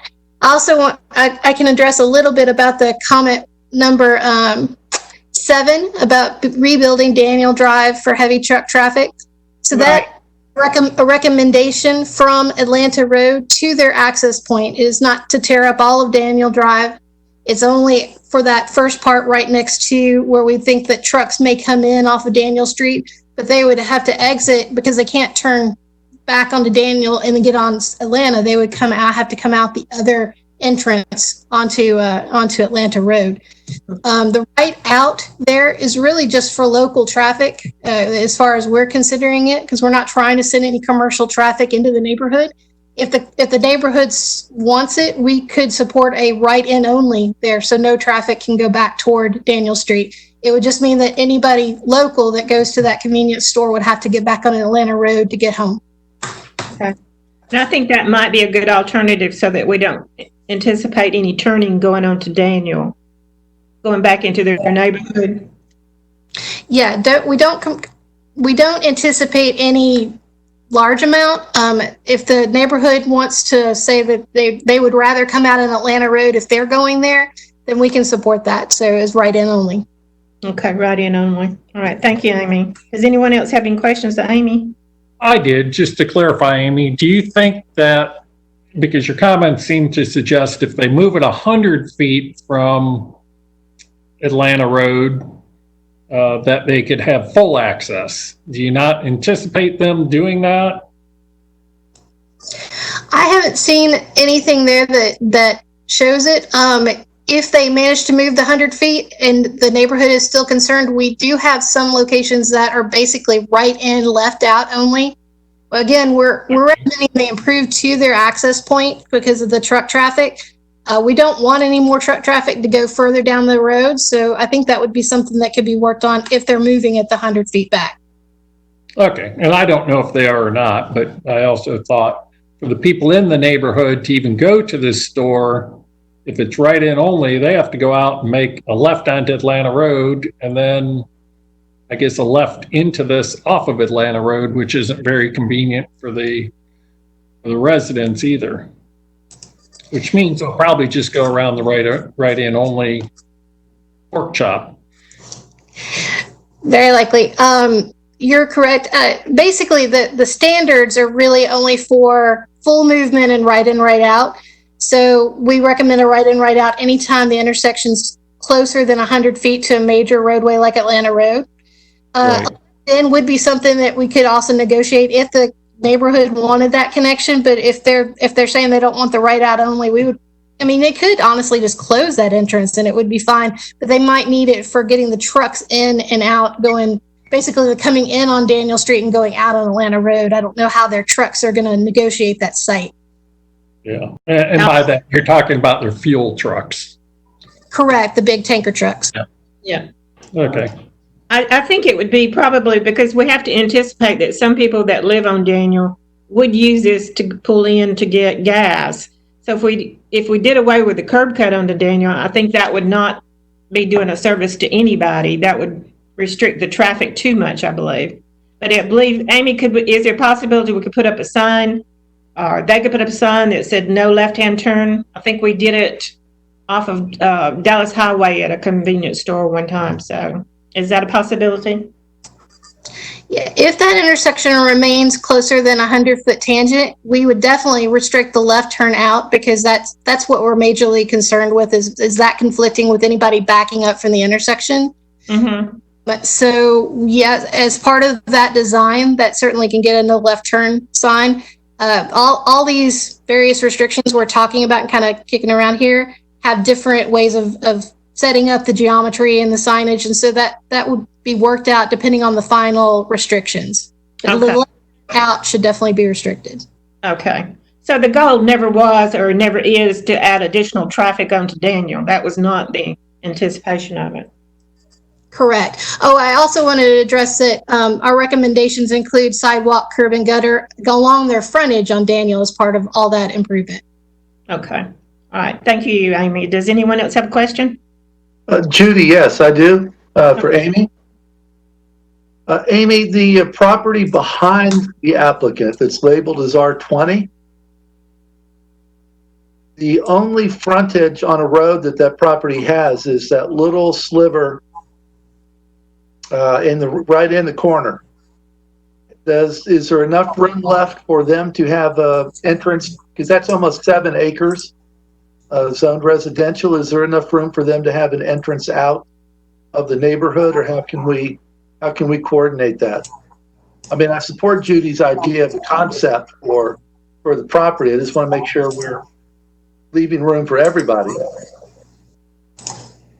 I see that. That's a good point. That spacing would basically limit how far back they could shift their driveway. So they may not be able to make that 100 feet just because staying away from the back property line. Because you're right, that other property only has a very small sliver to access Daniel Drive. So that would lean more toward the right and only kind of access. Okay, well, that, like I said, that's a concern, but I'll leave that for Judy to determine what makes the best compromise for that then. Okay, thank you, Amy. I think there is some concern.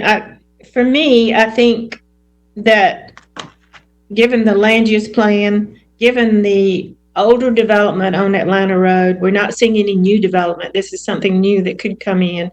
We see a vacant building across the road, and across the road there you have a lot of heavy industrial. So I think the appropriate thing in a CAC is that I'm ready to make a motion unless somebody else has some comments.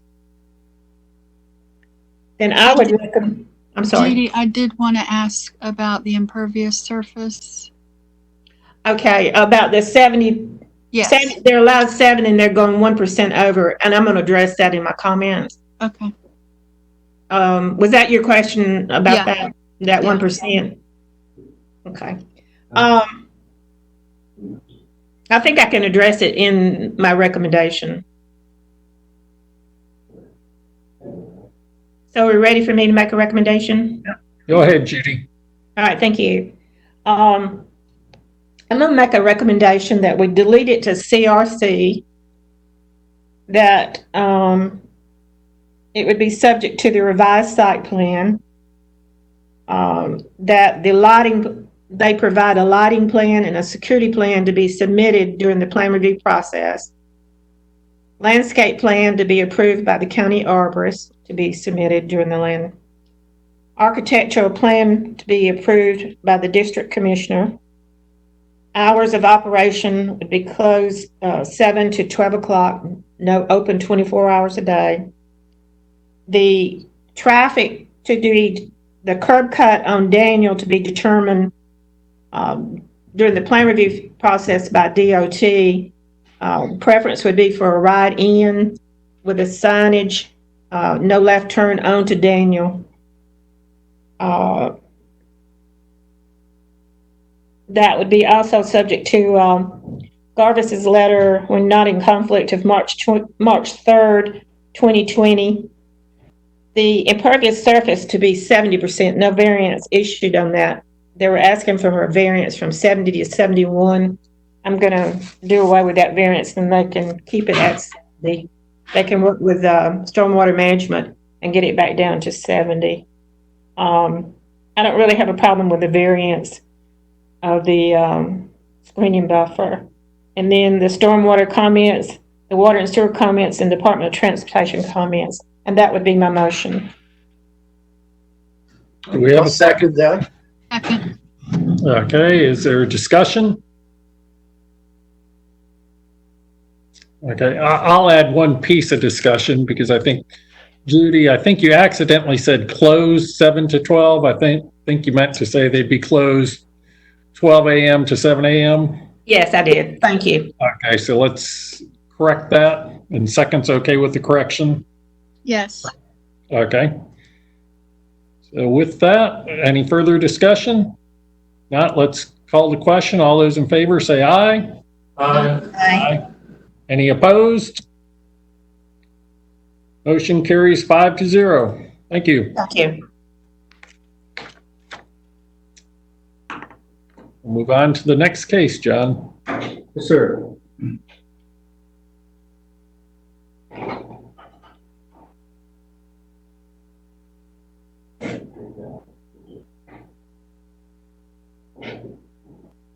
Next case is rezoning case Z26, Glorious Venture LLC, request rezoning from GC to NRC for convenience store fuel sales. On land lot 154 in the 17th district. The property is located southeast of the intersection of Allstate Road and Santan Road. The applicant is present, and there is one virtual person here in opposition. So we'd ask the board please have a public hearing for Z26. We'll open the public hearing and have the applicant present.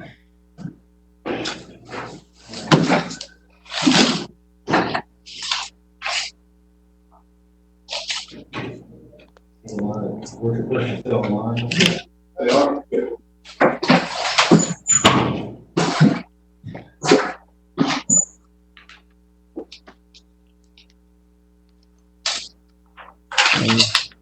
Go ahead whenever you're ready, Kevin. Great. Thank you, Mr. Chairman and Planning Commission. Kevin Moore here on behalf of Glorious Ventures LLC, the applicant zoning application. First, I'd like to ask if they can please share the site plan, but also before that, the area GIS, I think is really helpful. Just the surrounding zonings and rezoning. While they're getting that up, this is a 0.69 acre site located on Austell Road, intersection of Austell and Sandtown Road. There you have a highlight, I think you can really start to see. This Austell Road is a large arterial road that you see through the middle of your screen. This property is currently zoned general commercial, as well as the other red properties that you see surrounding and adjoining this property are also zoned general commercial. This property and those adjoining GC properties are within a neighborhood activity center. What we're proposing is rezoning to develop this property, which is currently undeveloped, in accordance with its land use plan designation at the neighborhood activity center, and rezone this to NRC for a convenience store with fuel sales. As you can see along this stretch, you can see the other various zoning designations as well as future land use designations which support this request, especially given that this property is zoned general commercial and has been so since probably 1972, along with the other ones and adjoining to it. Turning now to the site plan that they're about to put up and kind of get specific on this proposed convenience store. While that's being pulled up, what is being proposed is a small neighborhood convenience store. It's a 3,000 square foot building that fronts out into Austell Road. Now you can see the site plan itself. A couple of things I want to point out to you, and it was noted by staff, but I want to point them out, highlight them. One of the things we looked at early on was, even though our adjoining properties are already zoned commercial, is how can we buffer those, even though they're zoned commercially, and do not require buffers. What we have included, and you can see it on the site plan on the southern end of the property or the bottom end of your screen, we've included a fairly substantial 40-foot buffer along that portion of the property that will be a fully landscaped and utilizing existing vegetation and fully landscaped to provide for visual screening, as well as a 10-foot buffer against the existing LRO piece to the left of your screen as well. And that was done intentionally, but what that also did is it explains why we have requested a reduction in the front setback from 50 to 40 feet, and that's so that we could accommodate putting in that buffer. So there's a real reason why we have done that, and we think it works a lot better for the protection of any residents and so forth that live down Sandtown Road. We do believe that this type of neighborhood convenience store works very well. Down the road, but this works very well here and can be done in a very positive manner and one that will serve the surrounding community. A couple of things that we also have done just to make sure of, and that is we have included in our stipulation letter things that items that are commonly requested, even though we did not have anybody other than our adjoining neighbor that called or contacted us about this proposed zoning. And that is to make sure that things like lighting are kept to a minimum, as well as identify the landscape buffers and where those would be and how those would be handled, as well as identify that the detention area as well will be heavily landscaped. You can see the landscaping detail that we've already placed on even our zoning plan to provide for that opportunity and make sure that overall the landscaping plan provides for screening where needed, but as well as ensures that the overall project functions and works. As far as access, we do have access on the Sandtown Road, but also the primary access is on Austell Road. We have noted Cobb DOT's comments and recommendations and are in agreement with those recommendations. for the access on the primary access on the Austell and a more restricted access on Sandtown Road. We have been requested and are agreeable to a stipulation that tanker truck or fuel truck traffic will enter and exit on the Austell Road. So we are agreeable to that request as an additional zoning condition. In addition, I think it's important to note for those that might be listening who are not aware that as with any convenience store with fuel sales, there are certain safety or environmental precautions that are taken with how those are built that comply with the federal, state, and local ordinances. The tanks that are put in the ground are done so with special requirements, special testing requirements, special separators. In addition, there's trench drains that are put in place, and it prevents the mixture of surface chemicals that may be on the pavement from combining with your stormwater system. In fact, Cobb County has for many, many years required just that type of separation of pollutants to ensure that it's environmentally safe and environmentally secure from the outset of construction. And we are fully aware of those requirements and will be complying with each and every one of them. Again, this proposal is one where the property is zoned general commercial. Your ordinance requires the owner, if they want to develop the site at this point in time, to seek a rezoning and to seek a rezoning consistent with the land use plan. This owner and this applicant have done that. We are seeking a rezoning consistent with the land use plan of Neighborhood Activity Center. We have received a very positive recommendation for approval from the professional zoning staff and respectfully request your recommendation to the Board of Commissioners for approval as stipulated with the additional conditions that I mentioned here today and our stipulation letter of May 27th. Thank you.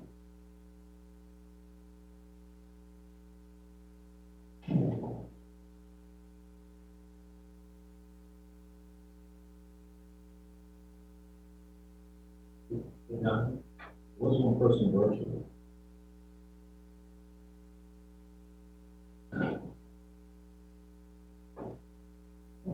Guess we're ready for the virtual speaker. Give us one moment, Mr. Chairman of the Board. Okay. There is one person who's virtual. We're trying to get them on the line right now.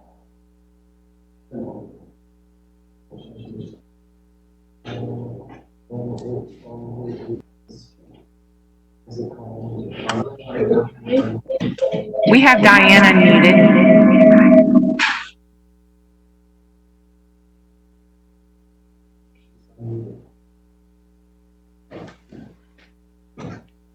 Thank you. Did I hear you say the speaker's available? I'm Hey, here. Diane, can you hear us, Diane? I can hear you. Okay. All right. Go ahead. Your time's going to start when you start talking. Okay. Just state your name. Okay. I'm Diane Eman. I live at 1904 Austin Circle. And first, allow me to congratulate you, Mr. Chairman. It's nice to see you in that seat. Thank you. I am also here with two other neighbors who are in opposition to this action. This property is adjacent to older residential neighborhood. There are 2 service stations with convenience stores not more than half a mile away at South Cobb Drive and Austell Road. In addition, there are 2 Family Dollar stores, one 2 blocks south and the other approximately a half a mile north at Pat Mill and Austell Road. Continuing north on Austell Road, there are approximately 4 service station convenience stores toward Milford Church Road. We are concerned about the crime, potential crime that could be created by having a business such as this. In addition, we're concerned about potential traffic exiting onto Austell Road, crossing over 2 lanes to make a U-turn to go north on Austell Road. They don't necessarily have to go out and make a left on Sandtown to do that. A few years ago, before we moved from District 4 to District 1, I was invited to participate on a committee to provide input on enhancing the appearance of Austell Road between Thornton and South Cobb Drive. Prior to Lisa Cupid being elected as District 4 Commissioner, her predecessor cared little to nothing about proper zoning and allowed residential properties to be rezoned for business purposes with no regard to adjoining communities only because they were older neighborhoods. While we have been assured by a developer who's got a project under construction right now on the corner of Austell Circle and Austell Road that it will be maintained, we're concerned about the safety issue, but that is not a 55 plus complex and will turn into basically low income housing, resulting in potential safety issues with our adjacent neighborhood. These older homes are constructed and well constructed and being purchased for renovation to either rent or sale is evidenced by two properties in the next block, 1849 and 1833 Austell Road. In addition, your committee just approved rezoning a property in the next block, 1899 Austell Road, back to residential because it could not be constructed as a business. We are really imploring that you help us keep our neighborhood rich in history and not allow a potential business to create yet another low-class appearance on Austell Road. Thank you. Thank you, Diane. And was that the only speaker, I believe? Yes, it is.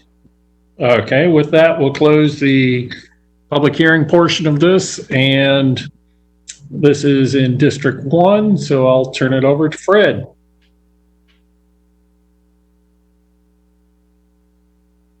Can you hear me now? Yes? Can you hear me? Okay. Yeah, I can hear you. Yes. I just didn't remember if I was on mute or not, but thank you. Sorry for the confusion. Yes, so this property is already zoned commercial. I just have a couple of questions for Kevin in addition to what we've already reviewed, what he already presented. Are you willing to have some restrictions, or is your applicant willing to have restrictions, Kevin, on the hours of operation? Yes, we would be willing to enter into reasonable restrictions on hours. Would 6 a.m. to 11 p.m. be reasonable, do you believe? In this location, certainly. Okay. That's fine. And then there's going to be fencing. Can you show me where the fencing is going to go?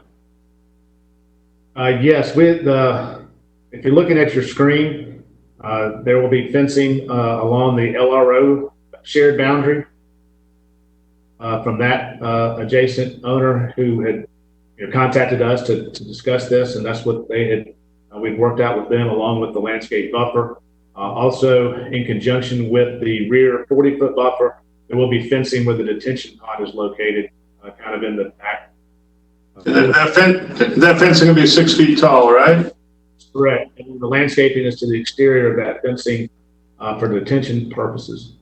Okay. And again, you mentioned the detention pond is right there, and that's important because everything kind of rolls downhill from that point, correct? That's correct. So it's in the correct location, but we designed it to ensure that you've got really good visual screening from the road to the detention. If anyone else has any other questions of the applicant's counsel, please feel free. Kevin. Oh, go ahead. I'm sorry. No. Here go. Okay, go ahead, Judy. Yes, you did. Okay, my question, Kevin, was this: since it's on Austell Road, you're going to fully meet all the Austell Road design guidelines? Yes, that's part of the staff's comments and what we would include in our final architectural and drawings and plans to include those guidelines.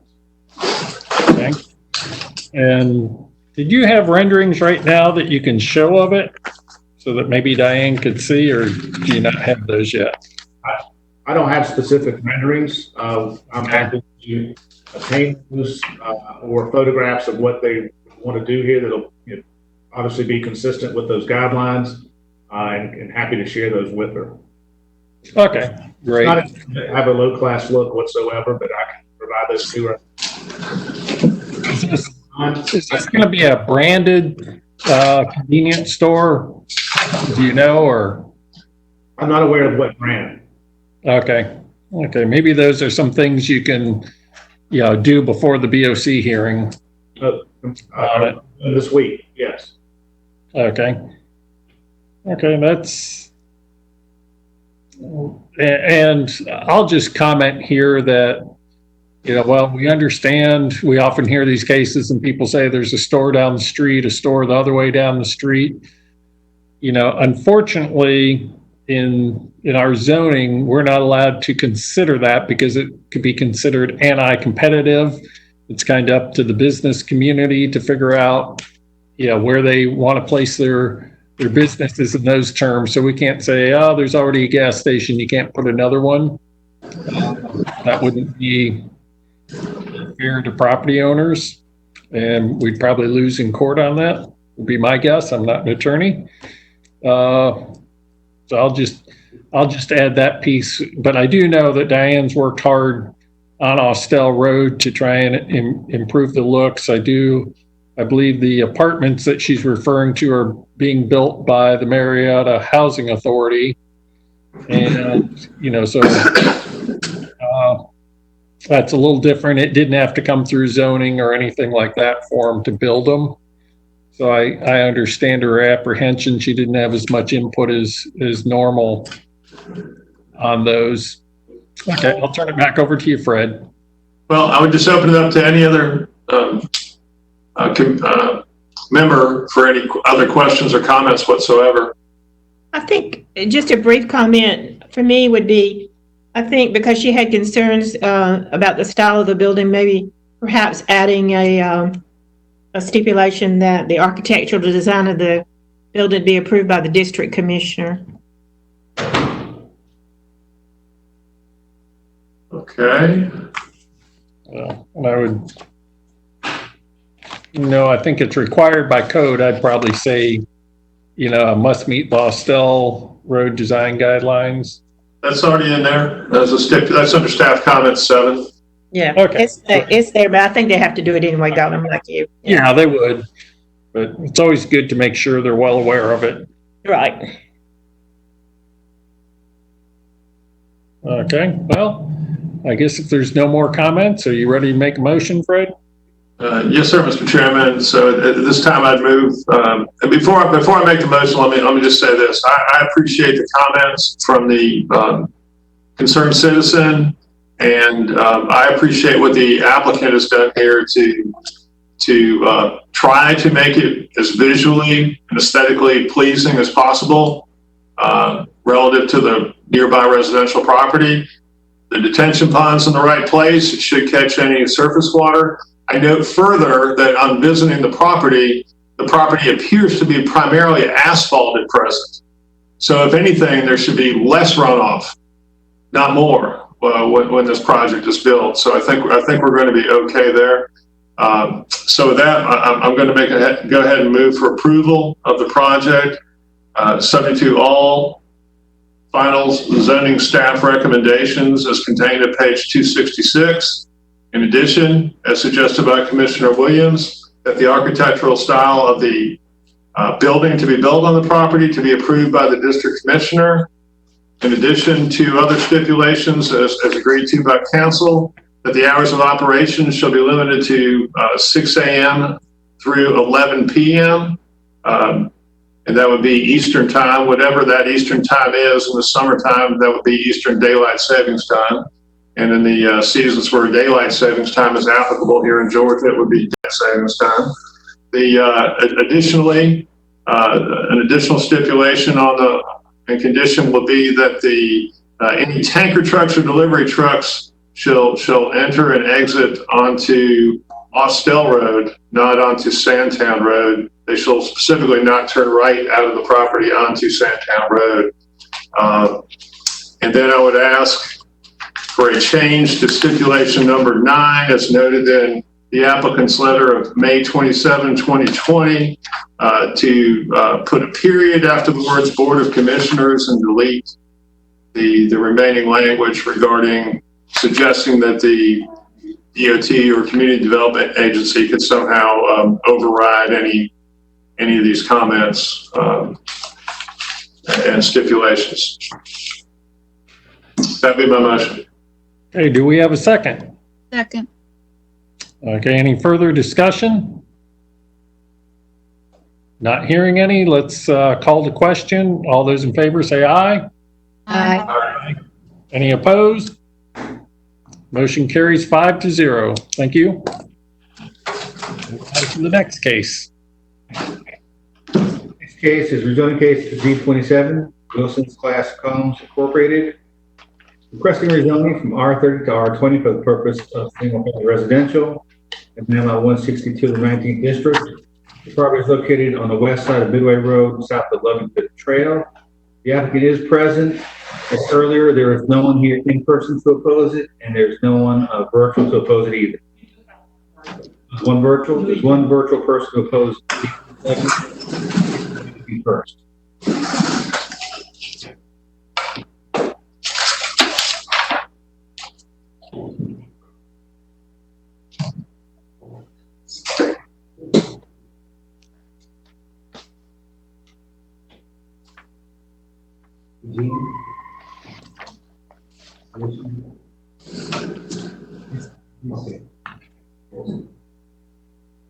And whenever you're ready, Kevin. Thank you very much, Mr. Chairman and Commissioners. Again, ask the county staff to put up the GIS map. They've been great at that. So while they're doing that, again, I'm Kevin Moore here on behalf of Wilson's Classic Homes in this application for rezoning. The application concerns a 7.85 acre tract located off Midway Road, as shown on your screen. This tract is being proposed to be rezoned from R30 to R20 in this location, which is just south of Midway Road's intersection with Dallas Highway. We are proposing an R20 application for a total of 12 homes. As you can see in this surrounding area, it is dominated by R30 and R20, as well as the PRD, which is adjacent to us going west, Broadmoor subdivision. Fantastic subdivision is located to our west, and certainly us seeking the approval for R20 with minimum 20,000 square foot lots, which is well in excess of what is the lot sizes in both the PRD and Broadmoor next to us, and the R20 OSC also southwest of us is entirely consistent with this area, and even more so. A little bit about Wilson's Classic Homes and what we're proposing as we turn to the site plan. We will be constructing 12 custom homes. That's what Wilson Classic Homes does. This is a small subdivision, be a small custom homes on half-acre lots, and will be done beautifully by Wilson Classic Homes in that regard. We're going to get that site plan up just a second, I hope. One of the things I want to make sure of, and when we get to the site plan, I'll show you as well. It's noted in the staff comments. The staff comments contained on number 2. There's a proposed variance to the minimum lot width, and that no longer exists. That was based on the initial site plan. There was a variance for one lot for the lot width, and that's now been corrected on the submitted site plan and no longer exists. So we are not seeking a variance as part of this application, but rather to simply the R20 zoning category. Now you can see your site plan with Midway Road on the right-hand side, short cul-de-sac street, having 12 homes and 12 lots. The lots range, the smallest lot is one lot that's just over 20,000 square feet. Then the lots continue from there and range almost to 29,000 square feet at its largest. And you can see that based on the site plan. There is some creek and floodplain acreage that's located along the southerly portion of this property, which forms its boundary. And you can see that that's located and been noted on the site plan.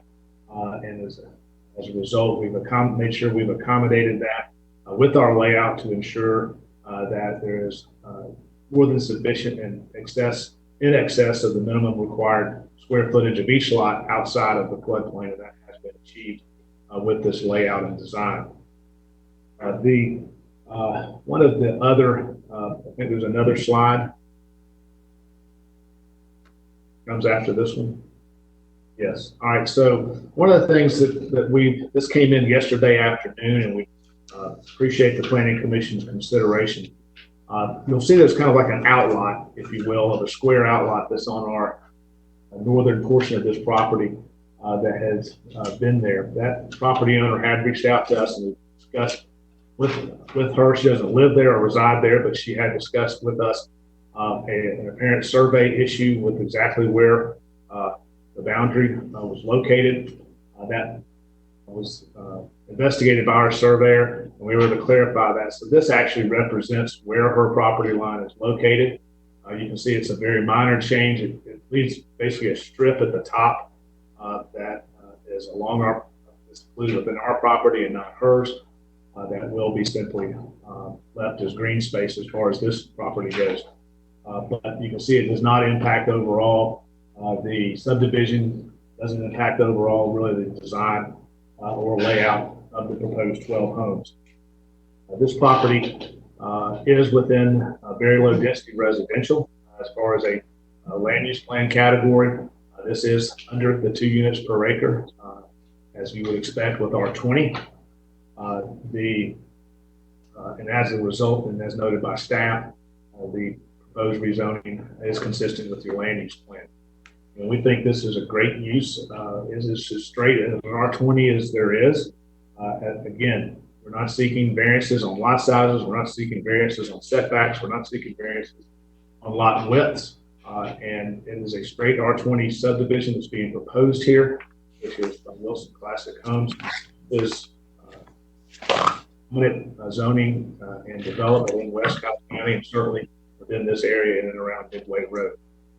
Staff has recommended approval, and we urge you to follow staff's recommendation and respectfully request your recommendation of approval as well. Thank you. Thank you, Kevin. And I think we have one more speaker in opposition virtually. We may have multiple speakers in opposition at this time. The first speaker is Susan Morning. Okay. All right. Use Susan Morning, please, so that she can speak in opposition.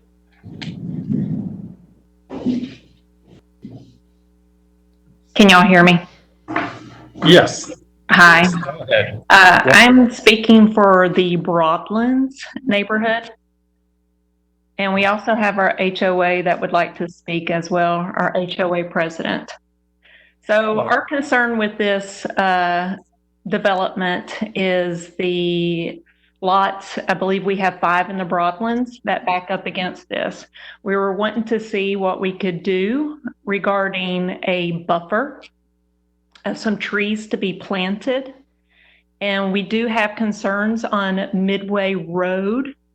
There's a retention pond, and I understand in the notes that there's supposed to be a 6-foot fence around the retention pond. So we want to cover that up. What type of landscape is going to be covering that up?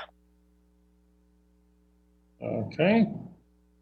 And right now is your time to tell us what your concerns are and speak. We don't really go into a question and answer right now. We'll get to that after we hear from all speakers. Okay, so our concern is for our neighbors that backs up to this property. These houses would be in plain eye vision to their backyard. Currently, they do not have no houses back there. We want, our concern is seeing straight houses for these neighbors. I have lived here since 1998. These houses have been there as well. No neighbor wants to have a house right up against their back, so it's really close. The buffer line is what we have concerns about on the back of the property and also along Midway. It is an R30, and we would like to keep it an R30. The flood plain on these lots, I've seen this lake flood over the road multiple times since I've lived here. I have concerns about the water flow to this lake, and they say that they're going to fill in a quarter of it. We have concerns about that. This is the road that we travel on, and that's our concerns. Okay, thank you. Did you say there was somebody else with you who wanted to speak? Yes, our HOA president was supposed to be on here. I have texted her. I think she is having issues of trying to get someone to recognize her on this. It's Miranda. She's the HOA president. Is Miranda on the phone? We do have a call-in user. Do you know if Miranda is on the phone right now? She was on this web link. Hold on one moment, please. Me? There she is. Miranda, and I see her. We unmuted her. Thank you. Thank you. Okay, and can you give us your name for the record? Yes, thank you. For the record, my name is Miranda Andrews. I am the president of the Broadlands Homeowners Association, and I am here in opposition of Z27 on behalf of our 248 homeowners and their families. The property being reviewed backs up to, as Sue mentioned, at least 5 of our residents' homes. We do believe that the board's decision will directly impact those residents as well as indirectly affect all of us and our property values. I will say that I don't know if the board received a letter I sent in yesterday. I was made aware of this hearing yesterday afternoon, and I hastily tried to gather information. And I do believe that I misstated some of the facts in that letter, and I wanted to first and foremost apologize for any misstatement. They were not intentional, and I also wanted to extend my appreciation to Mr. Boline's assistance in clarifying some of that information. But through my research last night, there's still several questions that many homeowners have about what exactly this development entails. From what I found, this is currently an R30 zoning, so I'm confused by Attorney Moore's representation that it is an R20 and they wish for it to remain an R20 and that they are no longer seeking to be heard on the variance. But it's our understanding this is an R30 zoned area. Our subdivision, the Broadlands, is an R30. Oakley, which is a neighboring subdivision, is also zoned as an R30. I had originally been told Darby Place was an R30, but I see and have been corrected that it is in fact an R20, but that it's an R20 with an open space conservation area. The applicant's R27 proposal is in no way in line with any of the surrounding communities. The development does not have any recreation amenities planned. All of the previously mentioned developments do. In addition, all of the previous mentioned developments have a green space. There's no green space proposed here. I heard earlier in previous arguments, in previous cases, Attorney Moore arguing that just that scenario, that the OCS areas are of great value, that they retain value for the homes, that they ensure that the long-term success of the developments, and all of the surrounding subdivisions, in fact, have those. This proposal that's before the board today has none of those things. And I understand, it's my understanding they want 12 homes built in roughly 7.5 acres of property that is, I won't say in large part, but in a significant part, floodplain area. I'm not sure how they can effectively build comparable homes in that small area to the rest of the developed areas around them. We are also, as Sue mentioned, concerned with the buffer area. There's not a real plan in place that I could find that or any specifics mentioned. Whether or not there will be any trees removed? Will there be trees added? How much square footage will they leave if they're, and forgive me if they're not even required to do that. I don't know this law very well, but as far as my homeowners are concerned, you know, those homes were built 25 years ago. They are reaching their maximum value at this point, and they are currently being threatened with a lot of unknown variables as to the value of their home and over the next year and the development of this property. So that was another concern that we had. Needs to be more definitive language used before anything is approved regarding this application. I saw where they are proposing to build 2,600 square foot houses on these 12 lots on the 7 acres. Those are in no way comparable to the homes in our neighborhood. We have much larger homes, some of which are currently selling for over $500,000. We don't know if this applicant intends to build luxury homes. We don't know the starting values of the homes that are to be developed. There's just too many assumptions being required by the current proposal's generic language for an educated decision to be made at this time. There's just not enough information. I saw the letter from Attorney Moore on behalf of the applicant that indicated that these would be compatible with surrounding neighborhoods and that they would enhance the subject property and that they would enhance the community as a whole. But I really don't see any specific concrete evidence being presented to the board to consider to verify and confirm that that is in fact the case. I know that you guys are tasked with a very difficult job of preserving the integrity of the existing communities, but also with the tremendous growth that our area has been seeing over the recent years. But I would, at this time, the way it's being presented to the board, ask the board to deny the application in whole at this point until more information is provided to ensure that the surrounding communities are protected as well. I appreciate y'all's time, and I thank you for letting me be heard. Okay, thank you for those comments. Now, I think we've probably gone over. Did we have any more speakers?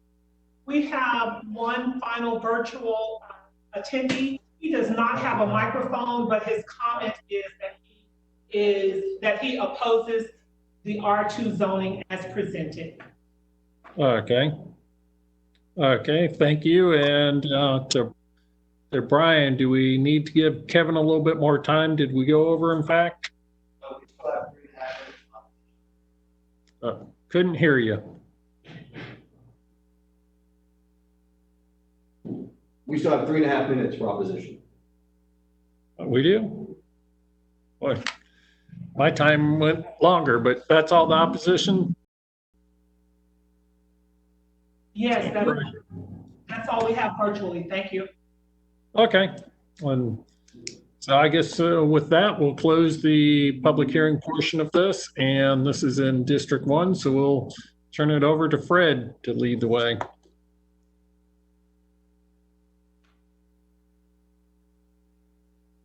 think you're muted, Fred, if you're talking.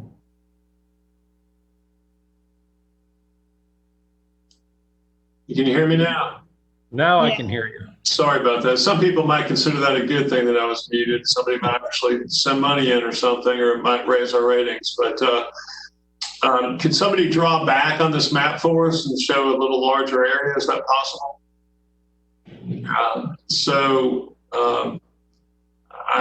Thank you. That's plenty good. I visited out here within the last week, and the nearest connecting road to this area, Midway Road, is a road called Lovingood. Lovingood is comprised of 5 and 10 acre lots. There were really supposed to be 5 acre lots, but a few folks bought 2, so they would have a 10 acre lot. So this right now is a very substantially rural feel type area generally, with the subdivisions in it, many of them being quite old and being more or less the exception of the rule. Both sides made a good, compelling argument. It's a tough call. What I would note as to this particular property is the unusual amount of water on it and the comments that we don't always see regarding the number of variances that would be required to do the project that's contemplated, including variances from the Department of Natural Resources, possible wetlands permits for United States Army Corps of Engineers. That one you might see a little more, but as you can see from that map right there that we just gone back to, there's just a lot of water near there. My next great concern here, and I've tried to strain my eyes as best I can to read the topo map, but if we could put back up the proposed plan for the neighborhood. The subdivision plan? Yes, thank you.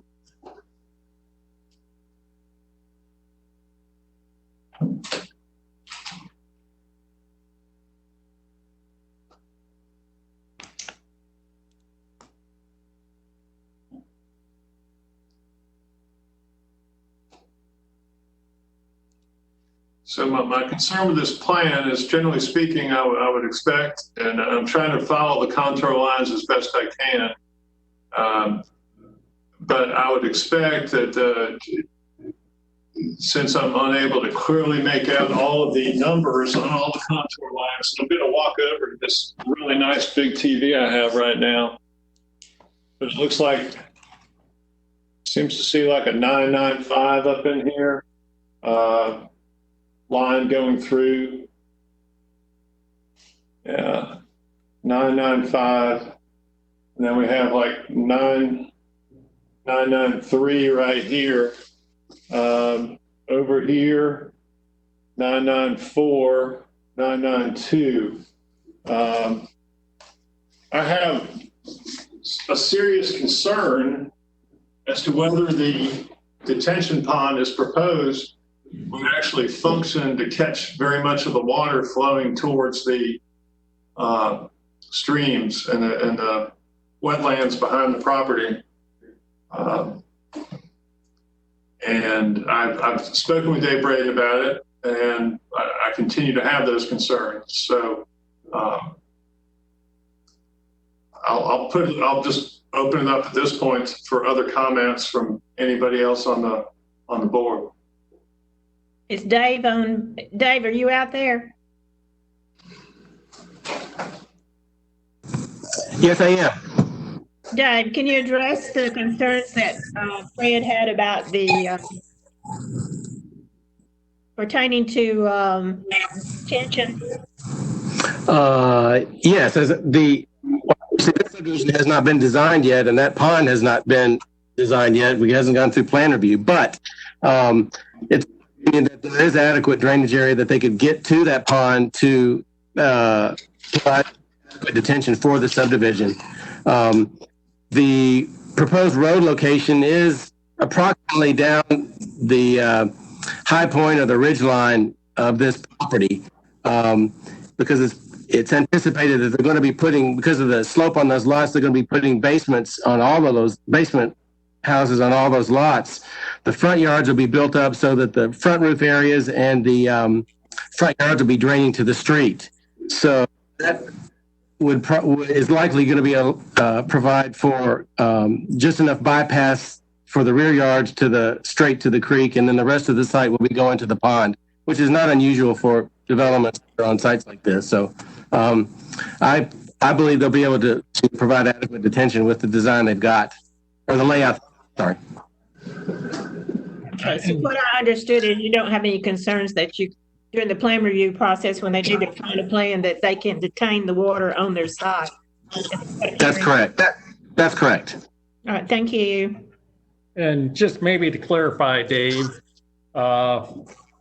just for everybody's purpose, there's no requirement that they capture 100% of the water off of the site and put it into the detention pond.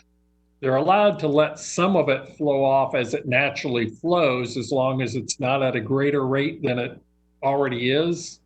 Is that correct? Bypass that can't be directed to a pond. So they basically have to compensate for that and over detain to allow for that bypass. Right. That's correct. Okay. And I did forget to mention that, because there was a comment. It wasn't a question asked to me, but there was a comment about the amount of floodplain on these parcels. There is floodplain on the lower part of those those last 6 lots. However, county code only requires that 12,500 square feet of each lot be above the floodplain, which they're going to meet with this plan. Okay. Okay, that's kind of the difference that I was explaining earlier on an earlier case between the OSC zoning where we make them put all the floodplain in open space that's commonly owned and not in lots, where with traditional zoning, they can put the floodplain in the lots. John, I have a question of John Peterson. Okay. John, can you hear me? Yes, ma'am. Do you remember and it's been so long, the density that we have on the PRD that's next door? Yeah, the Broadlands is zone PRD, and it's a 2 units per acre. 2 per acre. They have, if I'm not mistaken, if I can remember right, they have lots in there that some of them are less than 15,000, or at 15,000, some 20 and some 30 that's mixed. But that was the reason they came into the PRD. Is that the way you remember it? The PRD, I'm remembering there's 1,500 or somewhere around there. Okay, thank you. The other question I had before I turn it back to Fred was that I'm not a big proponent of buffers between single-family residential and single-family residential. We're talking about 20,000 square feet, and to put a buffer adjacent to an older subdivision that in some cases, the setbacks might not even be the same. They'd have a 35-foot setback. Now, if they wanted to have like something like a non-destructive zone during the process, the building process, I don't have a problem with that, but a buffer, they don't seem to work out well in the long run because every neighbor wants to go back in their backyard and do something. So that would just be my comments, Fred. I guess I would say that the lots appear to be much smaller in the Broadlands with that PRD zoning, which is similar in some respects to an open space zoning, but smaller lots. And that's why you're seeing 5 back up to this.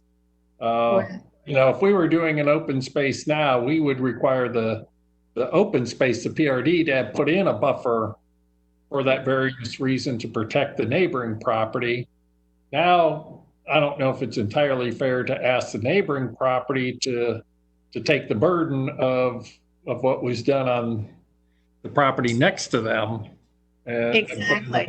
But, I don't necessarily have a problem with maybe a 1 row, 10-foot buffer if the applicant wanted to do that. I'll leave that up to Fred. Exactly. Any other questions or comments from I have another question to John Peterson. How many total units are there on how many acres in the Broadlands?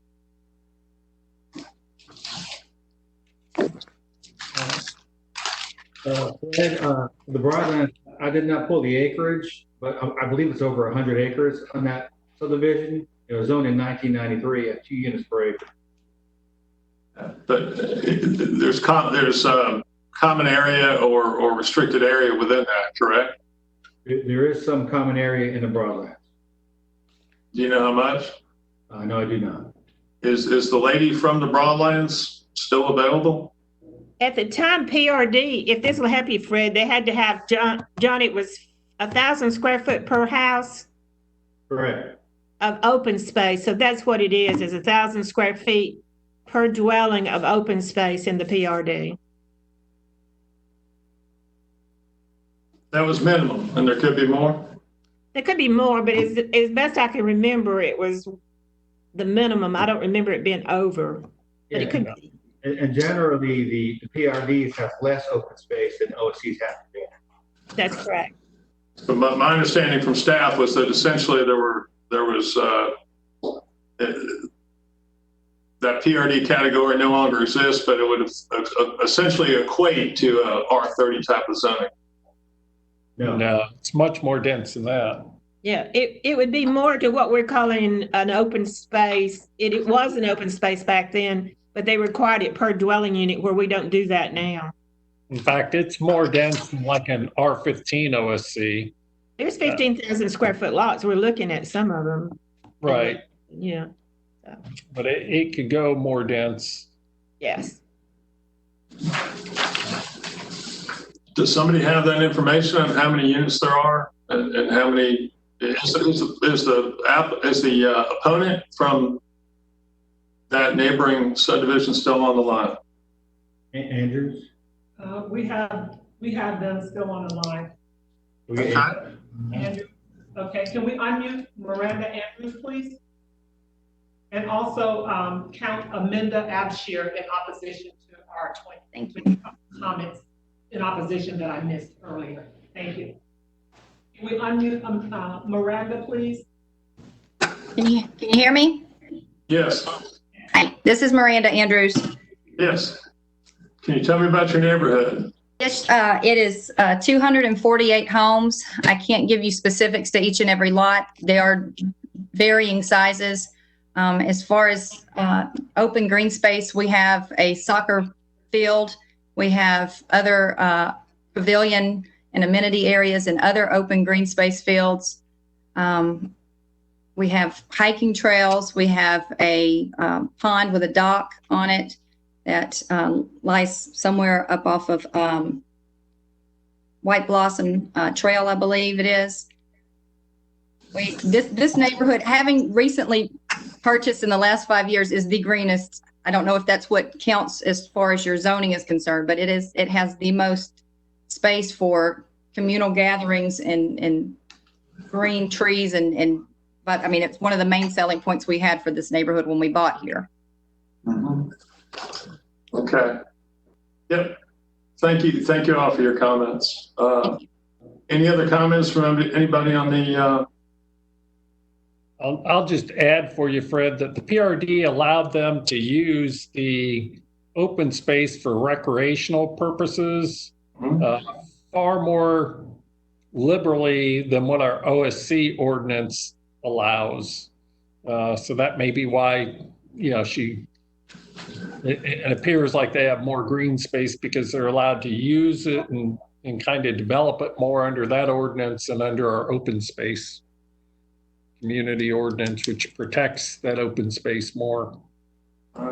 Is John, my email to John Peterson on the subject, he indicated that Broadlands, same as he just said, Broadlands is a PRD with 2 UPA, and then he said everything else looks like R30. So we see R20s around there. R20s are adjacent to the R20 OSC. Right. I do see that there are such things in the neighborhood. Yeah. I'm prepared to make my motion, but my motion is for denial of the application is made because the prevalent zoning in the area is R30, and there is R80 shown on the upper part of the map. There's some R80. There are other neighborhoods with even larger tracts that are very nearby. So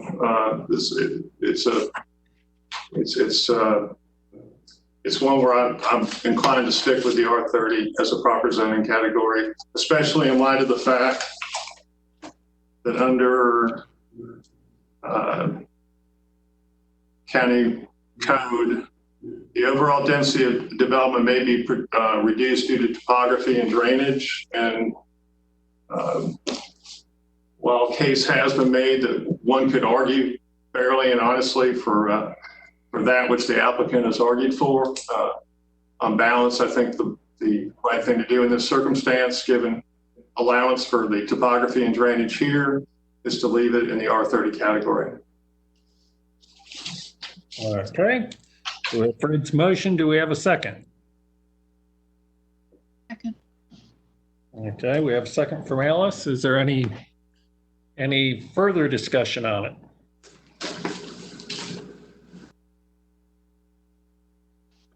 Not hearing any, I guess we'll call it to question. All those in favor, say aye. Aye. Those opposed, say nay. Nay.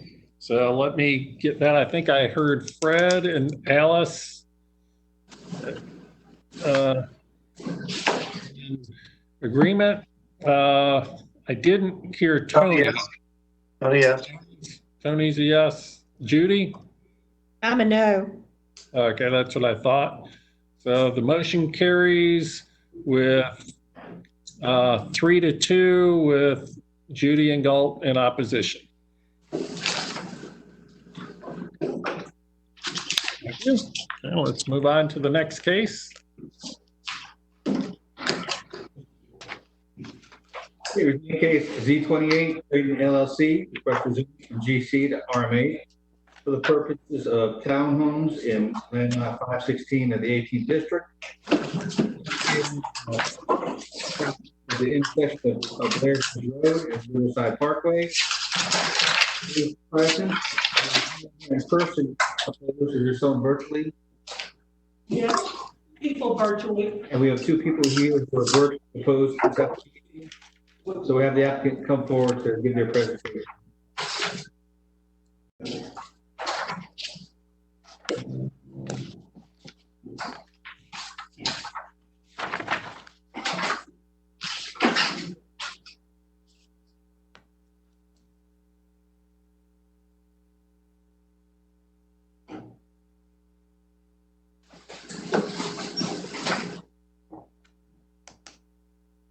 Well, fortunate or unfortunate, you can't get rid of me today.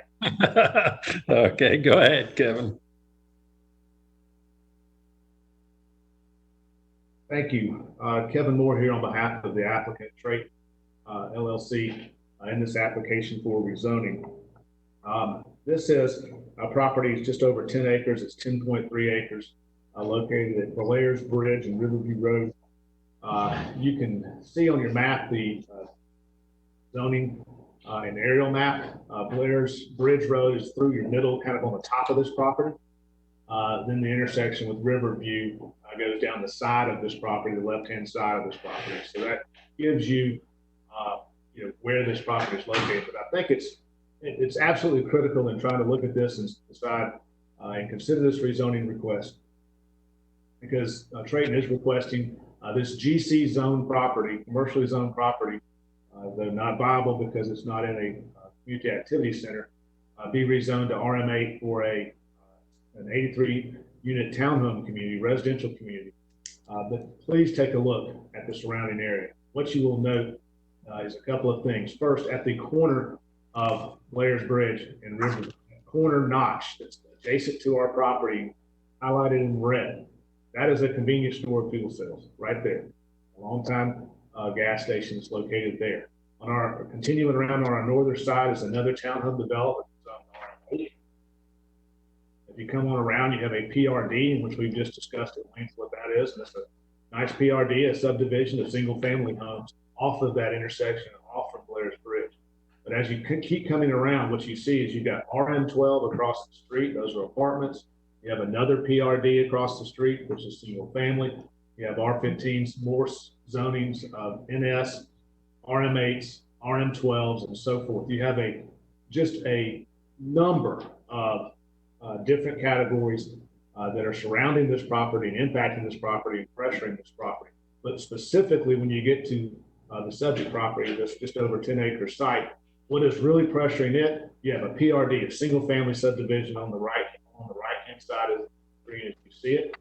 But you've got townhomes, gas station, apartments, and PRD, and that's what you have affecting this. And so what we're proposing with Trait is a fantastic transition so that you have townhomes or some townhomes that will be a transition in use away from the activity and intensity of the intersection of Riverview Road and Blair's Bridge that will provide for a meaningful transition, a meaningful quality of residential living, that really what it does is protect in and of itself those adjoining PRDs and those adjoining neighborhoods, and really provides that transition that once you get past that gas station, that you're going into a residential area on Riverside Parkway as you see going down there. That's the idea here, and we think it's entirely justified in that regard. Now we're going to turn to the site plan to go through some of the real highlights. And what the site plan is I'm going to point out to you once we get to that portion. And it's almost there.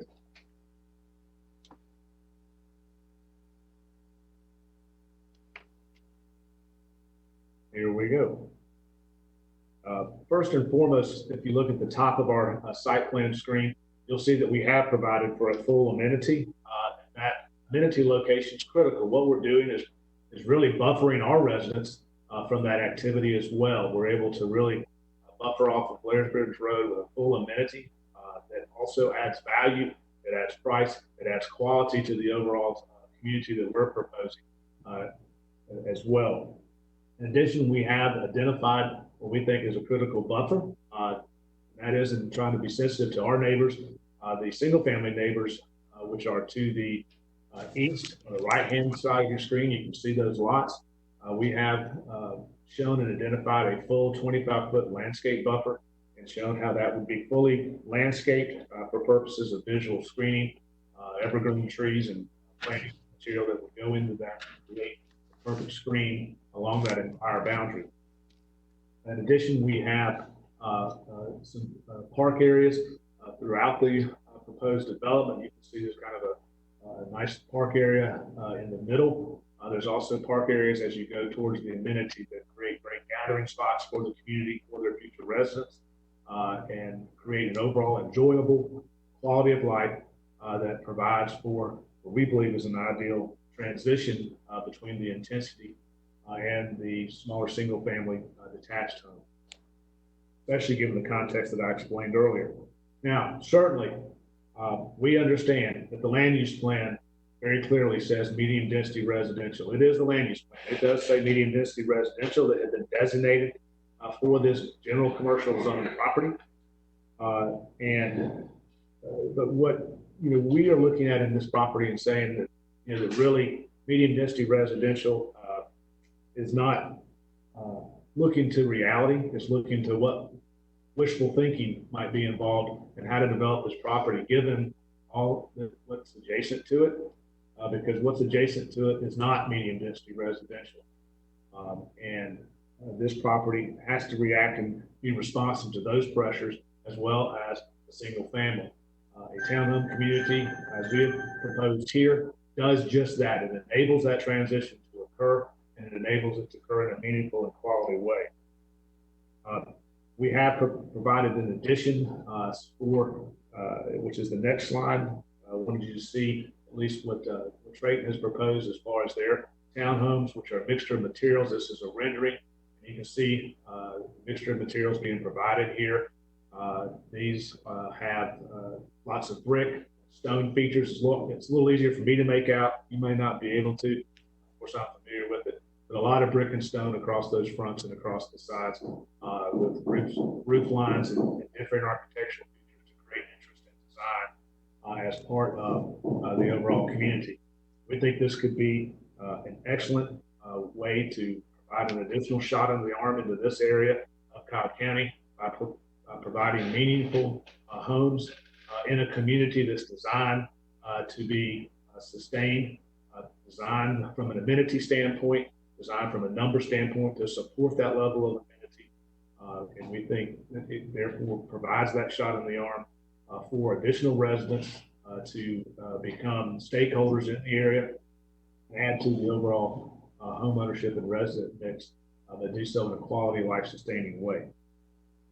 We are here to answer any questions that you may have, and certainly we look forward to hearing from those that may want to speak in opposition.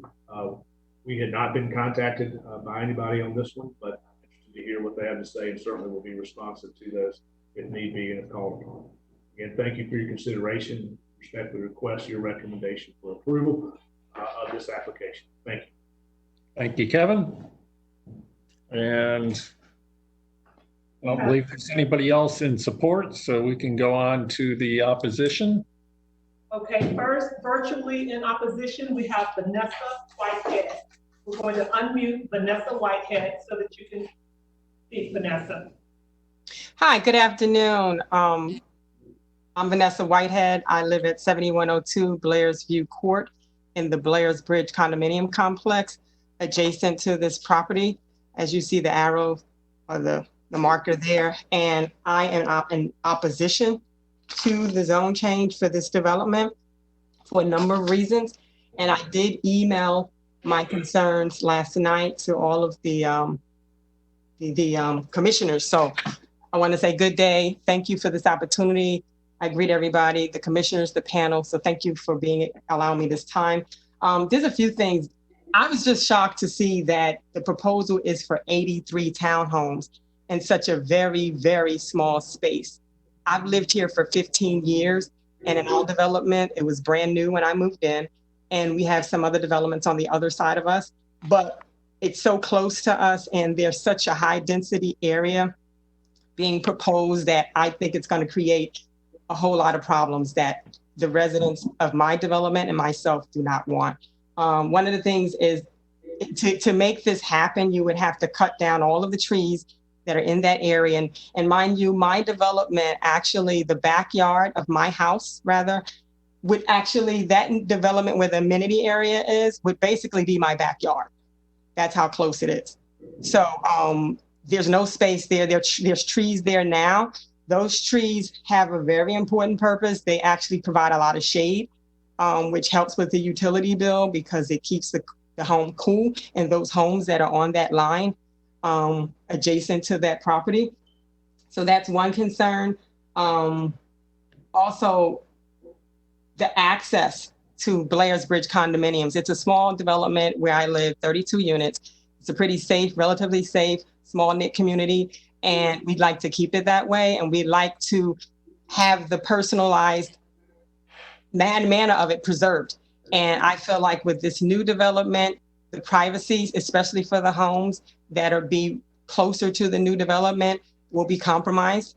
That's a concern. And I've been here for 15 years and we've not had any major issues. I think there's only 2 that I can remember, and they were dispelled pretty quickly. But with so many people right next to us, and with parking, and I just feel like it would just create so many opportunities for issues, problems that we don't want to see. Also traffic. I believe that it also impact traffic on Blair Bridge Road. There's a bus stop on either side. And also coming up Riverside Parkway, there's a lot of traffic during rush hour. And so I believe with that number of people living in that development, it would definitely increase it significantly, which is something that and I'm sure my other neighbors wouldn't like. Other things, noise, music, things like that. Since my backyard since the amenities section of this development would pretty much be my backyard, I would be very concerned about noise issues, as well as privacy. And that's just something I wouldn't want at all. And I believe that there's a lot of townhomes already in the area, and the area is so very small to try to cram so many houses. And if they're expecting to provide adequate parking, as was not even in our development, there's not adequate parking. There's not a major or a main guest parking. So we that live in Blairs Bridge condominiums know that if parking isn't there, it's going to create problems within that development. So if parking is planned to be set aside, guest parking as well as individual house parking, there's going to be a lot more space needed. So I really can't conceive that space packing that many homes successfully in that area without large problems. So I'll stop there, and I appreciate the time. So I would request that this be denied, just as Mr. Donald Wells' recommendation was in the analysis. Thank you. Thank you. We have one more virtual in opposition. That is Lydia Horges. Can we unmute Lydia Horges so that she can voice her opposition, please? Okay, Lydia, you're unmuted. Thank you. Hello, my name is Lydia Horges. I live in Austell in the Silverton subdivision off Riverside Parkway. I'm representing the homeowners associations of the only 4 single-family home subdivisions on Riverside Parkway: the Silverton, Summerlin, Ambercrest, and Winterbrook subdivisions. The projected development borders my subdivision. We are located on the right of the projected development, and it's adjacent to the other 3 single-family homes. Riverside Parkway has countless issues concerning current resident quality of life. The proposed development will only add to these problems. There are currently over a dozen multi-family dwellings along Riverside Parkway. This area stretches approximately 1.5 miles. If you look at the number of families occupying this corridor, the amount is inconceivable. The school bus traffic has become so horrendous that cars have begun to use the median as a lane to drive in. I've seen drivers ride the median beginning from Blair Bridge Road to Factory Shoals Road. That's approximately half a mile. This problem creates a safety concern for children and drivers. The developer is proposing adding an additional 83 to 166 additional cars traveling along Riverside Parkway. Riverside Parkway has become a trash, littered, and school bus traffic congestion nightmare. I have addressed the problem of trash along the parkway to Cobb DOT numerous times. I'm afraid an additional multi-family development will contribute to the issue of litter. I strongly disapprove of the rezoning of this property. Building 83 units on 10 acres is overcrowding the property. Building a multi-family dwelling in the middle of single-family home communities depreciates the value of homes and quality of life of these residents and presents issues that come with multi-family homes, such as litter and dilapidation of property. A classic example is the Crestview Townhomes on Riverside Parkway next to the South Cobb Recreation and Aquatic Center, which is about a 1/4 mile from the proposed development. I've submitted a picture. I'm afraid this proposed development without regulation will eventually end up like the Crestview Townhome community. That community is an eyesore to the neighborhood. If this rezoning proposal is approved, all of the above issues mentioned will be magnified. I'm also concerned that real estate investors will purchase these townhome units and rent them out to people who have no investment in the neighborhood, further lending to the dilapidated conditions that we see with Crestview Townhomes and other multi-family developments along Riverside Parkway. We, the residents of the 4 single-family home communities, strongly oppose the rezoning of this property. It is too close to these 4 communities. Now, I like to be results-oriented. There is another property on Blair Bridge Road to the west of Riverside Parkway that has already been graded. All it needs to be is developed. You can put possibly 83 townhomes on that property. I strongly oppose that townhome being built next to Silverton subdivision. It's just too many units. 83 units is overcrowding 10 acres. So if you want to build that property, please look at the property on Blair Bridge Road, right on the border of Douglas County. That is available. It's graded. You just need to cut down the trees and start building. Thank you for your time and opportunity to speak with you today. Okay, thank you. Do we have any other speakers? That's our last virtual speaker. Okay, thank you very much. And with that, we'll close the public hearing portion of this. And this is a case that I'm handling, so I'll lead the discussion on it. This is an area that I know very well. I don't live far from here. Travel on Blair Bridge and Riverside Parkway all the time. For those in attendance, I don't live far off of, I'm kind of in the subdivision off of Flamingo, which I'm sure many of you will know. And, you know, with a few comments here on it. One is this property is zoned general commercial. And now that they've come forward asking for a zoning, we have to provide them some type of zoning. Doesn't have to be what they asked for, but this is a a zoning classification that they have no right to develop under. So we can't leave them in a state that they have no use of the property. Just to start there, so that people understand that point. But I do know that, many, many years ago, the land use plan was adjusted to bring down the density of future development along this area, because there are so many apartment complexes that were built primarily in the 1970s along Riverside Parkway. Some are newer, but one in particular is much newer that's a little further down. It's actually on Oak Ridge and Blair Bridge. That's in a PVC. That's Walton Communities there, Walton Reserve. But other than that, the others were older, and the land use plan was changed to encourage ownership and a lot of the single family development. Now, the problem we get with this parcel is it's a little uniquely situated, in that on one side of it, it is directly adjacent to the same zoning that they're seeking, which is RM8. That would be the Blair's Bridge condos townhomes that were mentioned by the first speaker. And so basically they're asking for the same density as that, but the land use plan was changed to get away from that kind of density for good reason. So I don't see any reason that we would go and violate the land use plan with this.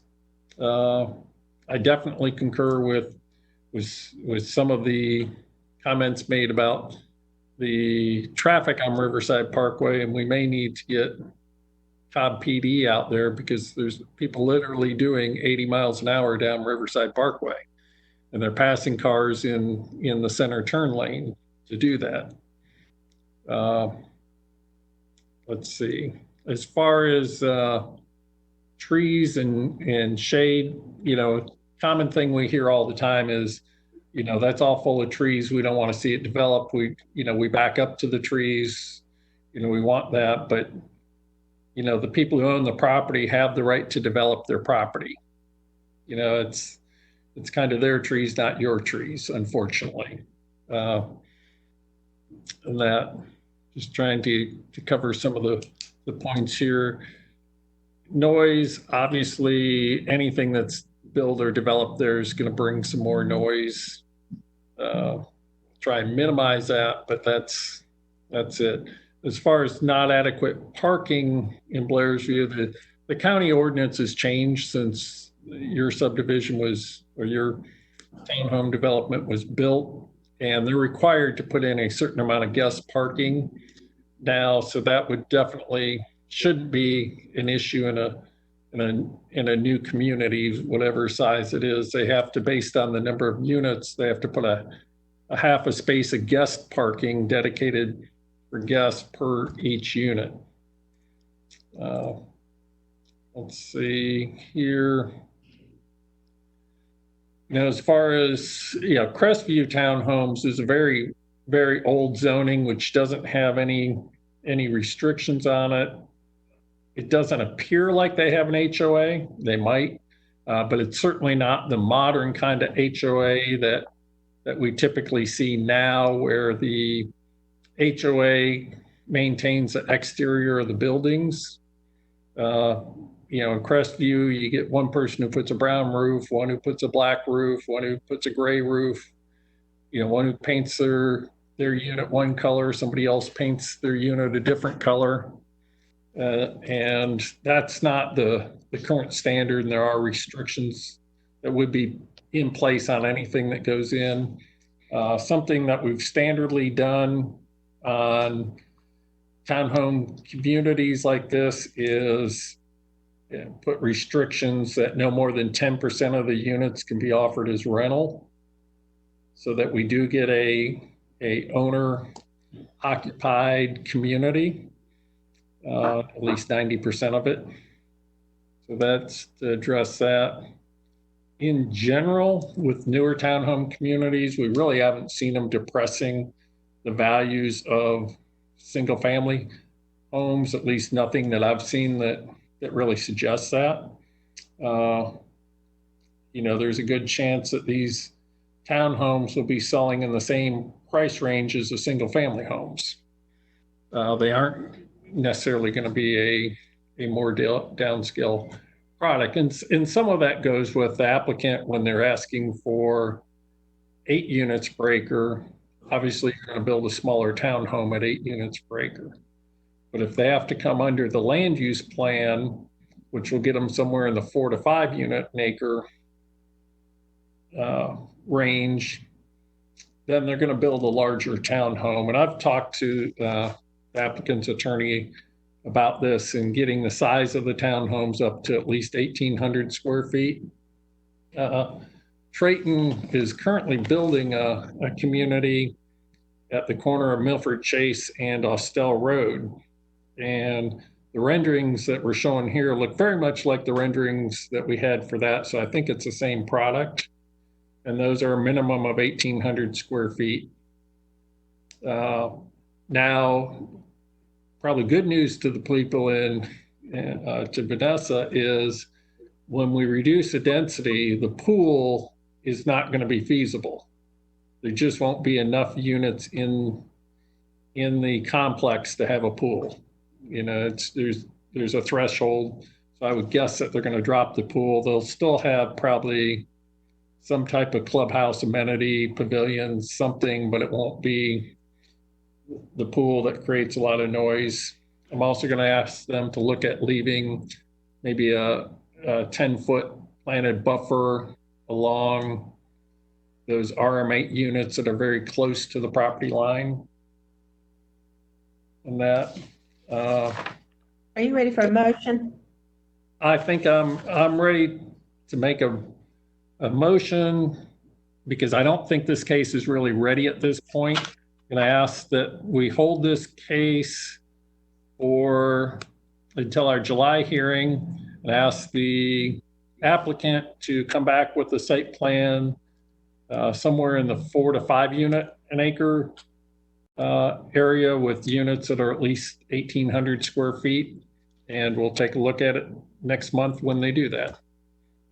Do I have a second? Second.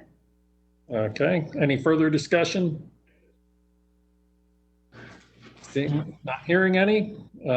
Let's go to call to question. All those in favor say aye. Aye. And anyone opposed? And motion carries 5-0 to hold that till July. Yeah. Z30, Ralph F. Mary, El Mazari, from NRC and NRC for the purpose of road store. 189 and 190 of the 18th district. The apartment located on the east side of Mapleton Parkway, north of Factory Shaw's Road. Mr. Chairman and board, it's my understanding the applicant is not present, and there is one person who wants to make comments virtually. Okay. You know, we also had a problem posting this, and I forgot about, we talked about continuing this case. Well, let's hear from the virtual person real soon and see if they're okay with just continuing it till July since it wasn't posted properly. Okay, can we unmute Robin Meyer, please, so that she can respond? Robin, you're unmuted. Good morning. I'm sorry, I just sat down, so if I'm being asked to reply to something, I missed the question. Okay, I just commented the fact that the applicant's not at the hearing, but there was an issue with the property not being properly posted. And I was talking about possibly just continuing it till next month. Are you okay with that? That would be fine with us. Thank you. Okay, then I'll make a motion that we continue Z30 until our July hearing. Second. Okay, any discussion? With that, all in favor say aye. Aye. Any opposed? Motion to hold carries 5-0. Thank you. Not to hold it or continue it, Mr. Chairman, because you said both. Oh, continue. I'm sorry. Continue. Yeah, Thank you. got it. Moving into land use permits. Land use permit number 6, Tammy Franks Finazzo requests a permit to allow more adults and vehicles to be co-permits, land lot 16 of the 19th district. The property is located on the south side of Big Oaks Drive, south of Old Dallas Road. The applicant is present. The applicant had to move their car, Mr. Chairman, board. So we'll move on to the next one and come back to LUP-6. Okay. Okay. So moving on to LUP-7, Thomas Halsey York III requests a temporary land use permit to allow a food preparation and service business in land lots 935 and 936 of the 17th district. The property is located on the south side of Grayfield Trace, west of Grayfield Drive. Is there anyone here in opposition virtually? No, no one in opposition virtually. There's no one here in opposition virtually. There's no one here in opposition in person. And the applicant is present, and we're going to get the applicant right now. So this will be an minimum, Mr. Chairman, board. Okay, thank you. Cobb, Yes. I'm gonna step out of the office for just a minute. Okay. Do you need a break? Should we take a break for a minute? Is he there? Is the speaker already there? He Yeah, I just can wait. walked. Yeah, I can wait. Okay, we'll take a break after this case. Okay, thank you. Hello, my name is Oliver York. I'd like to start a food service operation, a base of operation in the basement of my home. I think I'm qualified for this. I've got extensive experience in the restaurant industry. I currently work in manufacturing at a very technical place. I have a strong education for this, but getting into the building, no food will be sold out of the home. There won't be any customers coming or going. This is entirely for servicing festivals in and around Atlanta. I feel like there's an opportunity for me there.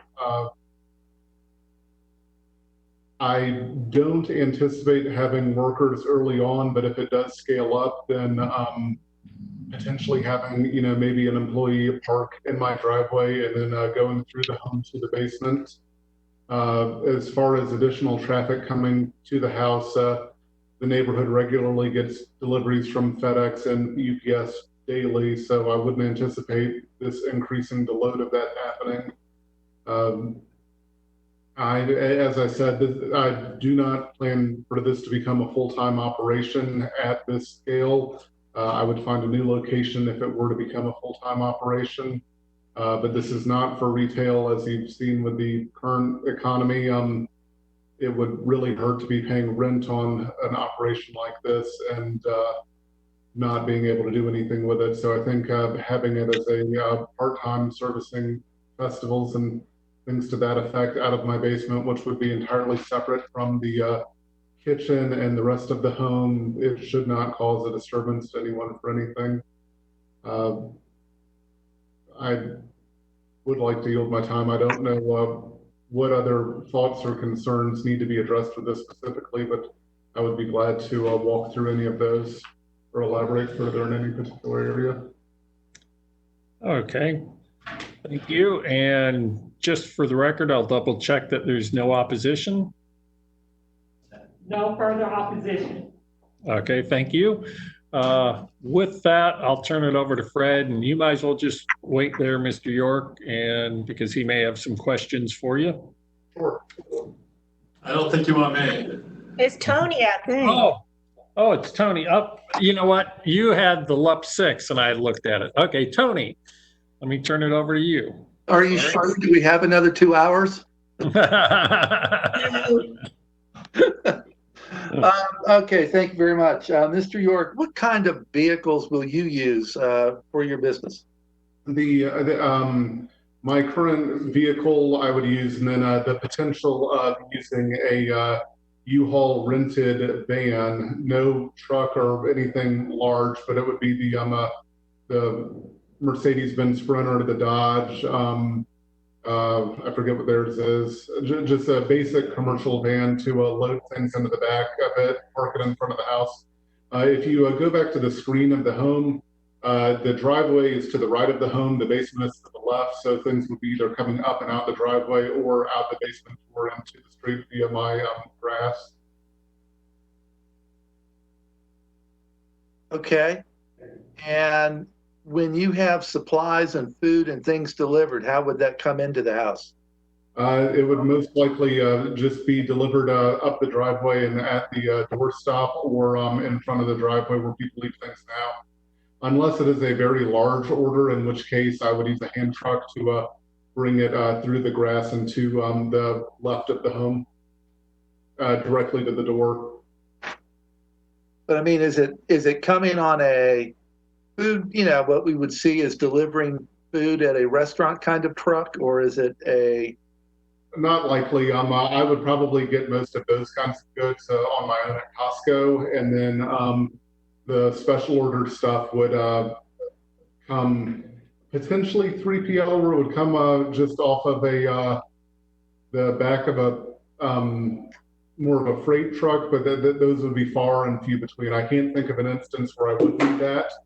And again, I would only be purchasing for specific events, so it's not going to be an ongoing business unless there are good events to be catering to. And when I say festival, I don't mean like catering weddings or catering functions. I mean, you know, the Atlanta Dogwood Festival kind of, that's my target meet customer area. Okay. Any questions from any of the other commissioners? Now, if you're going to be doing the Dogwood Festival, do you have a concession trailer of some type you typically see there? Everything would be loaded in and out of a U-Haul van. I don't plan to buy a vehicle for the time being on this. At the rates they do it for $20 a day, that's $60 all in for a weekend plus mileage, which is like 69 cents a mile. So we're not talking about it. For it to be cost effective, I wouldn't want to own a vehicle for this. Okay, I was just wondering, usually at like the Dogwood, you see concessionaire trailers set up that are designed. I think of the direction. So a 20 by 10 tent is what I would have. Okay. Okay. That was my only question at this time.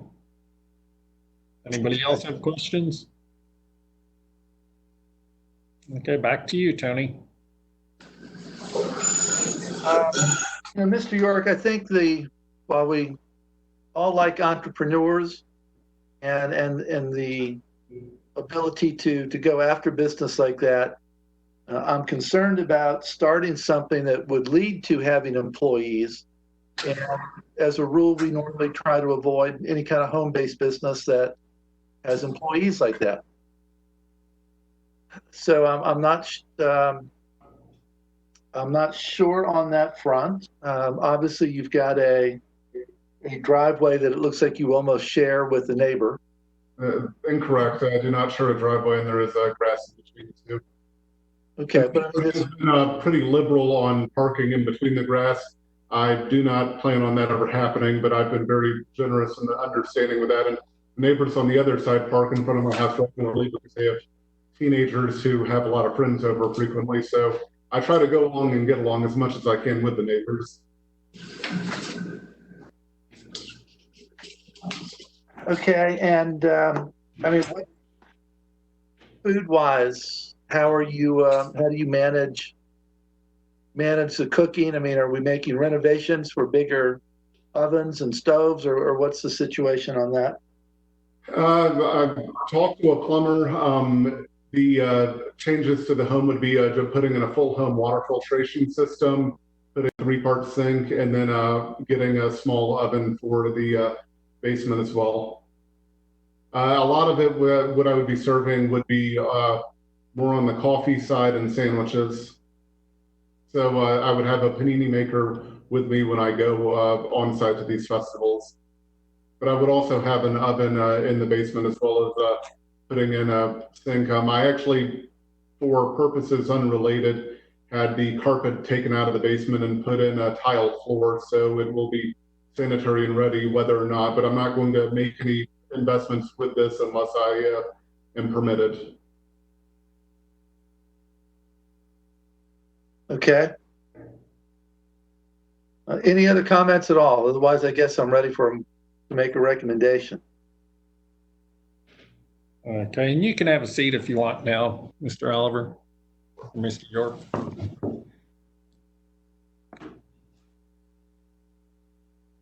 Okay, go ahead, Tony. Okay, I like the go get 'em attitude. I probably have a portion of my college education due to my parents doing a part-time catering business like that for weddings. But to the extent that we're making modifications to the home that look more like a business than a home modification, and that we would potentially have employees, I would recommend denial of this LUP. Okay. Of LUP-7. Okay, do we have a second? Second. Okay, any further discussion? I'm not seeing any. Let's call the question. All those in favor say aye. Aye. Any opposed? Okay, the motion to recommend denial carries 5-0.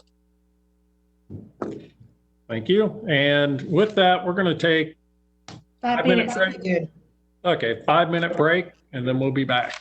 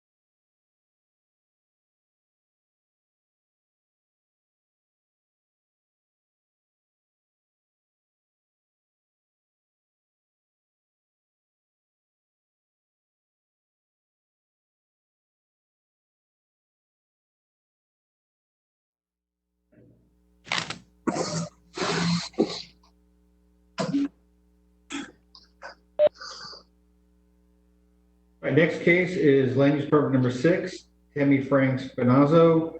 Request a temporary land use permit to allow more adults in vehicles than county code allows within lot 16 of the 19th district.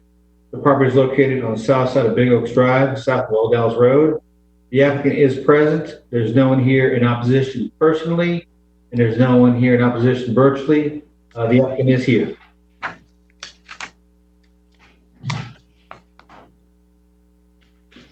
Welcome. Good afternoon, and thank you for this opportunity for your consideration today for my application for a temporary land permit. Okay, can you state your name for the record? Yes, my name is Tammy Frank Spinazzo, and I am seeking a temporary land use permit for 24 months to allow for unrelated adults to live in a home that I own. I'd love to be able to give you some background.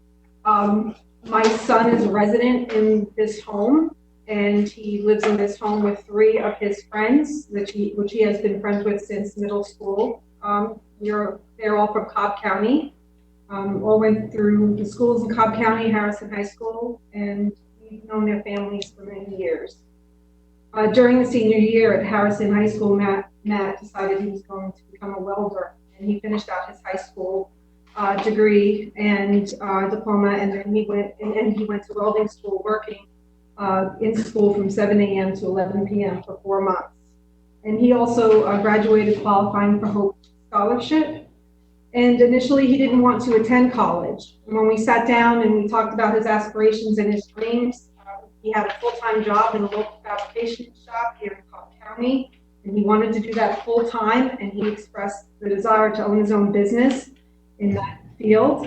So after we had some good conversations, he decided a business degree would help him along, which I was very pleased about. But he didn't want to live at home. He wanted to be his own young man. He didn't want to live in a dorm or an apartment complex. He wanted some space. He's a tooling kind of guy, and he loves to fix things and so on. So an apartment was not going to do. And in all transparency, I wanted to support him, and I offered him the opportunity to live in the home at 2615 Big Oaks Drive. It was becoming available, and I said, if you find a friend or two, you can live there. And I want you to just know that at the time when I offered that, I was not clear on what the coding was for the home. I am now. That is not an excuse, being ignorant to the code. But it was my responsibility, and it was my job to know what it was, so I apologize for that. It was brought to my attention as a result of a violation for parking, tires not on concrete. The subdivision is old. It does not have curbs and sidewalks. I want you to know I also took very quick and corrective action, and there have not been any additional complaints or compliance issues since then. Because the young men have been very well adjusted in the home, I decided that I would pursue the temporary land use permit for 24 months and see where the home is 1,922 square feet. It has 4 bedrooms and 2 baths. It has parking for 4 vehicles, which is complying to the county ordinance. There is a 2-car garage, a carport, and a paved driveway. And we did receive approval from the Cobb County Health Department for the sewage system, the septic tank. So the reason I'm here in front of you asking is because the boys and young men that do live in the home, they are very independent and responsible. They are learning life skills. They're learning to be independent adults. They're not bringing laundry home to ask mom to do it for them. Their preference is to live in a home and have some space where there's a yard and privacy and a place to put their extra belongings that would not normally fit in a dorm or an apartment. They're not your traditional students. They tend to keep to their social bubble, if you will, and they're not the type that are seeking the extracurricular activities, generally speaking, on the college campus. They work hard. They all attend school on Hope Scholarship. They do share the cost of rent, which just covers the expenses of home. And they also divide utilities, food, and household chores. I'm quite impressed how domesticated they've become. They are very well adjusted in the house. The other item is that there is, as you probably know this even more better than I do, the availability of housing. It's definitely a low inventory of quality, affordable housing, and it's a challenge in our county. And as the attendance for Kennesaw State continues to increase and housing needs are not sufficient enough, that is also an additional stress on inventory in housing. But also to their safety. During the COVID-19 pandemic, and as we continue to progress through this, they were able to safely quarantine in the home. We didn't have to have any concerns about them being in an apartment area where there's a highly dense population. And they're also not exposed to the crime attracted by apartment complexes on and off. So, benefits to the neighborhood. I purchased this home in 2017 because I believe the neighborhood had great potential over time. And I would not do anything to jeopardize that. I do have a vested interest in this home. It's not that I'm a landlord and I don't care. The home is actually one of the nicest homes in the neighborhood. The tenants, the young men who are living there, they are of excellent integrity and character, and they do have a positive influence on the neighborhood. They are vigilant. They look after the neighbors. They have reported suspicious activity within the neighborhood. We had suspicions that there's been drug activity, and it was very quickly reported. And we were very grateful to see the Cobb County Police respond and monitor the streets in the neighborhood. They help their neighbors. They've helped their neighbors fix things. As I mentioned, Matt's a welder, so they come over to him and they ask him for some help with some things, and they've also moved furniture and items for our neighbors. They're not a disturbance in the neighborhood. I've also left my contact information with bordering neighbors should they feel they need to speak to me at any time. I have not had any calls. These young men were all born and raised in Cobb County. They're citizens in our community and they attended the public school system, and they just chose to stay and work, attend college locally. They support our local business, and the house, again, is very maintained. Very involved and present with the property to ensure everything is going well. The house and yard are maintained, and the activity at the house is kept to a minimal. I live less than 10 minutes away. They have house rules, which include no gathering of more than 10 people and no extended stays, in addition to a number of other things. There is a clear understanding that this is a neighborhood and our neighbors need to be respected. And I feel that they really have done a very good job in doing that. I'm not going to tell you that they're not kids sometimes or young people, but they have been very respectful. I have sent a consent of contiguous occupants and a letter to my bordering property owners via certified mail, explaining to them what I am applying for, why, and asking for their support. And yes, on the consent, I also included a stamped addressed envelope. I have not received any statements back.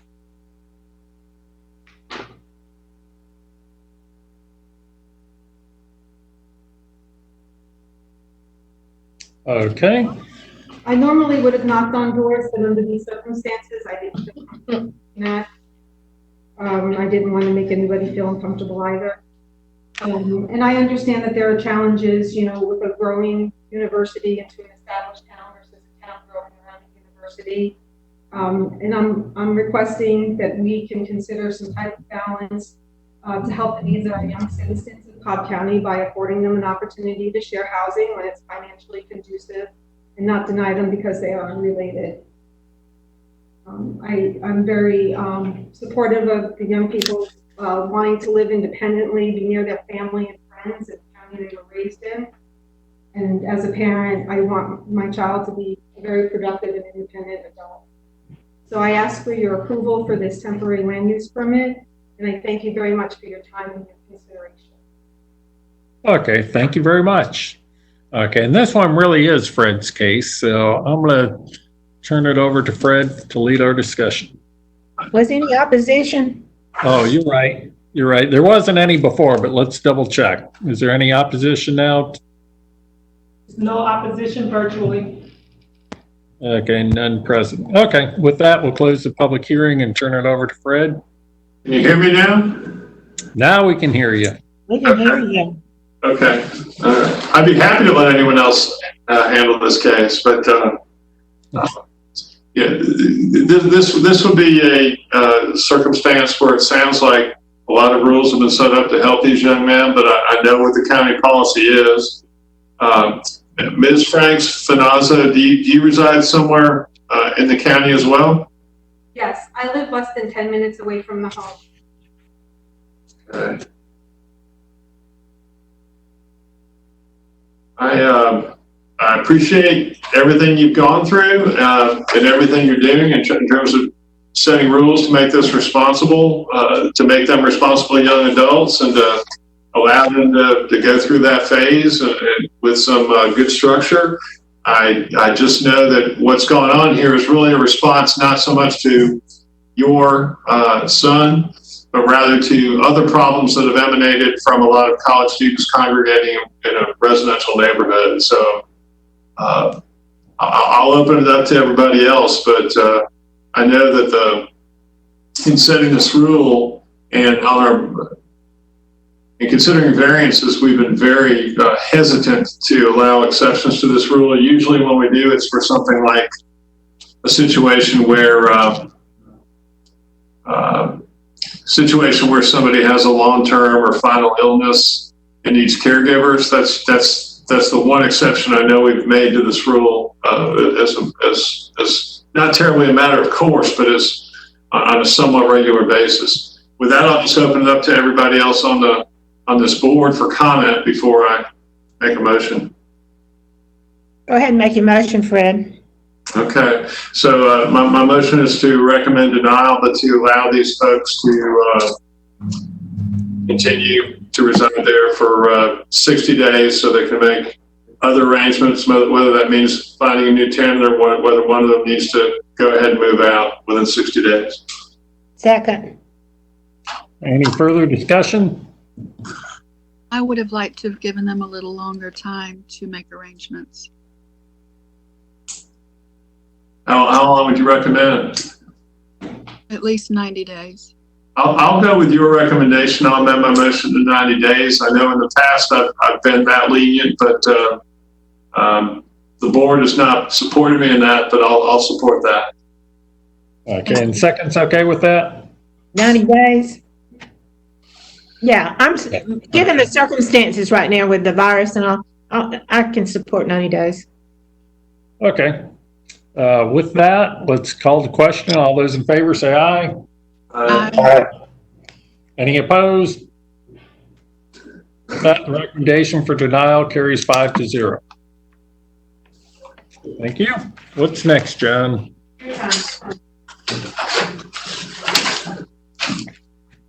Management number 8, Richard R. Barwick requests a temporary use permit to allow more adults and vehicles in the county code allows in land lots 28 and 49 of the 20th district. The property is located on the north side of Hickory Grove Road, west of Lake Park Terrace. There's no one in person to oppose this case. Is there anyone virtually to oppose it? No one virtually. There's no one virtually to oppose it, and the applicant is present. We'll bring them in. Okay, thank you.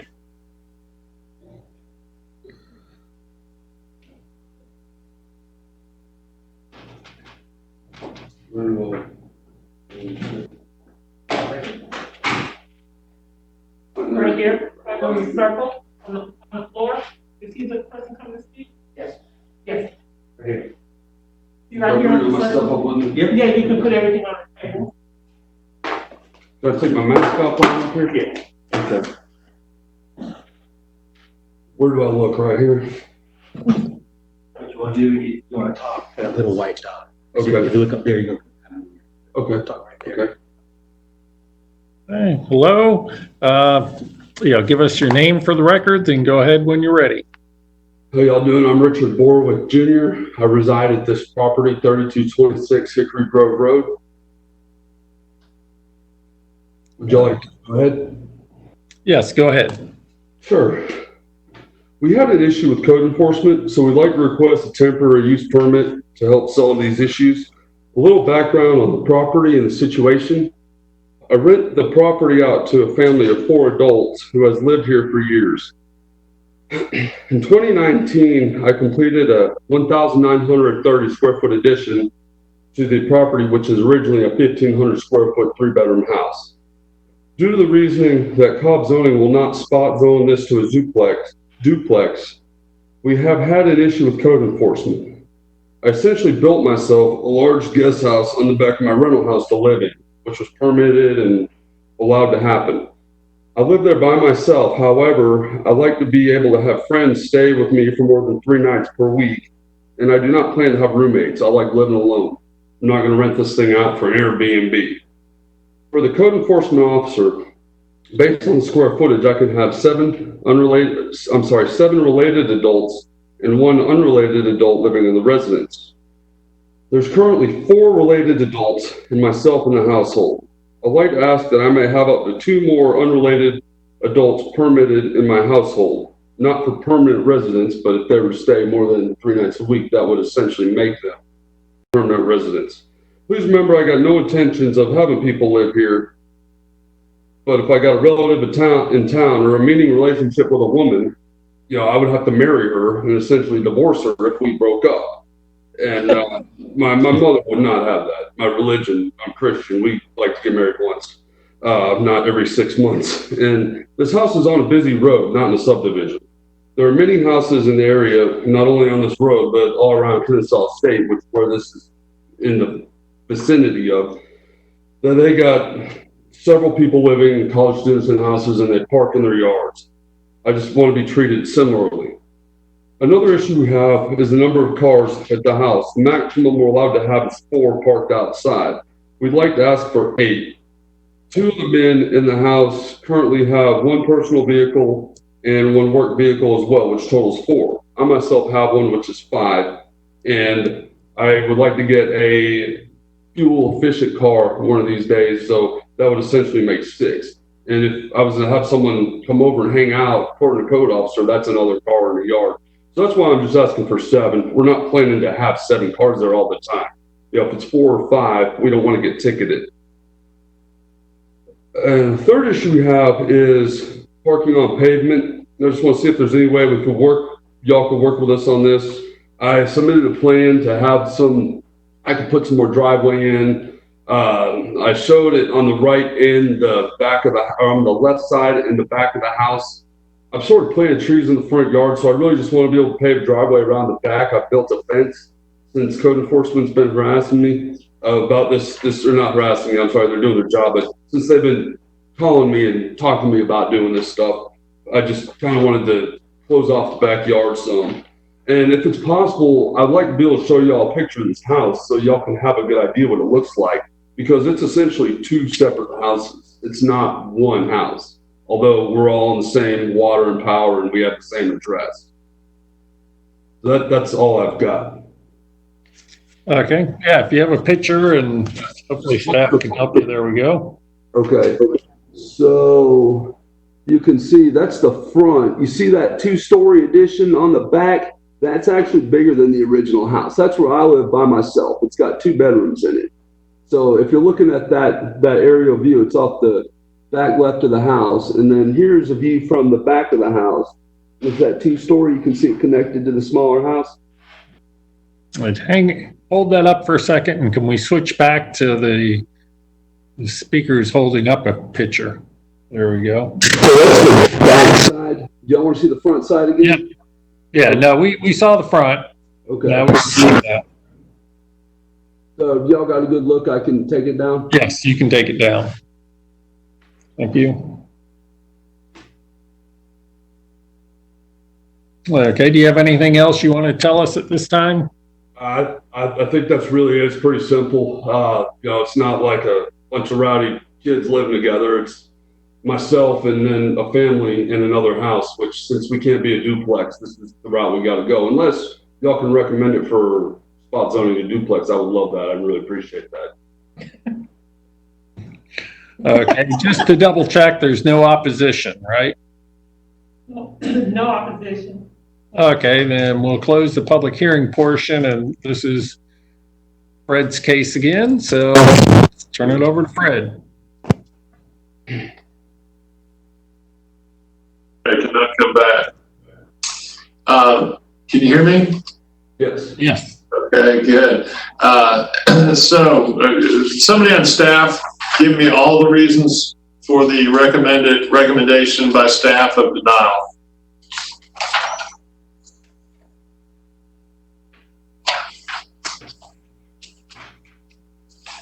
So, be to John, probably. Get a building permit for that addition?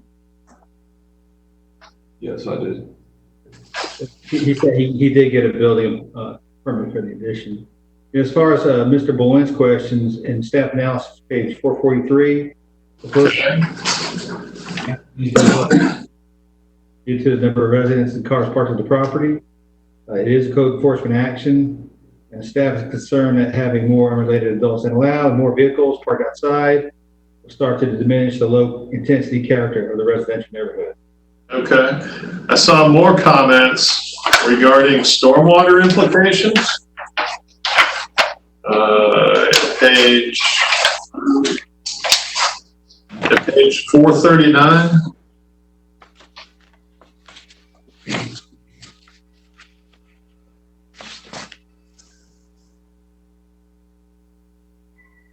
Hey, Dave? Yes.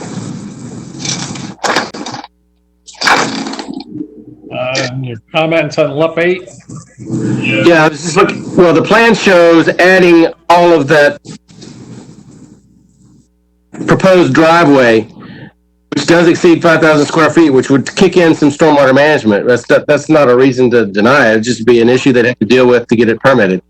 I can make changes to the amount of driveway. That's no problem. Yeah, if it's under 5,000 square feet, or you use previous pavers with the credit to get it under 5,000, then not be an issue. And would he also have to count his addition into added, since that was recently added? Yeah, we would need to include the addition. Yeah, it's done this past year. Yes. Okay, I understand very well that 7 cars is going to be a problem. What do we have to do to otherwise bring this property back in compliance? If somebody on staff can advise on that.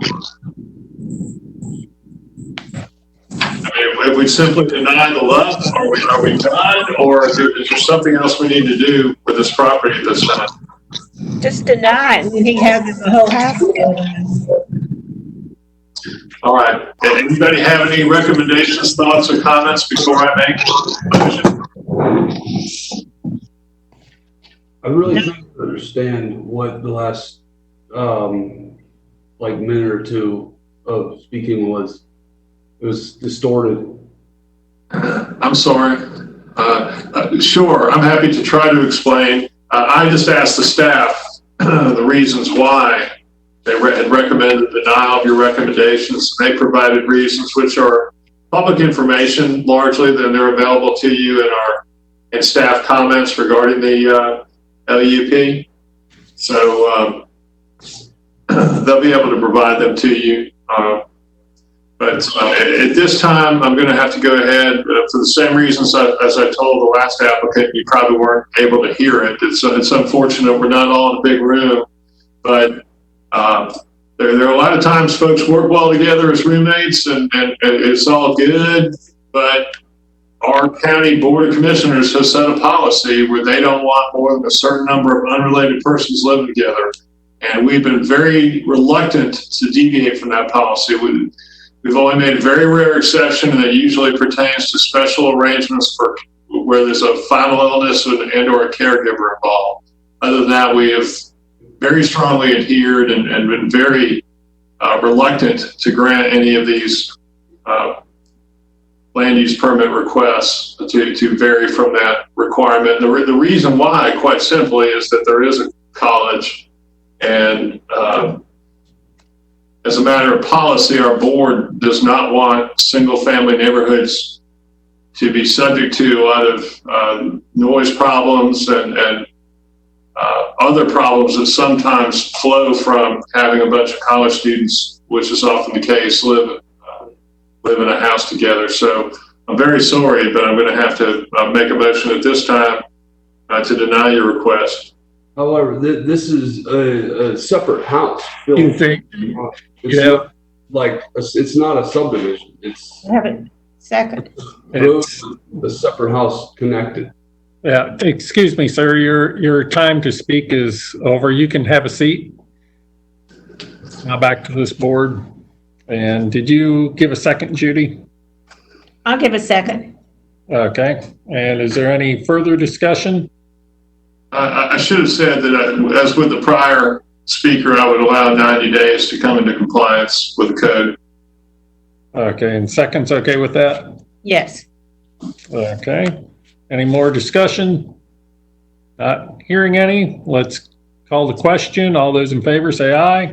Aye. Any opposed? Okay, motion carries 5-0 to recommend denial. Vehicles also? Yes.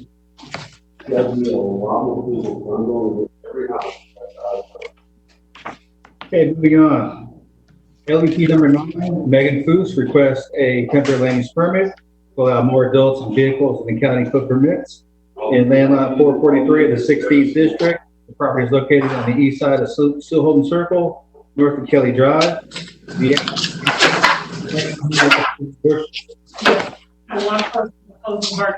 is one person here opposing virtually. There's no one here in person opposing.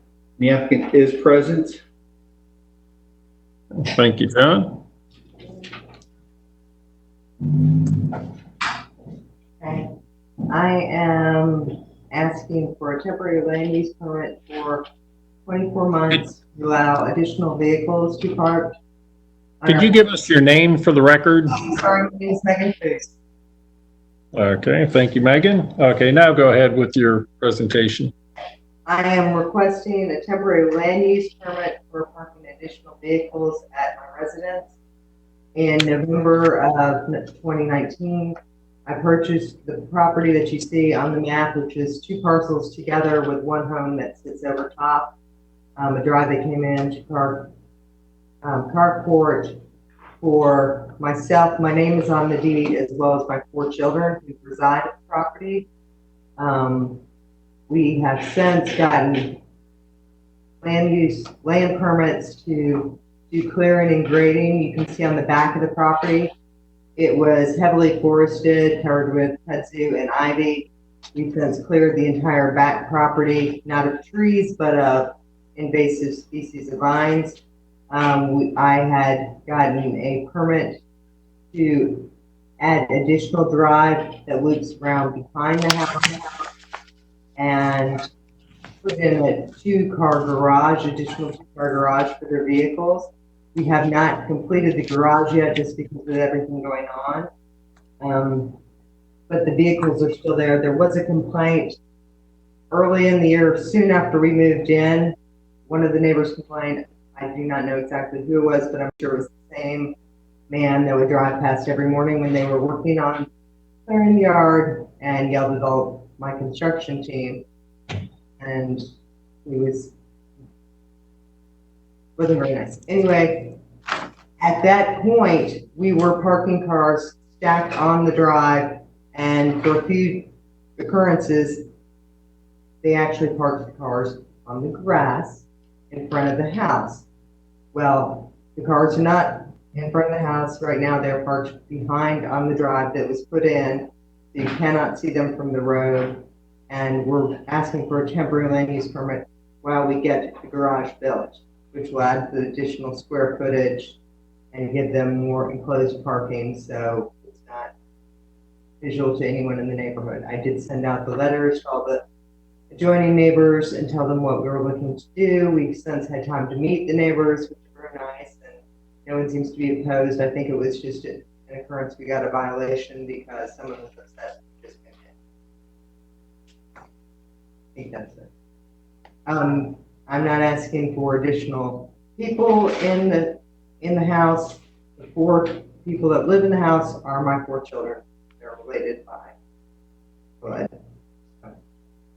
Okay, do you have anything else you want to add? I do have, the guy before me showed his pictures. I can show you, I don't know where I pointed.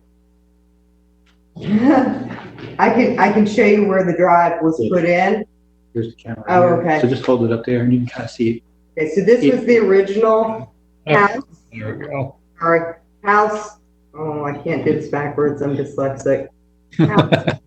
Shoot, only trying to You do can it. see where the house was, yeah. There was some, at first, they were parking right here, and that's because we had trucks and everything and bulldozers trying to do the clearing and grading. This was the approved drive that I got put in to loop around to where the garage is gonna go. And so we put the drive in, the cars now parked behind the house. They're not visible, or they use the carport or right adjacent to the house on the paved asphalt. That. Okay. So we're asking for an extension for 24 months to allow the cars to be there while we finish reconstruction. Okay, anything else to add? No. Okay, you can have a seat and we'll hear from the person who's opposed virtually. Okay, we have one person opposed virtually. That's Carol Brown, and she's on the phone. Would you? I am. Can you hear me? We can hear you, Carol. Hello. Okay, loud and clear. Thank you. Long day. I'm Carol Brown with Canton Road Neighbors, but I'm speaking today on behalf of Mrs. Dina Wood, who owns the properties at 3255 and 3265 Hilltop Circle, which are contiguous to the Foose property on Sue Holden. They're on the back. Mrs. Wood has owned these properties since 1983. She and her husband lived in Addison Heights for 40 years before moving back to Middle Georgia to be near their son. Mrs. Wood hopes to sell the property in question very soon, and like the Foose property and all the properties around it, they're zoned R20, and these will be developed as single-family homes probably within the next year. We want to compliment the renovation the Foose family has made to the home and yard. It's very nice. However, Mrs. Wood's properties are at a higher elevation than the Foose property, and a new home would easily view the backyard with 7 vehicles, including that school bus. The LUP is a result of a code enforcement complaint. They're asking for up to 7 vehicles to be parked outside of a garage overnight. There may also be issues with the driveway, which code enforcement said may not have been a truly hardened surface. The notification requirements for a temporary land use permit are fairly minimal and don't include a letter of notice to owners within 1,000 feet. Mrs. Wood did not receive notification about the LUP, and the only reason she's aware of it was due to my monthly review of District 3 zoning and variance cases.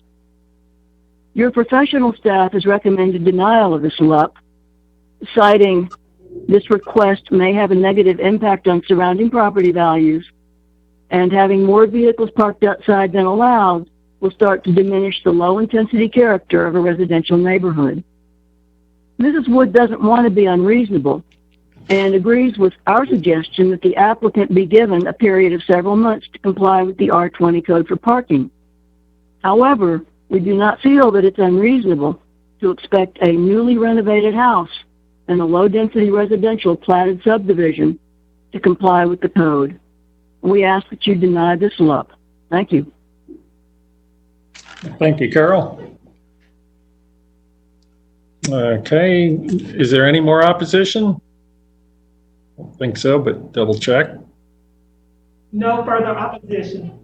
Okay, thank you. So with that, we'll close the public hearing portion of this and come back to our discussion. And this is Judy's case, so she'll lead our discussion. Thank you, Mr. Chairman. I too went out there, and I would disagree because I saw the vehicles. I counted 7, and if I can see cars, anybody can see cars. I saw one that was up on a looked like a trailer, and I didn't see a bus. Now I will admit I did not see a bus, but I did see 7 cars out there, and they were visible from the road. Right up above there is a subdivision being built, a new subdivision with $400,000+ homes. below it, there's a new house being built. This is a nice house. They live in a very nice house. This has nothing to do with the house. The driveway looks like they put the apron in and then didn't complete the rest of the driveway, so.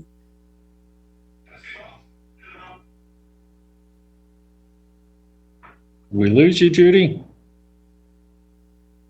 Garage, but there is no additional garage at this. To make it brief, my motion, because we have not allowed additional cars to be parked there.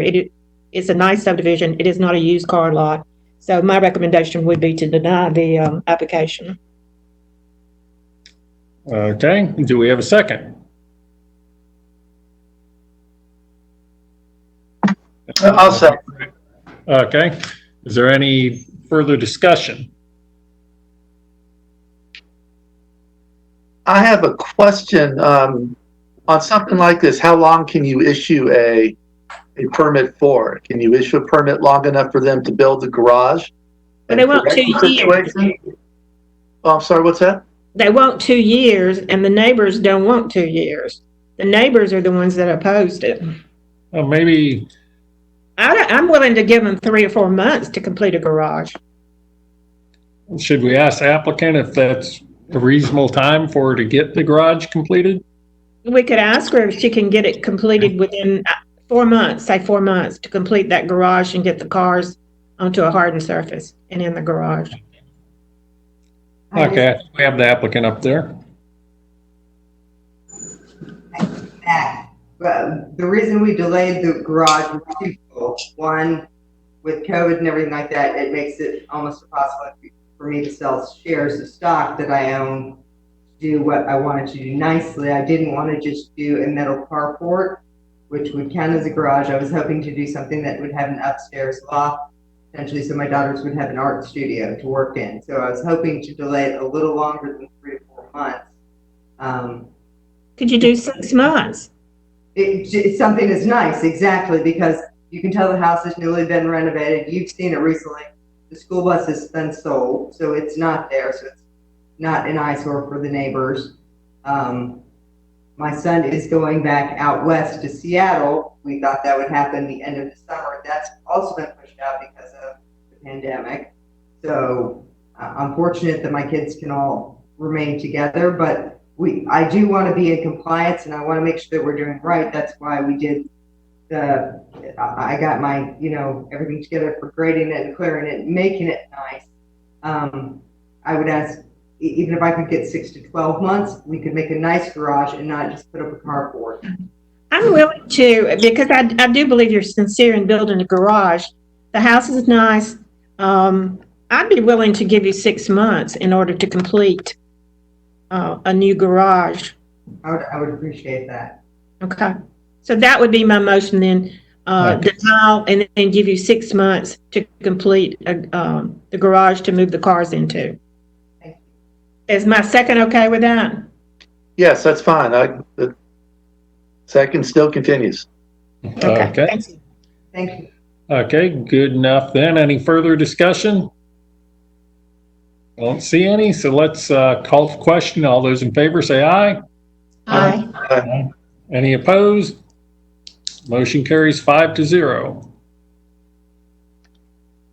Well, that completes your agenda, Mr. Chairman. Okay, thank you, John.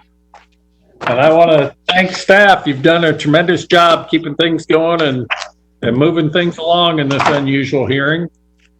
Definitely. Don't we still do some minutes? Yes, I was just reaching for the minutes. Does somebody want to make a motion for me on the minutes? You got it. What were they emailed? I should read them. I would always. I don't have them in front of me, so. I do. It's March 11th and May 26th. Okay, and these are just our normal special called meeting to adopt. Yes. Before than our work session. So there's nothing substantial in here. Well, the work session I'm fine with. What's the other one? The other one was our, just when we adopted minutes last time. We always have a special called meeting just to adopt minutes. And that's the other one. What is it substantive as to how we voted on everything? It just shows that you and I and Judy were there, and we voted yes, and Alice and Tony were not present. Actually, you know what? Is that I guess Tony had been appointed at that time, so that's probably right.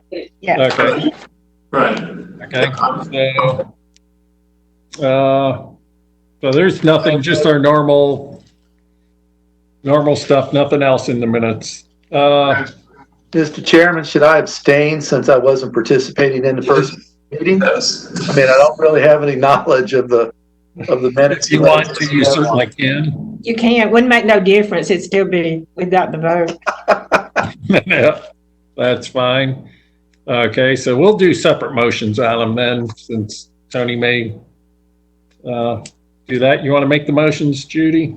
Yeah, make a motion that we approved March 11th, 2020. And that's the special call meeting of the Planning Commission. Okay. Do I have a second?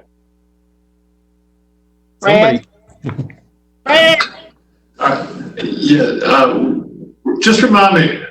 This is the planning we're doing. Can you hear me? Yeah. Okay, what happened at the March 11 meeting? There were no cases heard? That was simple. No. Yeah. That was me doing Galt approving minutes. That's what we did right before the BZA hearing. That's fine. That's fine. Okay. And all those in favor? Say aye. Aye. And anybody in opposition? I don't think so. Then and Tony's abstaining.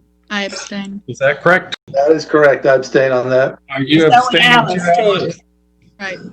Okay, so we have that approved 3-0 with 2 abstaining. Yeah. And then the next one I would. Alice and Tony. And the next one that I make a motion would be the May 26, 2020. Second. And that's the special call meeting review work session. Alice, Okay. you already got Alice to second. Okay. Okay, good. So let's call the question. All those in favor, aye. Aye. Aye. Any opposed? It's 5-0. Don't forget your computers. Forget that, but I also wonder, is Robin on this call? Robin. Okay, I just wondered, I think we might have, did we have BZA minutes we had to adopt too? For 3 of us? No? Okay. Okay, I thought she had sent out some, so. Did you say thank you to the IT specialist that helped us in all this? Oh, absolutely. We want to make sure we thank the IT staff. They've done an excellent job, both up here where we're all sitting in separate conference rooms and down on the floor coordinating everything virtually. And thank you to the zoning staff for coordinating everything as well. And it went well. It did. And also communications, IT and communications work in partnership. Yeah, absolutely. Communications. I forget And there's Brian, let's don't forget Brian, but all about legal advice. legal and our county clerks. And our county clerk. Robin, we love you. Okay, well, thank you, everybody. That will adjourn the session. All right, I'm unplugging. Bye. Bye.